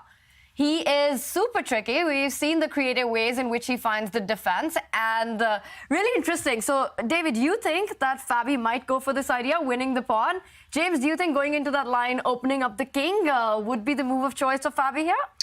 Yeah, knight h4 is very tempting. I'm trying to think. Okay, there it is. It's on the board. We're trying to see if there was something else, though. But knight h4 is the move. So knight f6, we're going down this line. Does Jordan see it? Jordan reacted. Did you see the look on his face? He kind of brushed the hair out of his face, like a nervous tick, kind of almost. Interesting. And he's like, oh, wait, has he missed something? Maybe he's going to get lucky here, because knight f6, is that the only way to survive? f6 takes knight h4. Is that the only move? Well, you can play queen f4, and then you have to take on f3 with a pawn, and that is the least desirable outcome, because then you also lose the d4 pawn, and you've got nothing to show for it. Jordan has to keep his spirits up. That is quite the stroke of luck if he didn't plan this beforehand. There are indeed other moves to survive. You mentioned one of them, Danya, just retreating the white queen, sliding her across to e5 makes sense too. But either way, those would give black a kind of structural, strategic advantage. Not much, but something to bite on. I think he's got to play knight check. Just drop that knight into f6. 6 takes, knight h4, and then I mean, it feels like It feels like white is almost mating you. I know, right? It feels like you're getting mated, right? But queen d4 holds f6. Unbelievable. Yeah, double attack though. Whoa, h3, giving up the white knight. Was that a mouse slip? Oh, rook h. No, rook g3, rook rook g4. Oh my goodness, you kidding? What an idea. Throw it on a board, David. Now, black can probably still draw there by covering on g5 with the queen, but I wouldn't touch that given the pawn structure. Wow, trapped. This queen. Thinking. What? I love it. Both players are in such good form. It's honestly just so refreshing to see. Bishop e4 here might be the saving grace, but in this position, bishop e4, wow. Nope, queen f4, I think. And queen h5 and queen takes f6 is mate. Incredible lines. Off the board. Wow. I can guarantee Fabi missed h3. I think all of us would have missed h3 in this position. Genius from Jordan van Foreest. Now, who's attacking who? Black to move? The world missed h3. For me, the speed with which he played with, I think h3 could be the move of the day, David. Yeah. Yeah, I mean, the psychological impact as well. Look at Fabi starting to shake his head. He spent 1 minute on this move. He's only got 2 minutes left. Look at the black king. If you can't find a fourth draw here, you might well just get checkmated. That's right. Mate is around the corner. Wow. Rook g3, queen h5, knight f5 is looking nasty there. This is scary. I also have love for the king. I can always run away. King h2. And then what do you do, right? It's very scary right now for Fabi. And he's getting lower on time. Look at the time as Jordan has here. That's why they've been calling him Michael Jordan Van Foreest. If he takes out Fabi in this one, this is a very, very scary situation for Fabi right now. What is the move? King h8 comes to mind, H8, yeah, I thought about that. That's scary because of queen h5 and rook g3. It's correct. Fabi down below 2 minutes now. Oh my gosh. Fabi sits up, perks there, perks up, sitting up. Body language is saying, I am in trouble. I need to find a move. How much of this line do you think Jordan saw before he went for it? He picks up, so he's seen bishop e4. Yeah, but bishop e4 loses, and he takes on g4 instead, and that might be the way to draw. Just put the king on g7, and you have a fortress. Very prudent defense by Fabi. Head shake. Yeah. Oh my gosh. But this is it. How difficult is it to hold this position? It was the only way to hold. It's the only way to try to hold. It's a nightmare. We're just a minute and a half on the clock. He's thinking whether to take it back with the pawn or the queen. What decision would you go for instinctively here? Oh, definitely pawn. So you can go f4 and g5 later, maybe blast open that king, go for some forks. Also, queen takes would have run directly into rook g8, and I think black would have been okay there. So actually, the double pawns for black on the f-file maybe help in building the fortress. There are no checks. Anytime white steps forward with the g-pawn, that will be traded all off. I think this one actually is quite a simple draw. And this is why the top players are so good defensively. They know even when things go wrong, they can bail out to an endgame, a pawn down, or build a fortress. They know exactly when to sacrifice. Now, I would love to get black's bishop round just to sit in front of the black king and just kind of curl up into a ball.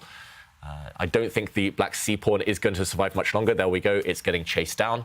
So Fabi just needs to find good squares for his rook and bishop, but really classy decision just when panic would have set in for most people to give up the queen and force this fortress, I'm saying optimistically. No, it is. Jordan might just offer a draw here because at this point you can just go rook d8, d5, d7, d5, d7. And as you said, David, the pawns actually soak up the effect of any pawn break. That's actually why you often want to have precisely this pawn configuration also, because your king guards all 3 pawns at the same time, so there are no targets at all. Yeah, this type of pawn structure for black is only really bad if the opponent has a knight to kind of jump into the weak squares around. But if your opponent only has a queen here, rooks also struggle against this type of defensive pawn structure black has. Yeah, this one is going to end in a draw. Oof, what a game, though. Yeah, what a start to this match. Yeah, crazy start to the match here. This ends in a draw. Fabi gets white. Jordan's going to have to be very creative, again, which he's doing already right here. They both in good form here. We can have ourselves a potential of an Armageddon. Yeah. It does look at a very, very high Armageddon rate. It's just a best of 2 match, and this is the first one. Jordan, he will try to push somehow the f-pawn down the board. Do you think that's an idea that he can look forward to now? The queen defends the g-pawn, but Fabi's not allowing it. Yeah. Rook g5, is this a perfect fortress? Yes. 100%. Just no improvement.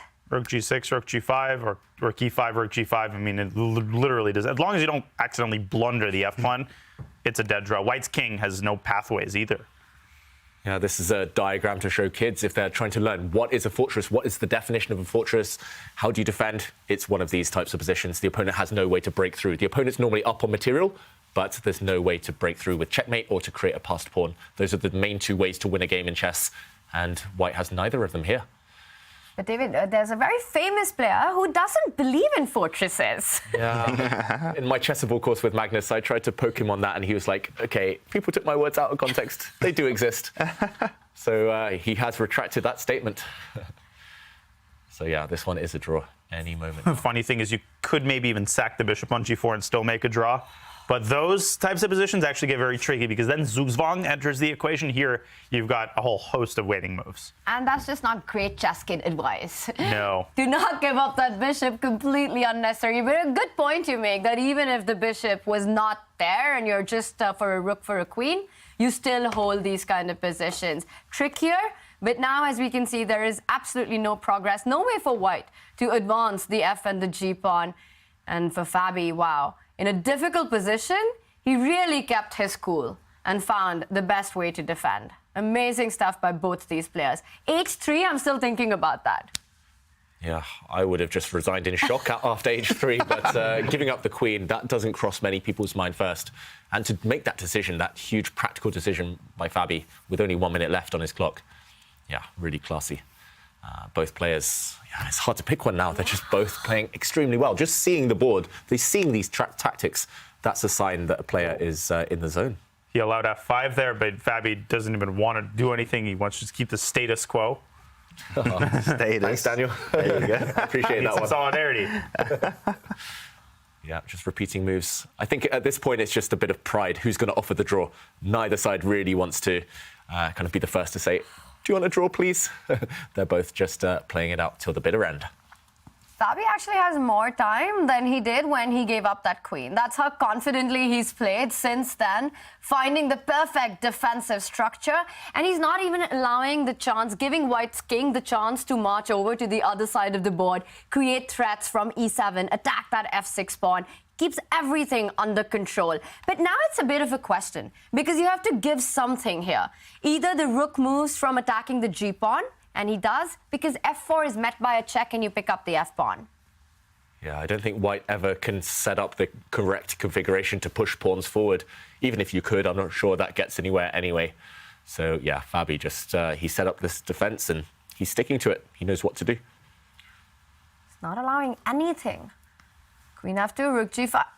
Whoa. Uh-oh, here we go. Goes for it. What on earth is he? Yeah, now just Fabi has to find an alternate configuration. I think Jordan wants to infiltrate down the dark squares. If you play f5, which is a very tempting move, then trouble might brew with king d6 and king e7.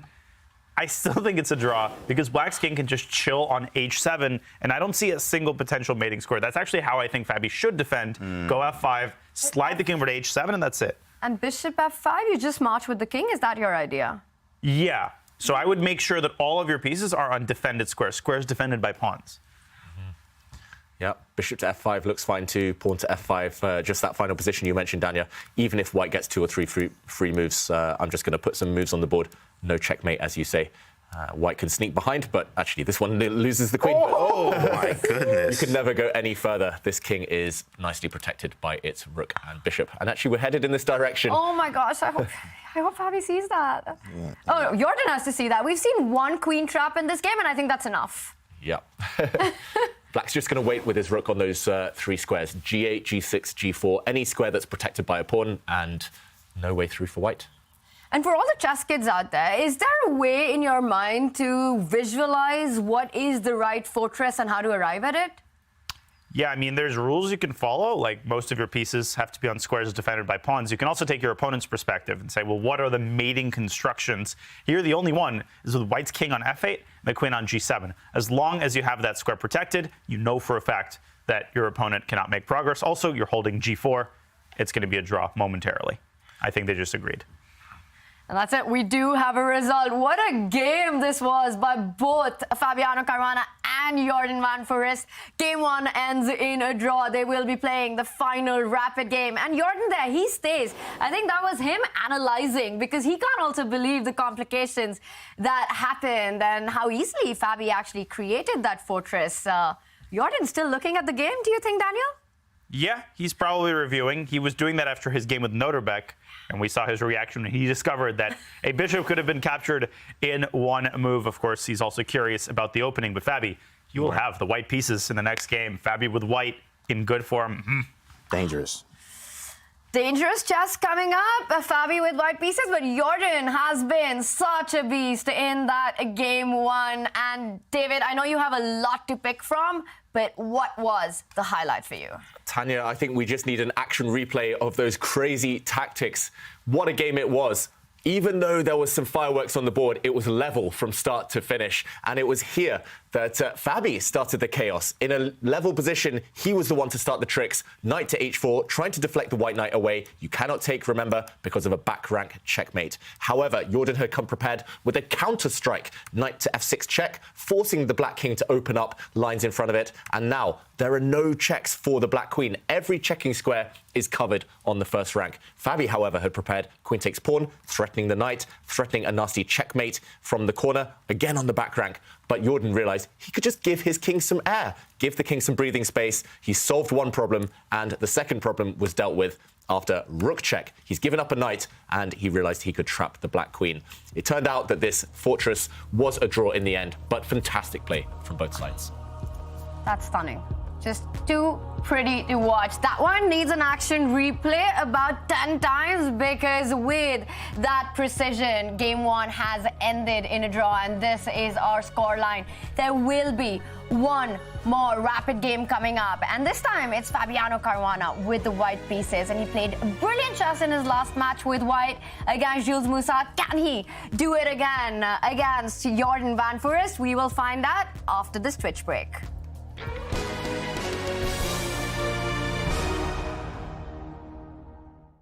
ChessKid is fun.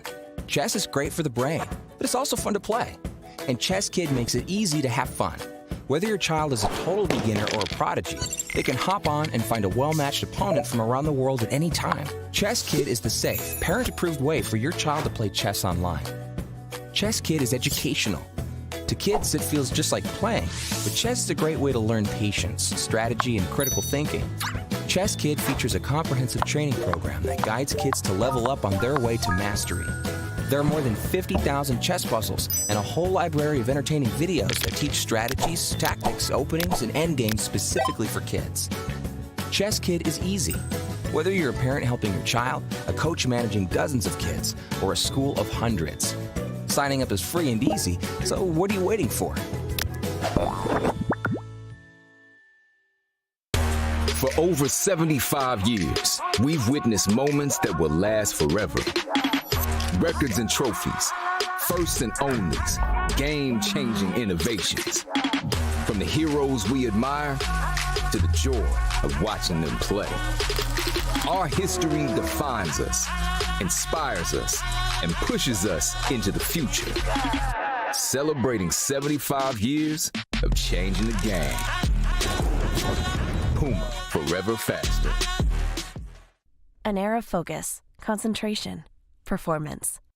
Airthings puts you in control of air pollutants that cloud your work from home space, shifting your state with every breath. Find your air of clarity now.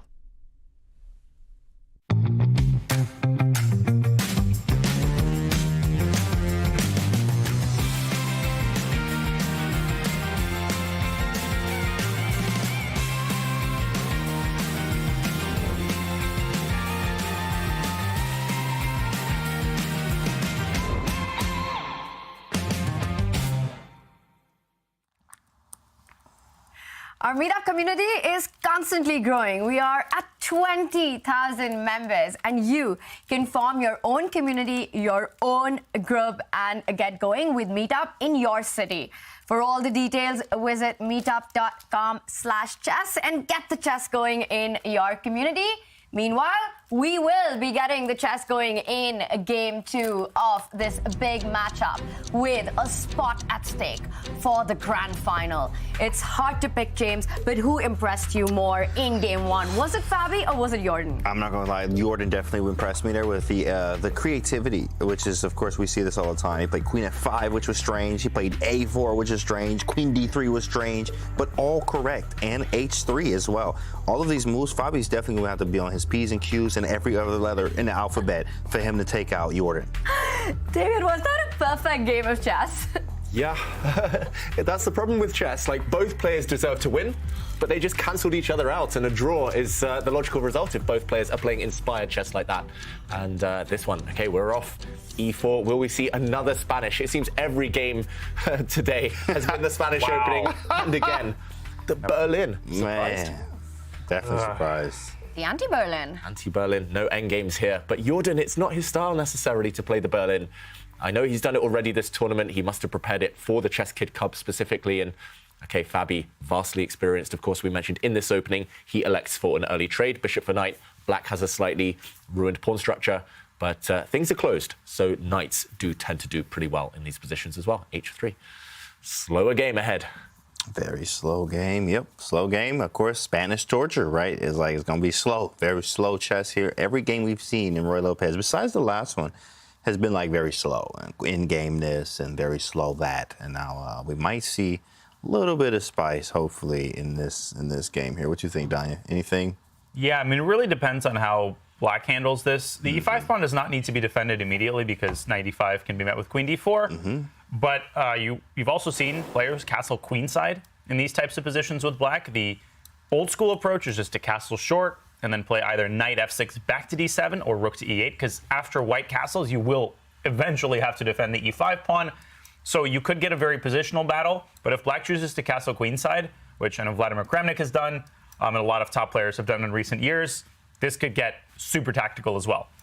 Yeah, super tactical is quite likely. Often the bishop will come out, the king will come out to c8, try and hide on the opposite flank. There's also the other way of playing Danya here. If Black castles kingside, White has the option maybe of going for a queenside castle over the next few moves, and we could see the knight move out the way, the bishop move, and White's king try to hide on this flank. I wouldn't complain if that happens. I don't think any of us would be disappointed if that happens. So it's very much up to these two players. Jordan first keeps his options open. He defends the pawn with a bishop retreat. So he's lost a move with his bishop. It came out, it stepped back, but at least the center now has clarified. And because the center is locked, it means Black does have the luxury of time. The price of each move is slightly lower. And Fabi now, he brings his knight out. Very standard stuff so far. I've played Fabi actually a couple of times myself on the Black side of the Berlin, and it's been suffering. It's been torture indeed. I really regret choosing that against one of the world's leading experts in these structures. Every time I see this type of structure, I just think Hikaru Nakamura, Magnus Carlsen, and Fabiano Caruana. They just seem to have it every other game against each other, and they know all the plans, all the places for their pieces so well. H6, meanwhile, from Jordan. Flexible stuff. I don't think White should castle, because Black might start throwing some pawns towards the White king. It's a bit of a waiting game right now. Yeah, right. That's funny. It's like a reverse in the Italian. You'll see this in the with the Black pieces sometimes. If you castle early, then g5 happens. So really both sides actually have to kind of wait here. I guess you can see a g4 or a g5 happen if anyone castles in this situation. It's kind of funny, huh? Yeah, h6, very rare move. I was checking this on the database. Anand Topalov had a game, but everybody was playing either c5 from Black to clamp down on the d4 square. Very common idea. Jordan could still play it here, or castle short. But Jordan trying to limit the mobility of White's bishop. Will we see an early g7, g5? Let's go, girl. Let's go, girl. Yeah. But then White would counter-strike with d4 and win the game in 3 moves. So no. Just to show the ideas we're discussing there, White's king has committed to one flank, and it would be extremely tempting for Black to start throwing pawns towards it, which is usually well justified. But here is one of the exceptions, because White can strike in the center. An attack on the flank is often well met by an attack in the center, a counter attack in the middle of the board. So that's why Jordan doesn't go for it. Just a general tip for everyone at home. Instead, he chooses to retreat his knight, but he's keeping his options open of maybe throwing some pawns forward later. And Fabi takes the opportunity to reroute his knight to the c4 square. Watch out if black does castle kingside for a slower pace of game, but white is the one with the pawn breaks. White is the one who can open the position at his discretion a bit later on. Interesting choice there by Jordan van Foreest. In the last two moves, he has withdrawn back with the bishop to d6, stepping one step back, and then now he takes his knight back to d7, delaying the option of kingside castling. And we were talking about rerouting the knight for white. Jordan also has his own ideas in the position, perhaps trying to get that knight to that e6 square, from where it can start jumping on some central squares on the board. He now does go Shah Castle. There are ideas of f5 in the air, but I really like knight c5, knight e6. Is that a plan in this position, James? Knight c5, knight e6, definitely a playable plan. I also like knight c5, f5 too. You know how aggressive I am. I just throw everything at him all the time. Don't even think twice. But of course, knight c5, knight e6 to take over d4, and f4 squares are nice. Knight c5, pawn f5 is good as well. We do need to figure out where this knight goes though, because it does block the bishop, and now he moves it to b6 instead, and we have a trade. Wow, fast moves. f4? Definitely. Play instantly. Wow. I'm taking white. Yeah, unpleasant position for black. And you mentioned, David, this is not really Jordan's style. And right now, this is playing right into Fabi's hands. He's so experienced. He knows when to push the lever, when to push the f-pawn or the d-pawn. This is looking very unsavory for Jordan, who's also down 2 minutes. Yeah, we can tell by the clock times that you mentioned there, Dania, that Jordan is uncomfortable. Every game, pretty much, in the whole event, he's ahead on the clock. But this isn't his type of position, and he's also walked into his opponent's kind of home territory here. So, yeah, I do fear for black. The good thing is, opposite color bishops, if you can somehow break out in the center, trade off the knights, trade off all the heavy pieces, you should be safe, but a long way to go before that. And it is quite likely that white might even be able to whip up an attack against the black king. White has the semi-open f-file now, the semi-open f-line, the white queen, the white rooks. They're gravitating towards that black king. There's natural, healthy, straightforward play. Queen g3.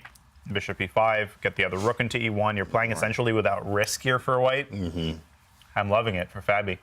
Yeah, that's the thing. Zero risk at all. If things go wrong for white, okay, you trade off some pieces, you maybe make a draw. If things go wrong for black, you just get checkmated. So the stakes are higher. Even if the computer might say it's roughly level here, the engine actually, the evaluation bar says it's quite nice for white.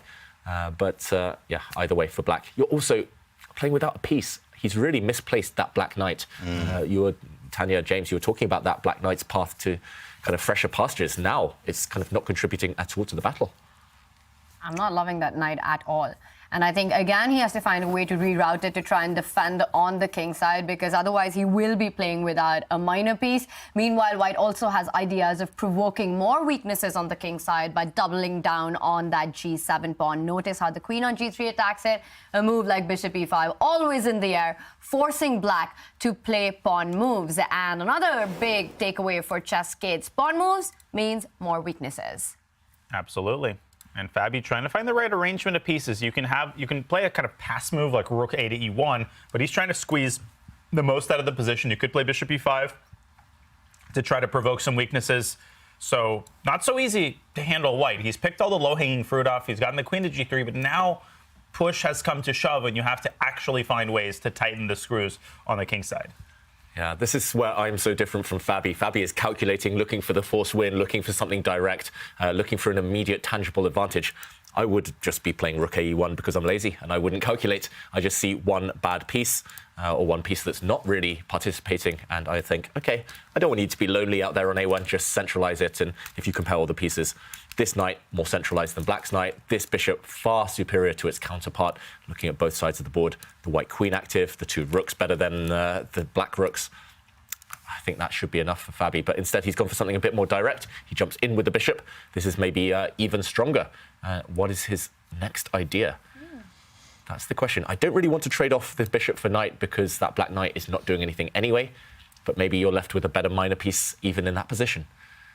What does Fabi want? That's a good question. Rook e1 now? Yeah, maybe just rook e1. I mean, improve, right? Rook a to e and just hope for the best. It just improves the piece. Then we have to back this bishop up eventually, and the question is where? Do we go to e5, provoke an f6, or do we go back to f4? Yeah, the bishop hit the queen, but it's just a one-move threat. What's the follow-up? It's a bit mysterious to me. And also Black's queen on d7, it's a move that Black perhaps wanted to make anyway, to connect the rook and to finish development.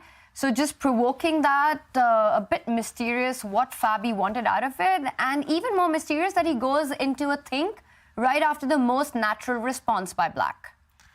Yeah, the only explanation I can come up with is that, for example, here he might have wanted to drop his bishop into a square such as this one and then kind of lock it in with a pawn move, but he didn't want to allow Black's queen to come out with a trade. So, OK, he's gone the other side of the board. OK, very strange stuff, I've got to say, from Fabi. He just wants to, he wants to lock down on this knight. I like it, actually. I think this makes sense. Yeah. It makes sense. It's just the full board awareness is beyond me. Just looking at that side of the board, when I would have been looking at the Black King. Yeah. Interesting stuff. Fabiano Caruana.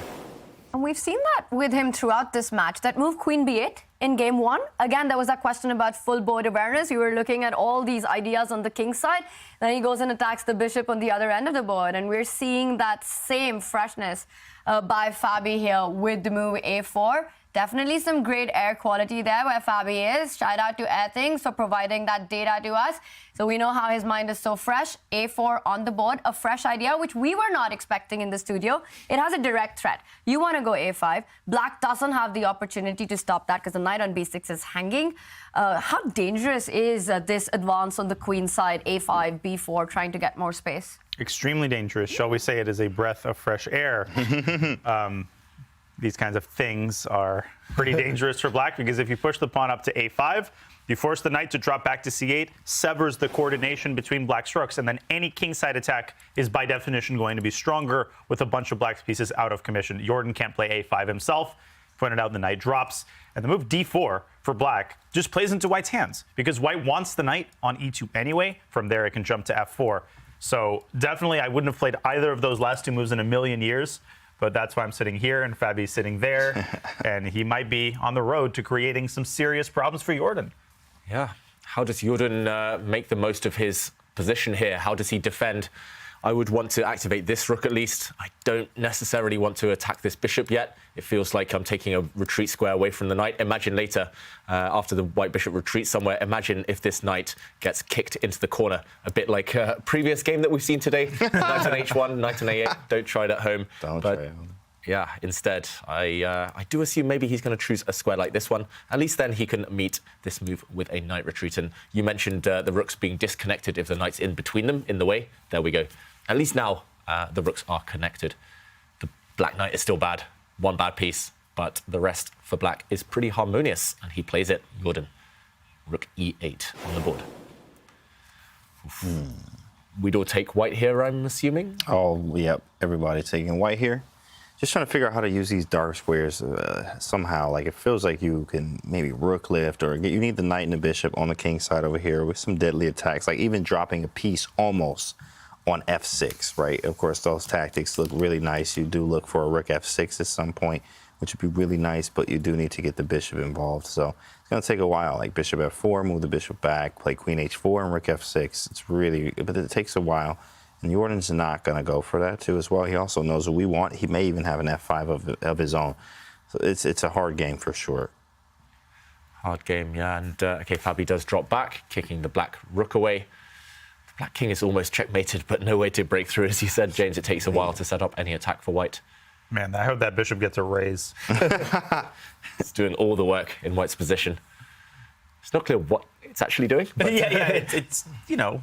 It's in the office. It's not sure. It's not clear that bishop is actually working. Rainn Wilson would approve of that. Right, in the office. I timed it wrong. I should have dropped that in yesterday. But knight to C8. Note how the white bishop dominates the Black knight, but the white bishop will get kicked away in the near future. Yeah, I think Rainn would probably play with the Dwight pieces here. Dwight. Have you ever seen the English Office? I've never even seen the American Office. Oh, wow. Interesting. Because I've never seen the American Office, only the original. And for admitting that, I'm probably going to get kicked out of this office. All right. I'm going to retire now. No. I'll be here all night. Knight C8, guys. Yeah. Difficult position. That's why we're kind of deflecting with all these puns, just because the position's so hard to understand. What is Fabi's plan? I mean, maybe just rook A1, you know, just like whatever. Get the last piece in the game. It feels like he's just procrastinating, Fabi, rather than taking proper action. He's kind of just moved his bishop 3 times, pushed the A pawn. It's really unclear what he's actually kind of angling for here. Yeah, the plan's difficult. That's the problem. It's like, what's the plan? Right, but I mean, if you don't have the plan, you improve the position. Yeah, and he's been doing that. He's moving the bishop around. Black's actually improved a lot too, as well, though. I'd love to get the C3 knight over to H5. Yeah. The moment you play knight E2, Black plays D takes E4 and ruins your center. You can waste a tempo on E5, but that's exactly that. You spend a tempo, you allow Black's knight maybe to get into the action with knight E7 and knight G6, and man, that king on H7 is looking more solid than ever. I think Jordan has done a great job defending, and again, his time management has been excellent. He's now up on time. He's looking really, really nice here. Yeah, I like it suddenly for Black. Well, at least I don't think Black is objectively worse anymore. Earlier, Black had pretty much no pieces in the game, no pieces near the Black king. Now you have defensive pieces, you have potential with the Black knight. Fabi, I think for the first time today, we've seen him play several games already. For the first time today, I'm questioning his kind of strategic choices. Just using the same piece several times when you've still got the rook on A1 at home asleep. I'm not a huge fan, but maybe he has a deeper idea in mind. There we go. He trades a set of pawns, and we didn't really discuss this. If Black had captured the other way, then Black would have been left with an isolated pawn in the center of the board, instead taking with the bishop, allowing a knight for bishop trade, but at least keeping the Black structure intact. Black has at least 2 pawn islands now, everything connected.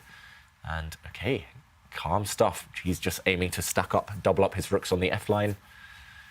What do we make of this transition? I mean, it's boring. Just draw. I mean, it feels very weak. I mean, very like.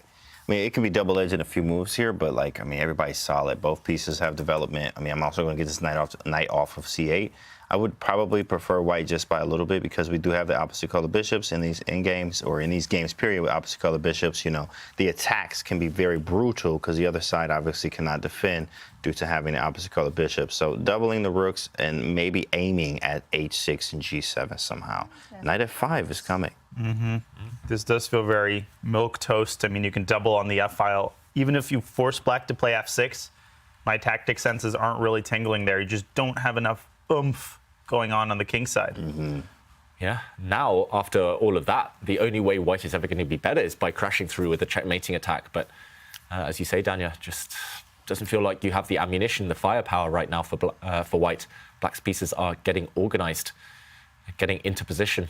And I think, I don't want to jinx it, but maybe another Armageddon today. We've been treated. That would be the dream, because this has been a fantastic fight between these two players. If this game ends in a draw, it's far from it right now. All 2 results possible here, but with just the kind of chess the two have been playing, absolutely precise and perfect play. We are expecting this one to go down to the wire. And while that happens, we're also waiting for your selfies. Post them on Instagram with the hashtag ChessChamps, and you could win the Airthings Black Wave device to help you monitor your air quality. Right now in the studio, we're monitoring the play quality, and our commentators think it's been fantastic. That bishop retreat to D2, always stepping out of any knight forks. C5 is Black threatening to set up a battery on the long diagonal. I'm not sure if it's a direct threat, but it's certainly what he wants to do. He would love to preserve his beautiful bishop, Black, here. If he could just step it back somewhere along that diagonal, then it's unclear what the white knight will ever do. Yeah, I think it's just a very solid move as well. He's hinting at potentially kind of a minority attack on that side of the board as well. He's just saying, okay, I'm clamping down. Your structure is better on the queen side. You have more pawns there with white, so I'm just going to lock you down. You can never advance. And yeah, Fabi's stuck. He's played all the pretty moves, the pieces all on nice kind of looking squares, but still no plan, no threat. Yeah, feels like both sides are just waiting for the action to begin. And I would consider knight D1, knight E3, knight G4, maybe to create some semblance of kingside threats, just at least to scare your opponent. Right. Queen H4 also threatens rook takes F6, but yet another one-move threat that's very easy to parry. Several ways to do it, whether it's knight G6 or rook E to F8. And Fabi burning a lot of time here and deciding on a trade, a committal decision, which does lead to an imbalance. No more opposite colored bishops for you. Wow. So taking a really brave decision, because it looks like the Black Knight is pretty strong here in the center. And, okay, pushing pawn to a5, that doesn't feel like it's too threatening, just trading off a set of pawns over there. I guess that pawn was attacked on the last move. And Black controls the main open file in the position. No hits here, no tactics. I wouldn't be surprised if Jordan just starts to double up his rooks in the center of the board. White's attack, more of a illusion right now. Hold on, do you smell that? It smells like Armageddon to me, bro. This smells just like Armageddon. Looks just like, I mean, dead equal. Dead equal guys have enough time to figure this out, not blunder anything. No real attack for white. You don't want to make any committal moves like pushing c4, which weakens d3 drastically, right? a5 is a move we can get away with, maybe trying to open the a file. Try for some chances, trade a few pieces, we shake hands, we go to Armageddon. Yeah, and often for the chess kids out there, we talk about piece exchanges. Rooks coming off the board, queens coming off the board. If it's just pure bishop versus knight, do we still think that's level? Yeah. I think if all of the rooks come off the board, it's essentially a dead draw. There's a non-zero possibility of that. I mean, white could go rook e1 and start initiating the process.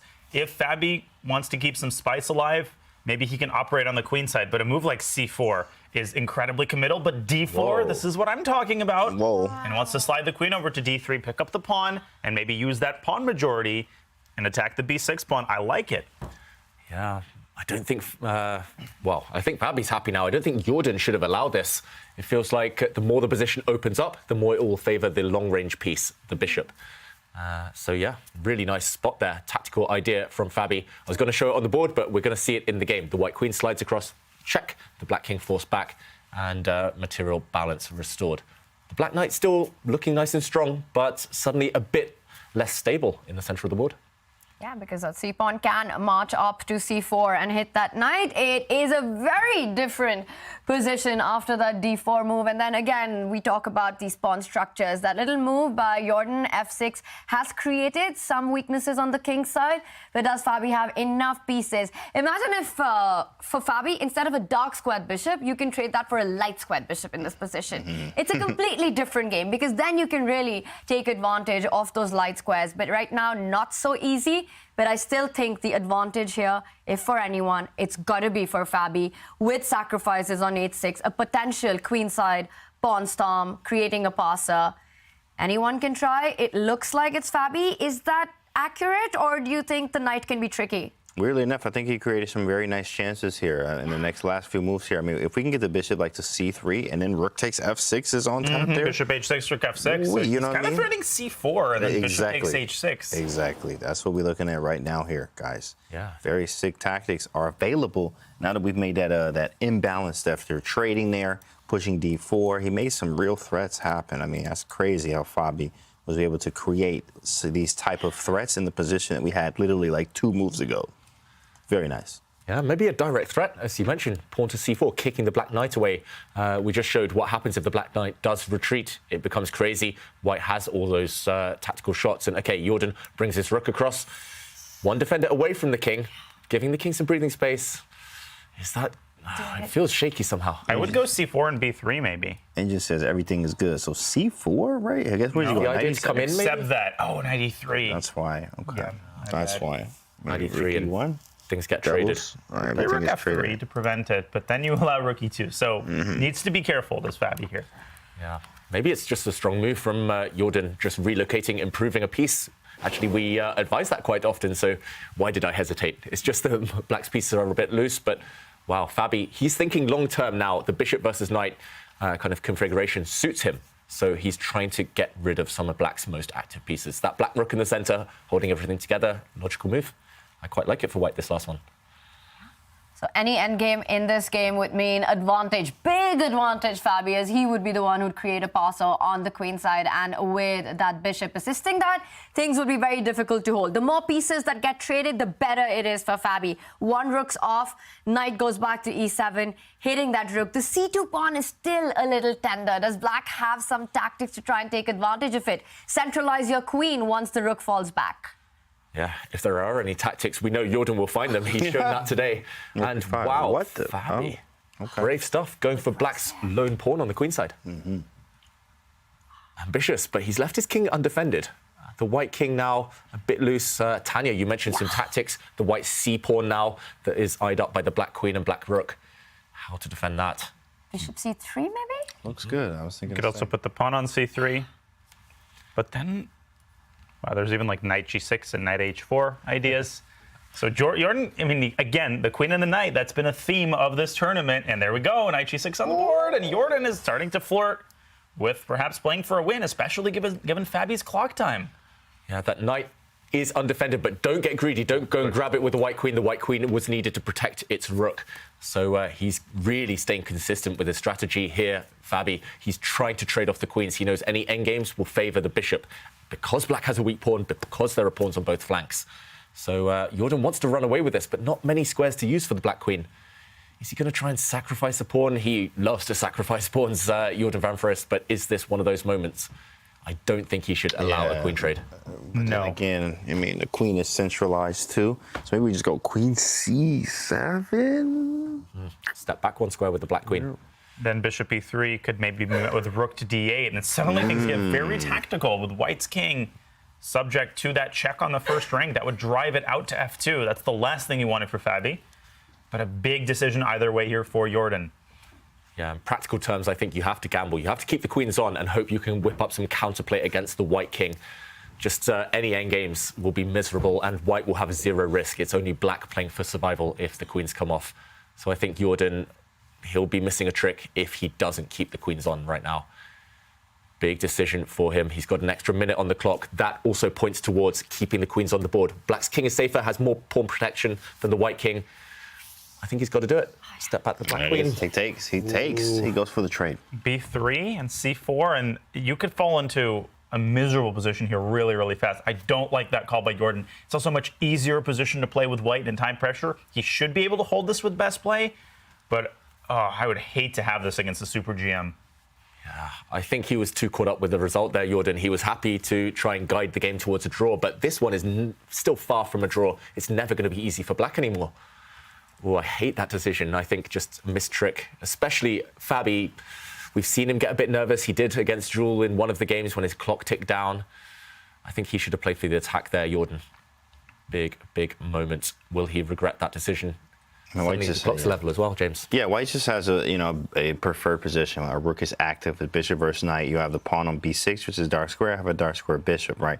We also can maybe end up walking the king up. We can also play c4, bishop c3, attack the knight, bishop d4, and we have the pass pawns. We're going to push forward here, but it has to be very precise, and time is getting low for both.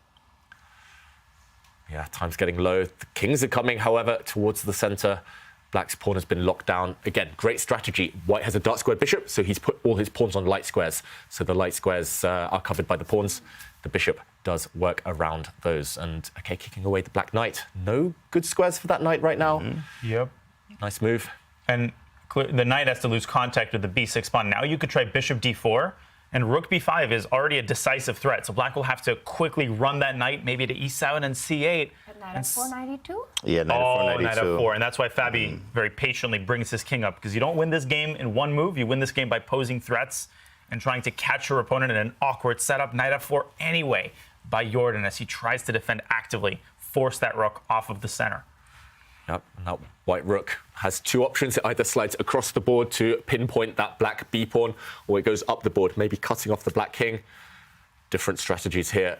Fabi has to choose. You have to maybe be a bit careful. If you go to the wrong square with the white rook, you might get forked. You might walk into the black b-pawn stepping forward. The white bishop not on a safe square.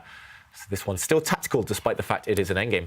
And it's always the case, right? When one side has the knight, because it's always jumping around and these forks are always there on the board. We were talking about how all of white's pawns are on light squares. Also notice how black's pawns are actually on the same color as Fabi's bishop, which gives him easy target.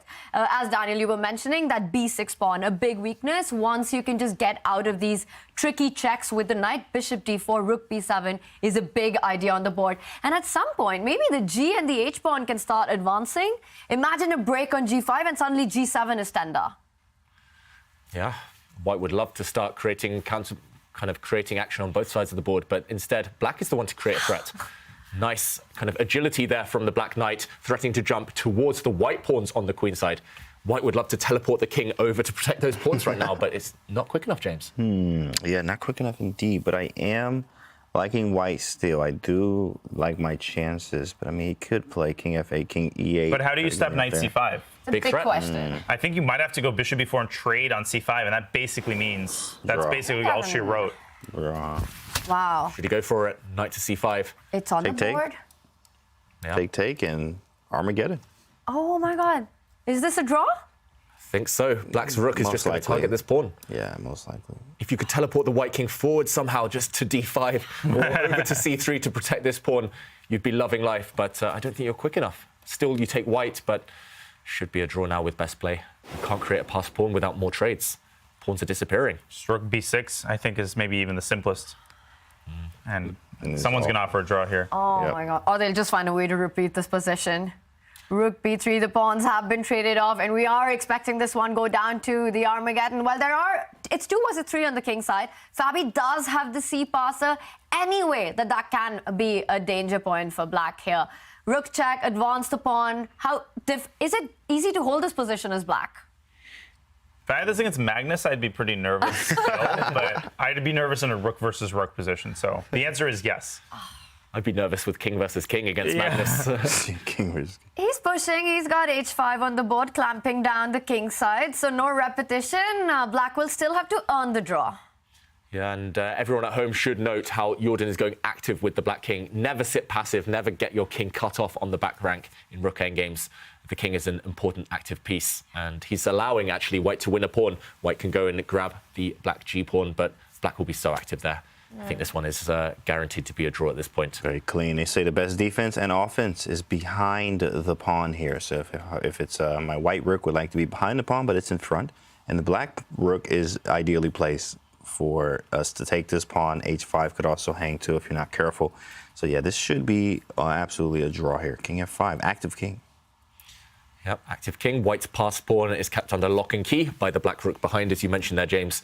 And the white rook is actually rendered passive because it's stuck defending its own pawn.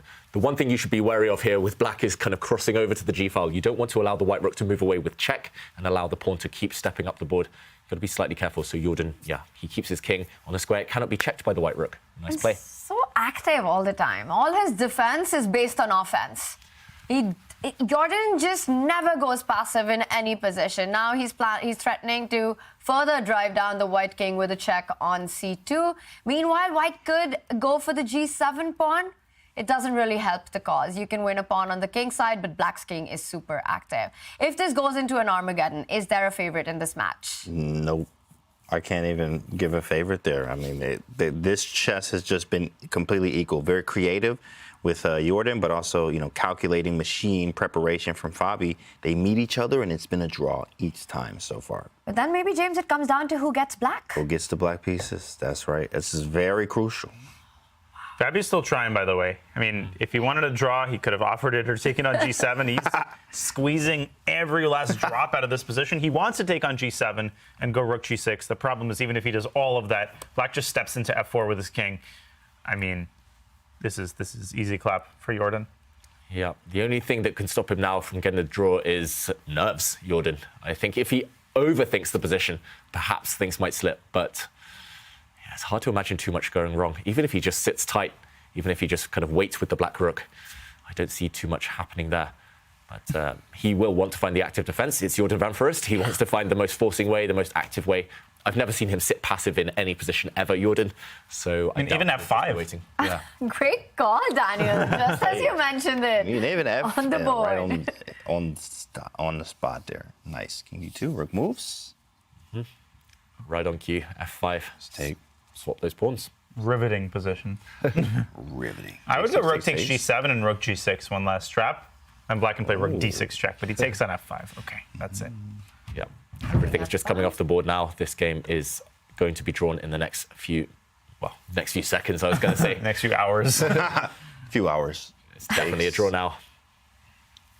He'll play rook g6 and everything will and come walk the off king the to the corner. Yep, they just agreed. That's it. And the second game ends in a draw, which means we are going into the bidding Armageddon. Fabiano Caruana there. He doesn't have reasons to be too displeased about it. It was an even game. Both players once again coming out with a precise play and active defense there. Jordan van Foreest playing some excellent chess today. It's not going to be easy for Fabi, and we in the studio feel that it all will come down to who will get the black pieces in that bid and how low are you willing to go for the black pieces. But David, in the rapid portion, as James said, hard to pick a favorite because both just played amazing chess. Both played great chess, attacking when they could, but also the sides on the defense always found the right moves. The level of accuracy, the level of precision was off the charts here. And just when we were getting excited about Fabiano Caruana's chances to win this game, Jordan found a really nice defensive maneuver. First, he activated the Black Knight. Active defense, the best form there. Kicking the white rook away, but now this move, the backwards knight move, really nice, really classy.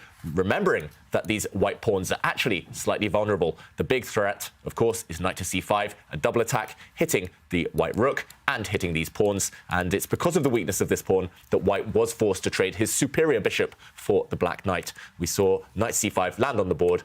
The trade happened here and everything disappeared. In the end, the rook endgame did follow the cliche. It was a draw. Big chess kid takeaway there. Always look for active defense, and that's exactly what got Dutch number 2 over to the finish line in the rapid. Both games ended peacefully, but the games themselves were anything but peaceful. It was dramatic chess all around, and with that, we are in for a treat. And as we see, these two monsters will be fighting it out in the Armageddon as we wait for the Armageddon bids. We are going to go into a Twitch break for our non-subscribers. For those of you who are subscribed with us, stay right where you are. We've got something special coming up.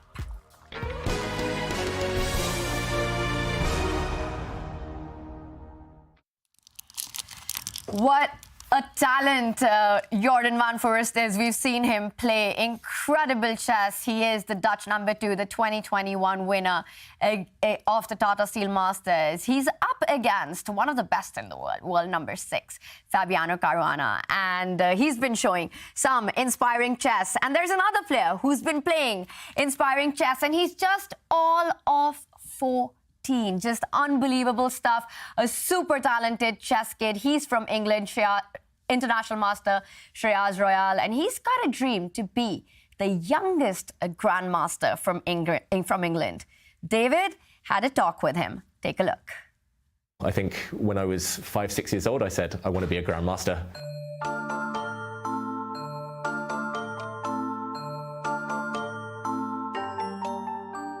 Getting the title, the Grandmaster title, but also being the youngest to do it in the UK, that was a huge goal. It drove me throughout my entire childhood. It was all I could think about at times.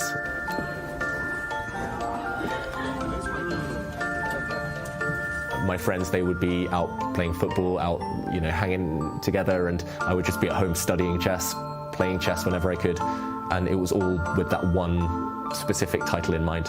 So when I got it, it was just, the feeling was incredible. I ran back from the tournament hall to meet my mum. She was crying with joy. It was amazing. I felt that I had kind of repaid some of what my parents had sacrificed, bringing me around the world, around the country, every weekend. The record has been mine for 16 years, but I'm about to lose it. How are you? Nice to meet you. You too. I'm currently thinking about the Grandmaster record, which currently stands, I think, at 16 years and 1 month old, by the man who's sitting right opposite me.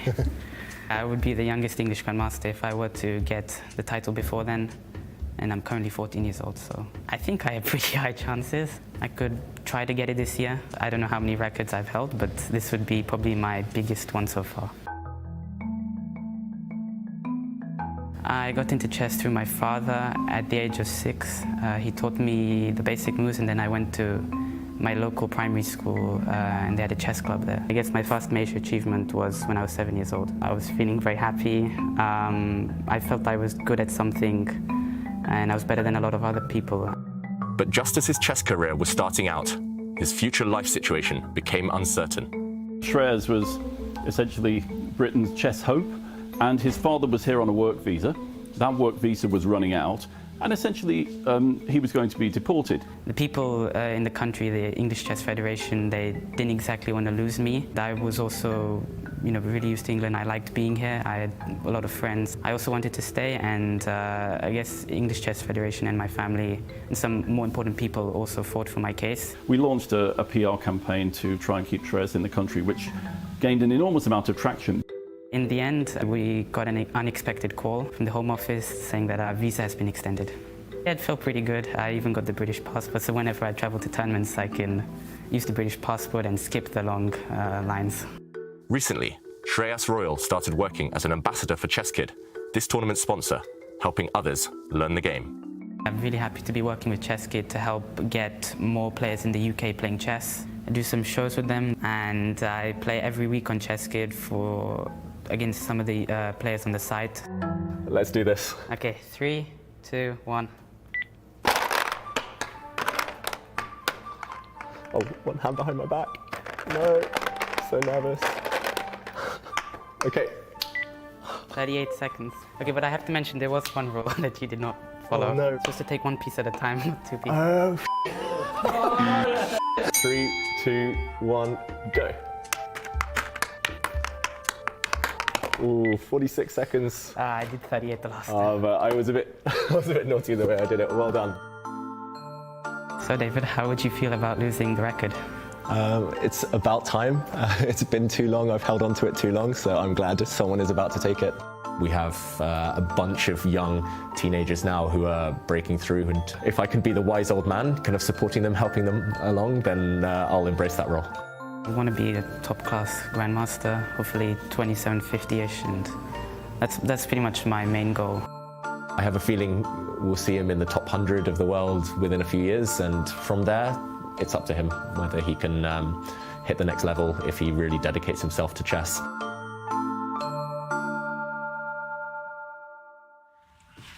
What a story. Overcoming difficulties and challenges with ambition and hard work. David, how cool is it that you've inspired so many youngsters in England? I'm so proud of that. Yeah, I mean, if the only way I've inspired them is to come and take my records, then then my job is done. But yeah, it's so nice to see the young players, and it's actually really kind of reinvigorating for me as well, just to see their hunger, their drive, and their parents are doing a great job too. They've got great support networks, and they are the future after all. So the chess kids out there, yeah, keep up the good work. Oh, wow. Just amazing stuff by chess kids across the world, inspiring all of us in the studio. And we're also seeing inspired chess in Division 2 and Division 3. As always, our eyes and ears for the other two divisions. Simon Williams, he's joining us in our studio. Simon, what's the big news? Yeah, lots of action. We're getting very near to the grand final in both Division 2 and 3, which will happen tomorrow. And let's just have a quick look at the results as they've been coming in today. So there's two brackets, remember, in each division. There's the winner's bracket and the loser's bracket. The winner's bracket are players who have won every single match. And you can see Fedorcev there is into the grand final.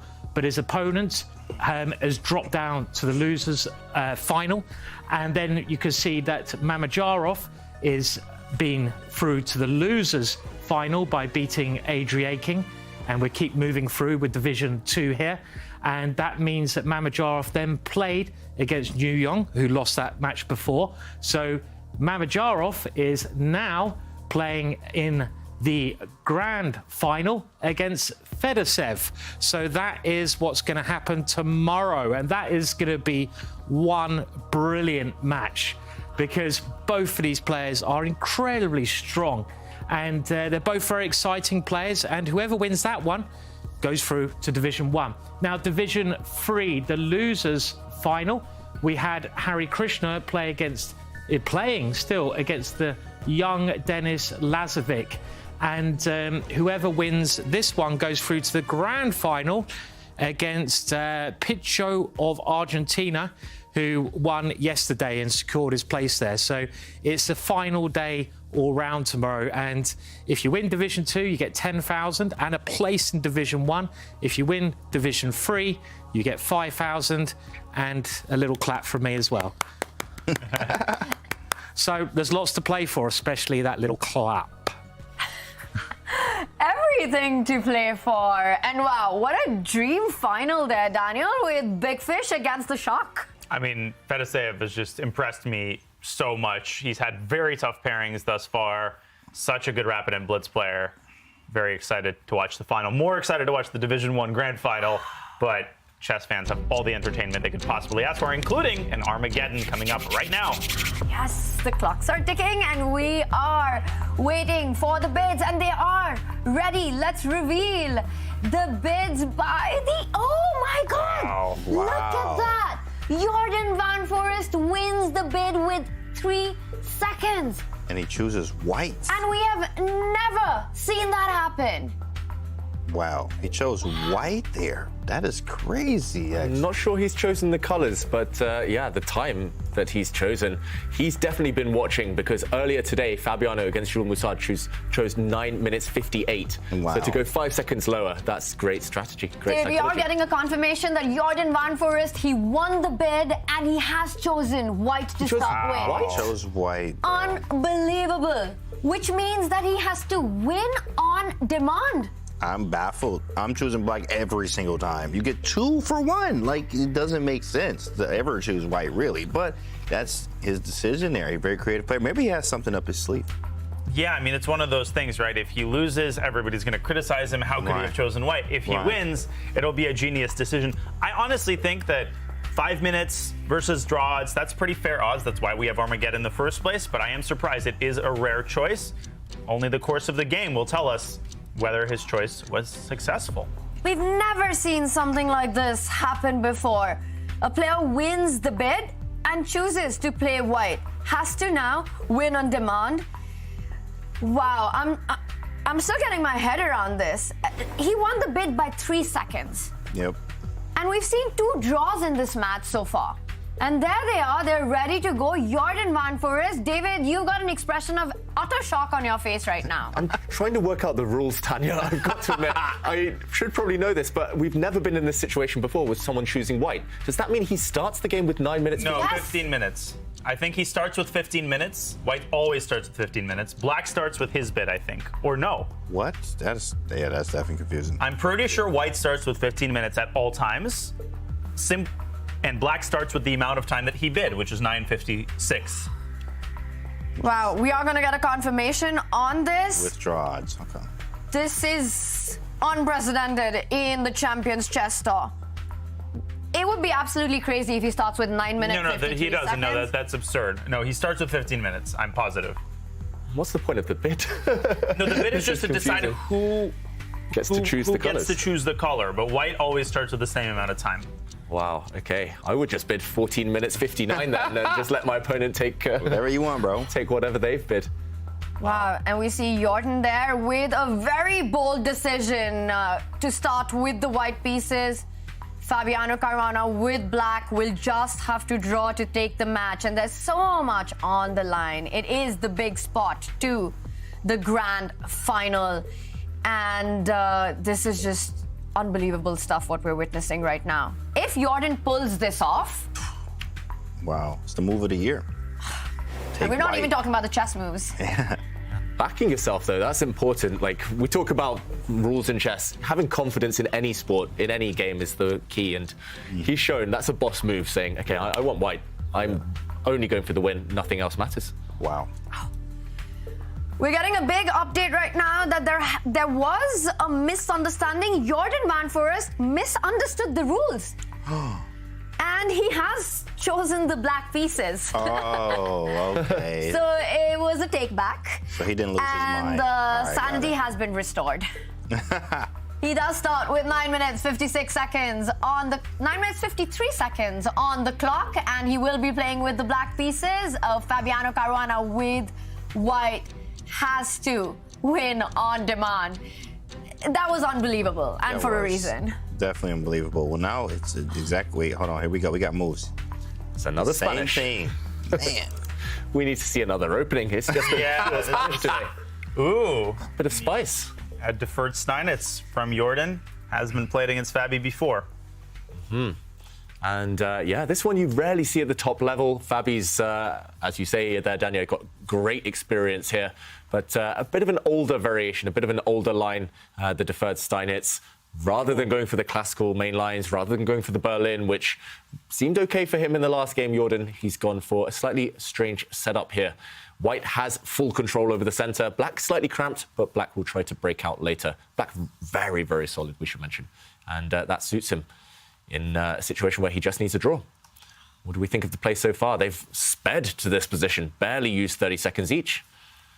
What do we know about their mouse skills? How good are they when it comes down to seconds? Because the kind of chess we've been seeing from these two so far today, a time scramble is expected, Daniel. I think at this point, Fabi is probably a slightly better time scrambler. I mean, neither player plays a lot of bullet online, but the way Jordan has handled his time, I'm really not worried for him right now. We've got a lot of traits. Fabi playing the C4 variation, which is a very positional line. You're trying to clamp down on the D5 square. Jordan sticking a knight on D4.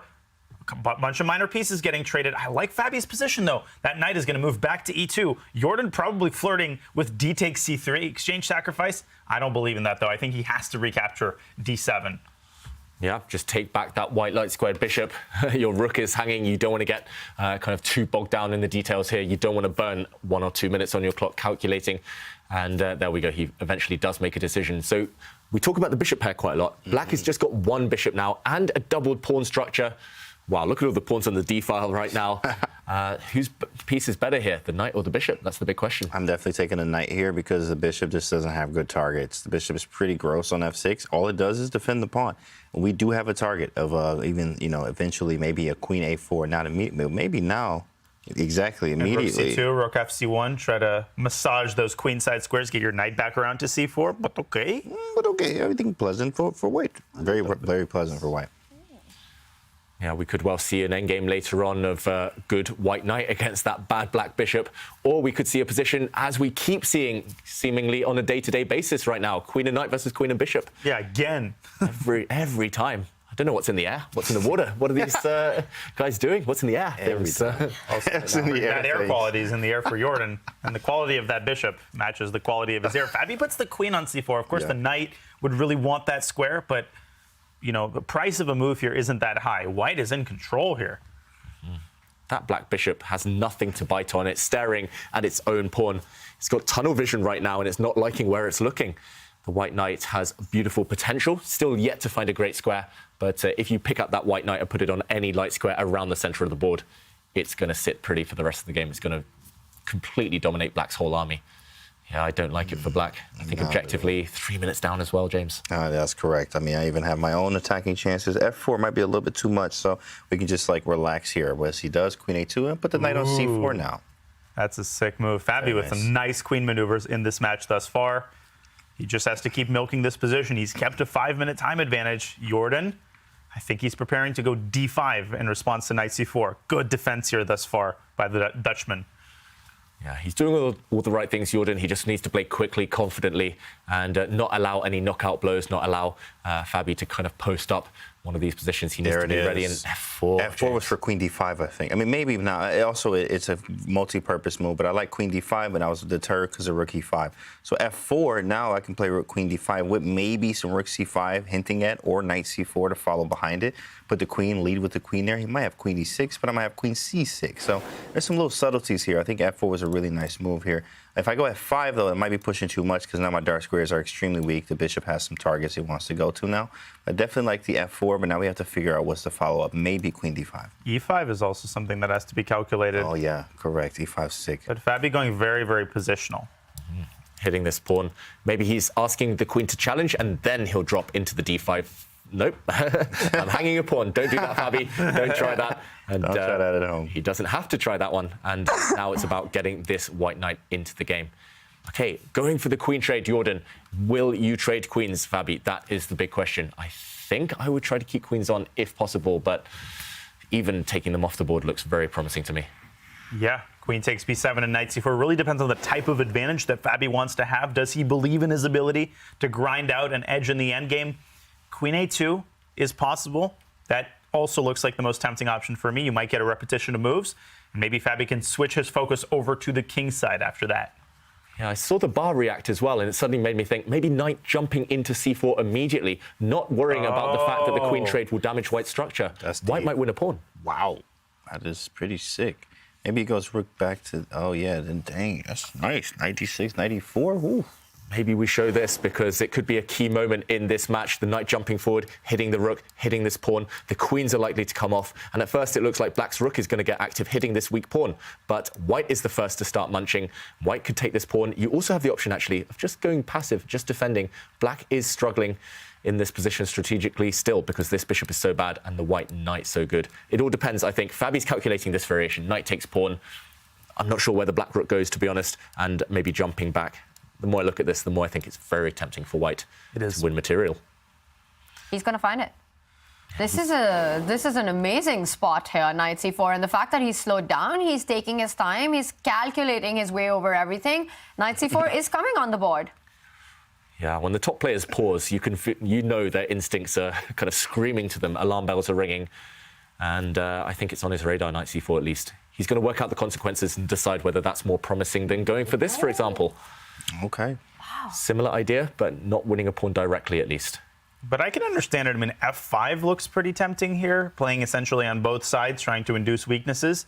That knight on c4 is really pretty. You would kill to have this position in a classical game, but in an Armageddon game, you're going to have to take some risks here to ultimately break down black's very solid defense. Yeah, the bishop isn't visually appealing, but it's defending the d6 pawn. Jordan maybe preparing for some active defense with that d5 pawn break we mentioned earlier. Yeah. Rook to b3 also comes to mind. We showed a similar idea earlier. The black rook on the open b file sliding down.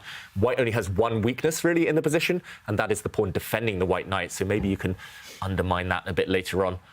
First, how to deal with the advance of white's pawns. Rook f3. Yeah, rook f3, covering everything. Covering, trying to maybe double. Also some rook g3, kind of, but I mean, it doesn't really do that much. This feels like a useful move in general. Definitely. He's just waiting. Whoa. Okay. The breakout. I was going to say keeping the status quo, but no. Mix it up. Yeah. What about ed5 and then f6 and try to get that e file? I'm a little bit skeptical about that move. I think Jordan might have mistimed it. White's knight, after the elimination of the black pawn in the center, white's knight still sits nicely on the c4 square. Look at the bar. The bar is like, yo, he's winning. I'm curious, what's the line? Takes f6, bishop, f8, rook d1, I guess, but then rook d8? You can also just take d5, take g6, and go rook e2 to e6. I think Jordan's move looks good, but it actually creates a lot more problems than it solves. We're seeing it happen on the board. Rook e2. Rook e2 to e6. And rook e6, that's unstoppable. I think Jordan's collapsing here from all sides. The a6 pawn also going to be hanging. This might just be lost. I mean, from a few, that was only like a few. This game hasn't even been going that long. It barely started. Crazy. The end game, they got into this end game. You think it's going to be a 50-move grind? Boom. Jordan cooperating by opening up the center. It only favored white. Maybe Jordan should have taken the white pieces after that bit after all. Look at how that knight dominates both the rooks. You want rook b6 or d6 to stop you from going into e6. You can't even go king f7. Literally, my rook is going to go to e6, whether you like it or not. That's a very, very strong configuration of pieces. Also on the light squares, look at my pieces all on light, besides the two pawns on A and B, but everything else on light here. Rook f5. That's a nice move. Yeah. Actually, okay. Maybe just rook e6 anyway. King f7, take. And rook e6? Don't you just win a pawn? Yeah, that works too. Just taking rook e6. Simple. Yeah, we saw Fabi flex. The Fabi flex a few moments ago. He was like, yeah, I got this. I got this. And I think Tanya's variation on the board. King g7, rook takes a6, and maybe rook b3. Like you said, David, black's only hope. He has to pin all of his hopes on that d3 pawn. Can he surround it? I think the answer might be no. Things getting even worse here. Is this a tricky idea of trying to put the bishop on c1 and target those queenside pawn? You really want to get to the base of that pawn structure on the queenside. The b2 pawn. Is bishop c1 in the air? He might have to try it. There's simply nothing else. Either you resign pretty much or you go for some active play, and we know Jordan loves his active play. Yeah, I think you're right, Tanya. That black bishop's going to dive into the white position and go pawn hunting. Still looks like it might be very slow. In the meantime, maybe 3 of your pawns will drop for black, but at least you pick off the base of the pawn chain, as you say, Tanya. Got to try it. There's nothing else. You simply cannot defend passively in this position. There's absolutely no way to defend that a6 pawn. Jordan looking for his active defense here. Perhaps start marching up with the king before he goes with the bishop. He goes for the idea, targets white's pawns on the queen side. The problem is that there are so many weaknesses for black. The 8-6 pawn will also fall. I love this move by Fabi. Ambitious play, keeping that a pawn, and that's a super dangerous passer for black to handle. Just too easy for Fabi. I mean, these are moves, these are low-hanging fruit kind of moves. Right. He can decide between pushing his a-pawn further. h6 is hanging. I don't see a single source of counterplay for Jordan. Anytime he attacks the d3 pawn, white can just slide the king over to e2. And the knight on c4 also controls the b2 square. So black's rook has no active prospects. Rook b6, there might be no black rook at all after the rooks come off the board. This is essentially over. Yeah, that was clinical. Rook b6 is so nice. Now we just push the pawn through. a5, a6, you can't stop. I get rook b7 in, and then I'm just trying to queen this pawn, number one. Number two, I can walk the king up. I can play g4 at some point. I have all the play. My knight's great on c4. Your bishop's only defending h6. This one is a clean win from Fabi if he's able to convert. Yeah, this is just a masterclass in not allowing the opponent any activity, any counterplay at all. You can tell on the body language from Jordan. He just feels no hope at all, and that has been the case the whole game. It was a bit of a kind of a misstep in the opening, I think, to allow this knight versus bishop kind of face off, and he's paid the price. That white knight has just been too strong the whole game. And this really did feel like a one-sided Armageddon. Just amazing play by Fabi, who needed to win on demand with the white pieces, and he just never gave any chance for Jordan van Foreest to stay in control in that position. And right now we are seeing amazing precision in the endgame as well. A rook trade is essentially lost, but avoiding it doesn't help as well. The a-pawn just step-by-step marching down the board. Do you see any chances at all for Jordan to set up those tricks? We've seen him make comebacks in matches. Zero, because all of white's pieces are also on light squares. The king can move up to f3. That bishop is utterly helpless. It's like having the wrong type of screwdriver and you're trying to screw something in. Once that pawn reaches a6, everything is on perfect squares. And white doesn't even have to promote that pawn. White can just go around and start mopping up the kingside pawns. I think Jordan might be a couple steps away from resignation. I would play rook a7, a5, and try to bring that king into f7. But all of that is going to end up as a moot point. Yeah, this is going to be hopeless. Threats already of rook b7, threats of the knight jumping in, winning pawns. Everything is wrong, and doesn't look like Jordan is even going to continue this game. Just to show, a rook trade doesn't help either. This pawn is simply going to be too fast to promote. The black king way too far away. And we can tell by his clock usage as well. Down now to 3 minutes. It's physically going to be hard to complete this game, even if you didn't have a lost position. So Jordan, he's had such a good run in this tournament. He's been so impressive, in such good shape, such good form. But when you come up against Fabi, it's just another level. Yeah, and I mean, the level was great actually from Jordan, even to make it to Armageddon here. But I mean, Fabi just brought out the best here, blazing, and I think Jordan might have moved a little bit too quickly. No, that's it. The bishop actually has no squares. Rook b7. Wow. Maybe, or just rook. I would just play rook takes h6, right. And I think Jordan's going to resign if he does that. Yeah, black's playing without a rook. The rook is totally incapacitated there in front of the white pawn. There we go. Pawns on both sides of the board. The h pawn is going to start running soon. It's going to be game over. And that knight on c4 has been the dragon in white's position, just keeping everything under control. No chances for black. Was that the hero in this Armageddon? One of the many heroes. The white rook has been no slouch either. Just impressive piece. King e4, king d5 is the sort of Russian schoolboy approach. Yeah, I think Fabi, if he really wants to savor how winning his position is, he will delay the moving of the g pawn. G5 is begging to be played, but Fabi's slowing down. I think we might see your move, Daniel, king e4. Yeah, why crown this glory? Why promote a pawn when you can advance with the white king? Right. And look at that clock situation. 7.5 minutes for Fabi. Oh, poor I think Jordan knows it. Yeah. Yeah, heartbreaking. Tough. Played so well. All right, Fabi, let's get down to business. There it is. There it is. I think this is resign time for Jordan. Yeah, look at the domination. Those pieces on the most beautiful squares you'll ever see in an endgame. This is the definition of good knight versus bad bishop, and soon we'll be down at the good knight. Yes, we will. Given another check just to make the Black King even more passive before he goes pawn hunting. And these are the last few moments for Jordan van Foreest in the ChessKid Cup.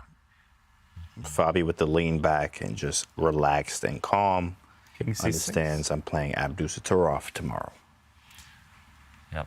Any move here wins. You can take a pawn, you can step forward with the white king, you can maybe even just give a knight check. There we go. Oh, bishop d6, a7. Wow. Beautiful. That's going to end it officially. No way to stop the promotion. Just clearing up the 7th rank for the rook, so Black King cannot step on to b7. Just such amazing, once again, the full board awareness by Fabi. Tactics everywhere. Yeah, he's not resigned yet. I thought he was about to push that button. Nothing to do. White's going to make a new queen. Wow. Yep. That's it. That's it.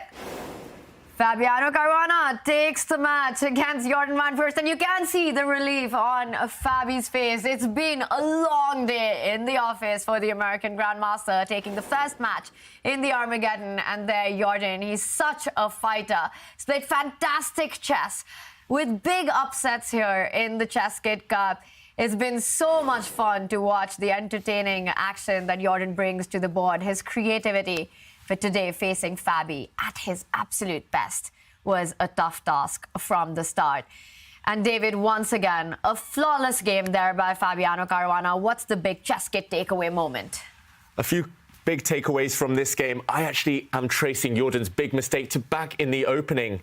It's hard to be too critical, but it was this move that allowed the eventual domination of the black bishop by the white knight. And here, I think just a trade of the wrong set of minor pieces. You have to be so aware here, ruining the black pawn structure as well in the process. Black now is saddled with these weak pawns in the middle of the board, which actually persisted till the end of the game. And after a few more trades here, we did see that white knight, which eventually found a beautiful post on c4, compared to the sad black bishop, which never got into the game. Just if we fast forward to the final position to show why Jordan van Foreest resigned, it was after this knight check. Still good knight versus bad bishop.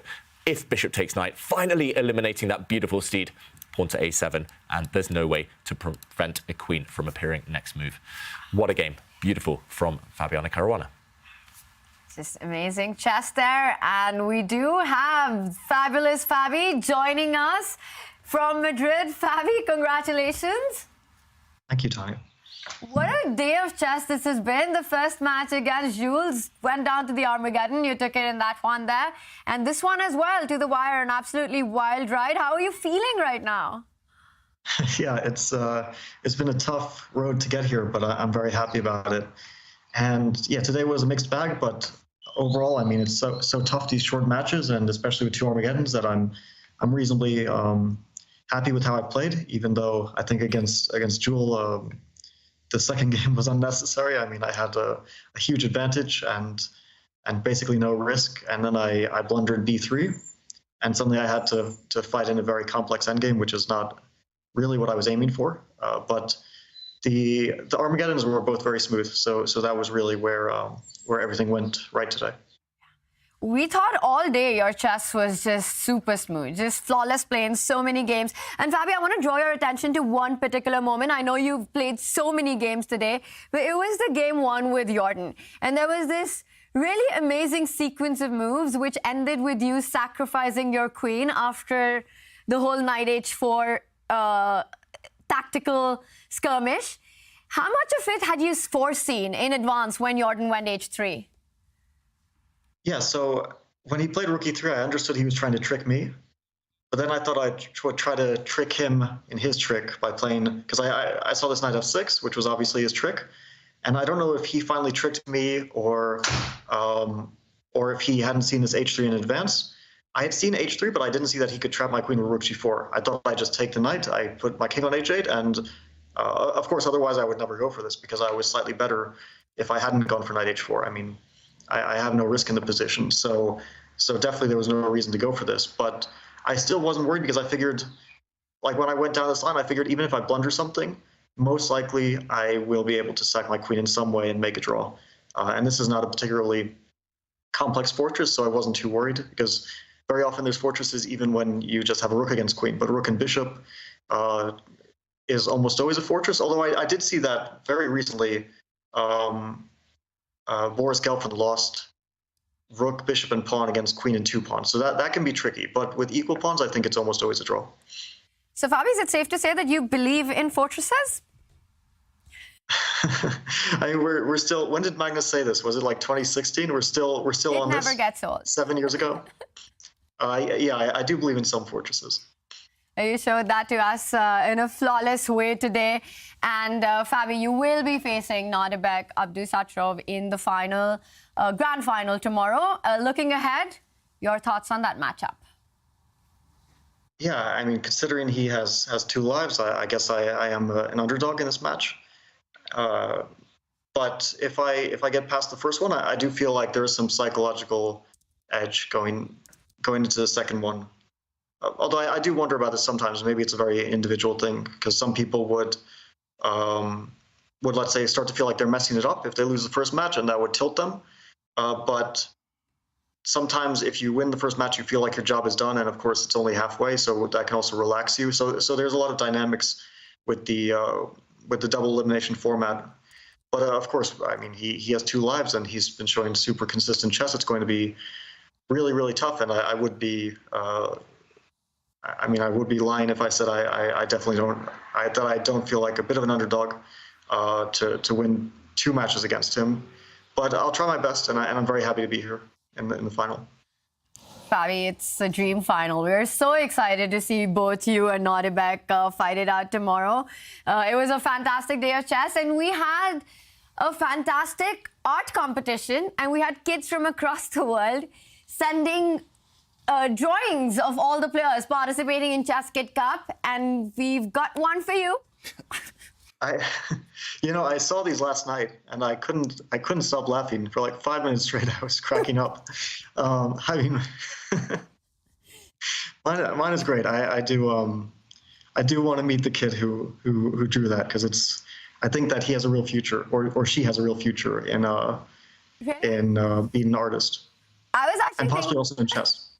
They actually win a 1-year ChessKid membership, so that's also good news there, Fabi. We'll have that drawing sent to you for sure.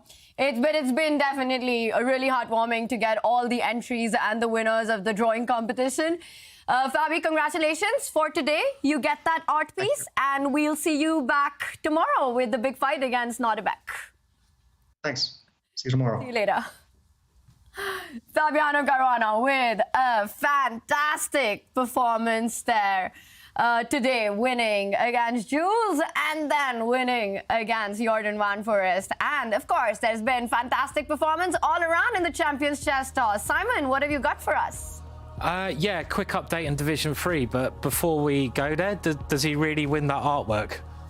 Yeah, that's going to be... Fabi really wins the artwork. You're going to deliver it to him? That's going to be the best treat of his life, I'm sure. I can see him framing that on the wall in a really good place. In Division 3, we have a final now. So the final is going to be a match we've already seen once before. And it's going to be Hari Krishna, who beat the young player born in 2006.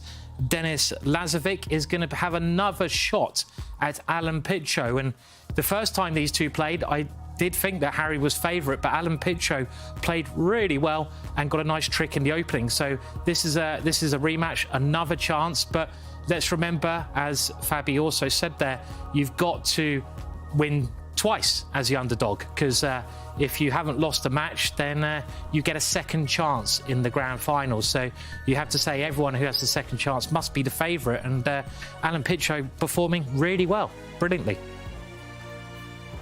Thank you so much, Simon, for that. And of course, we've got big matchups coming up tomorrow in all the divisions. Let's take a look at our bracket going into the big grand final of Division 1. Fabiano Caruana, what a day. And it's not just the scoreline. It's not just going through, but the quality of chess.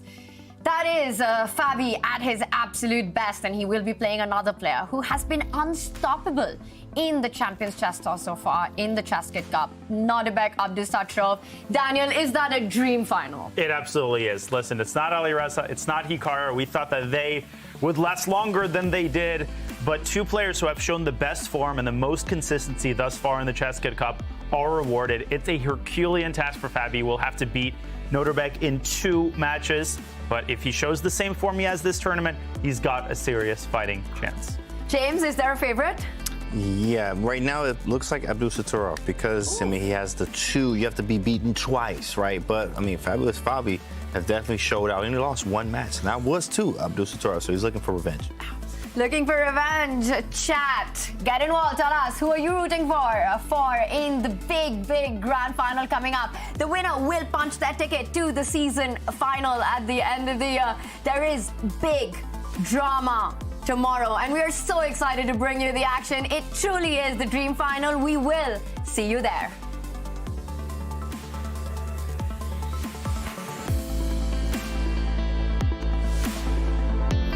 No tactics, nothing flashy. It's old man chess, as I like to say, just slowly accumulate the small positional advantages. Forces the trade 1 second. Ooh, coming off the black like that move by Fabi. He just cooperated with Jules. Now knight f5 comes to check. Oh my goodness. Unbelievable. Fabiano Caruana takes the match against Jordan Manfred.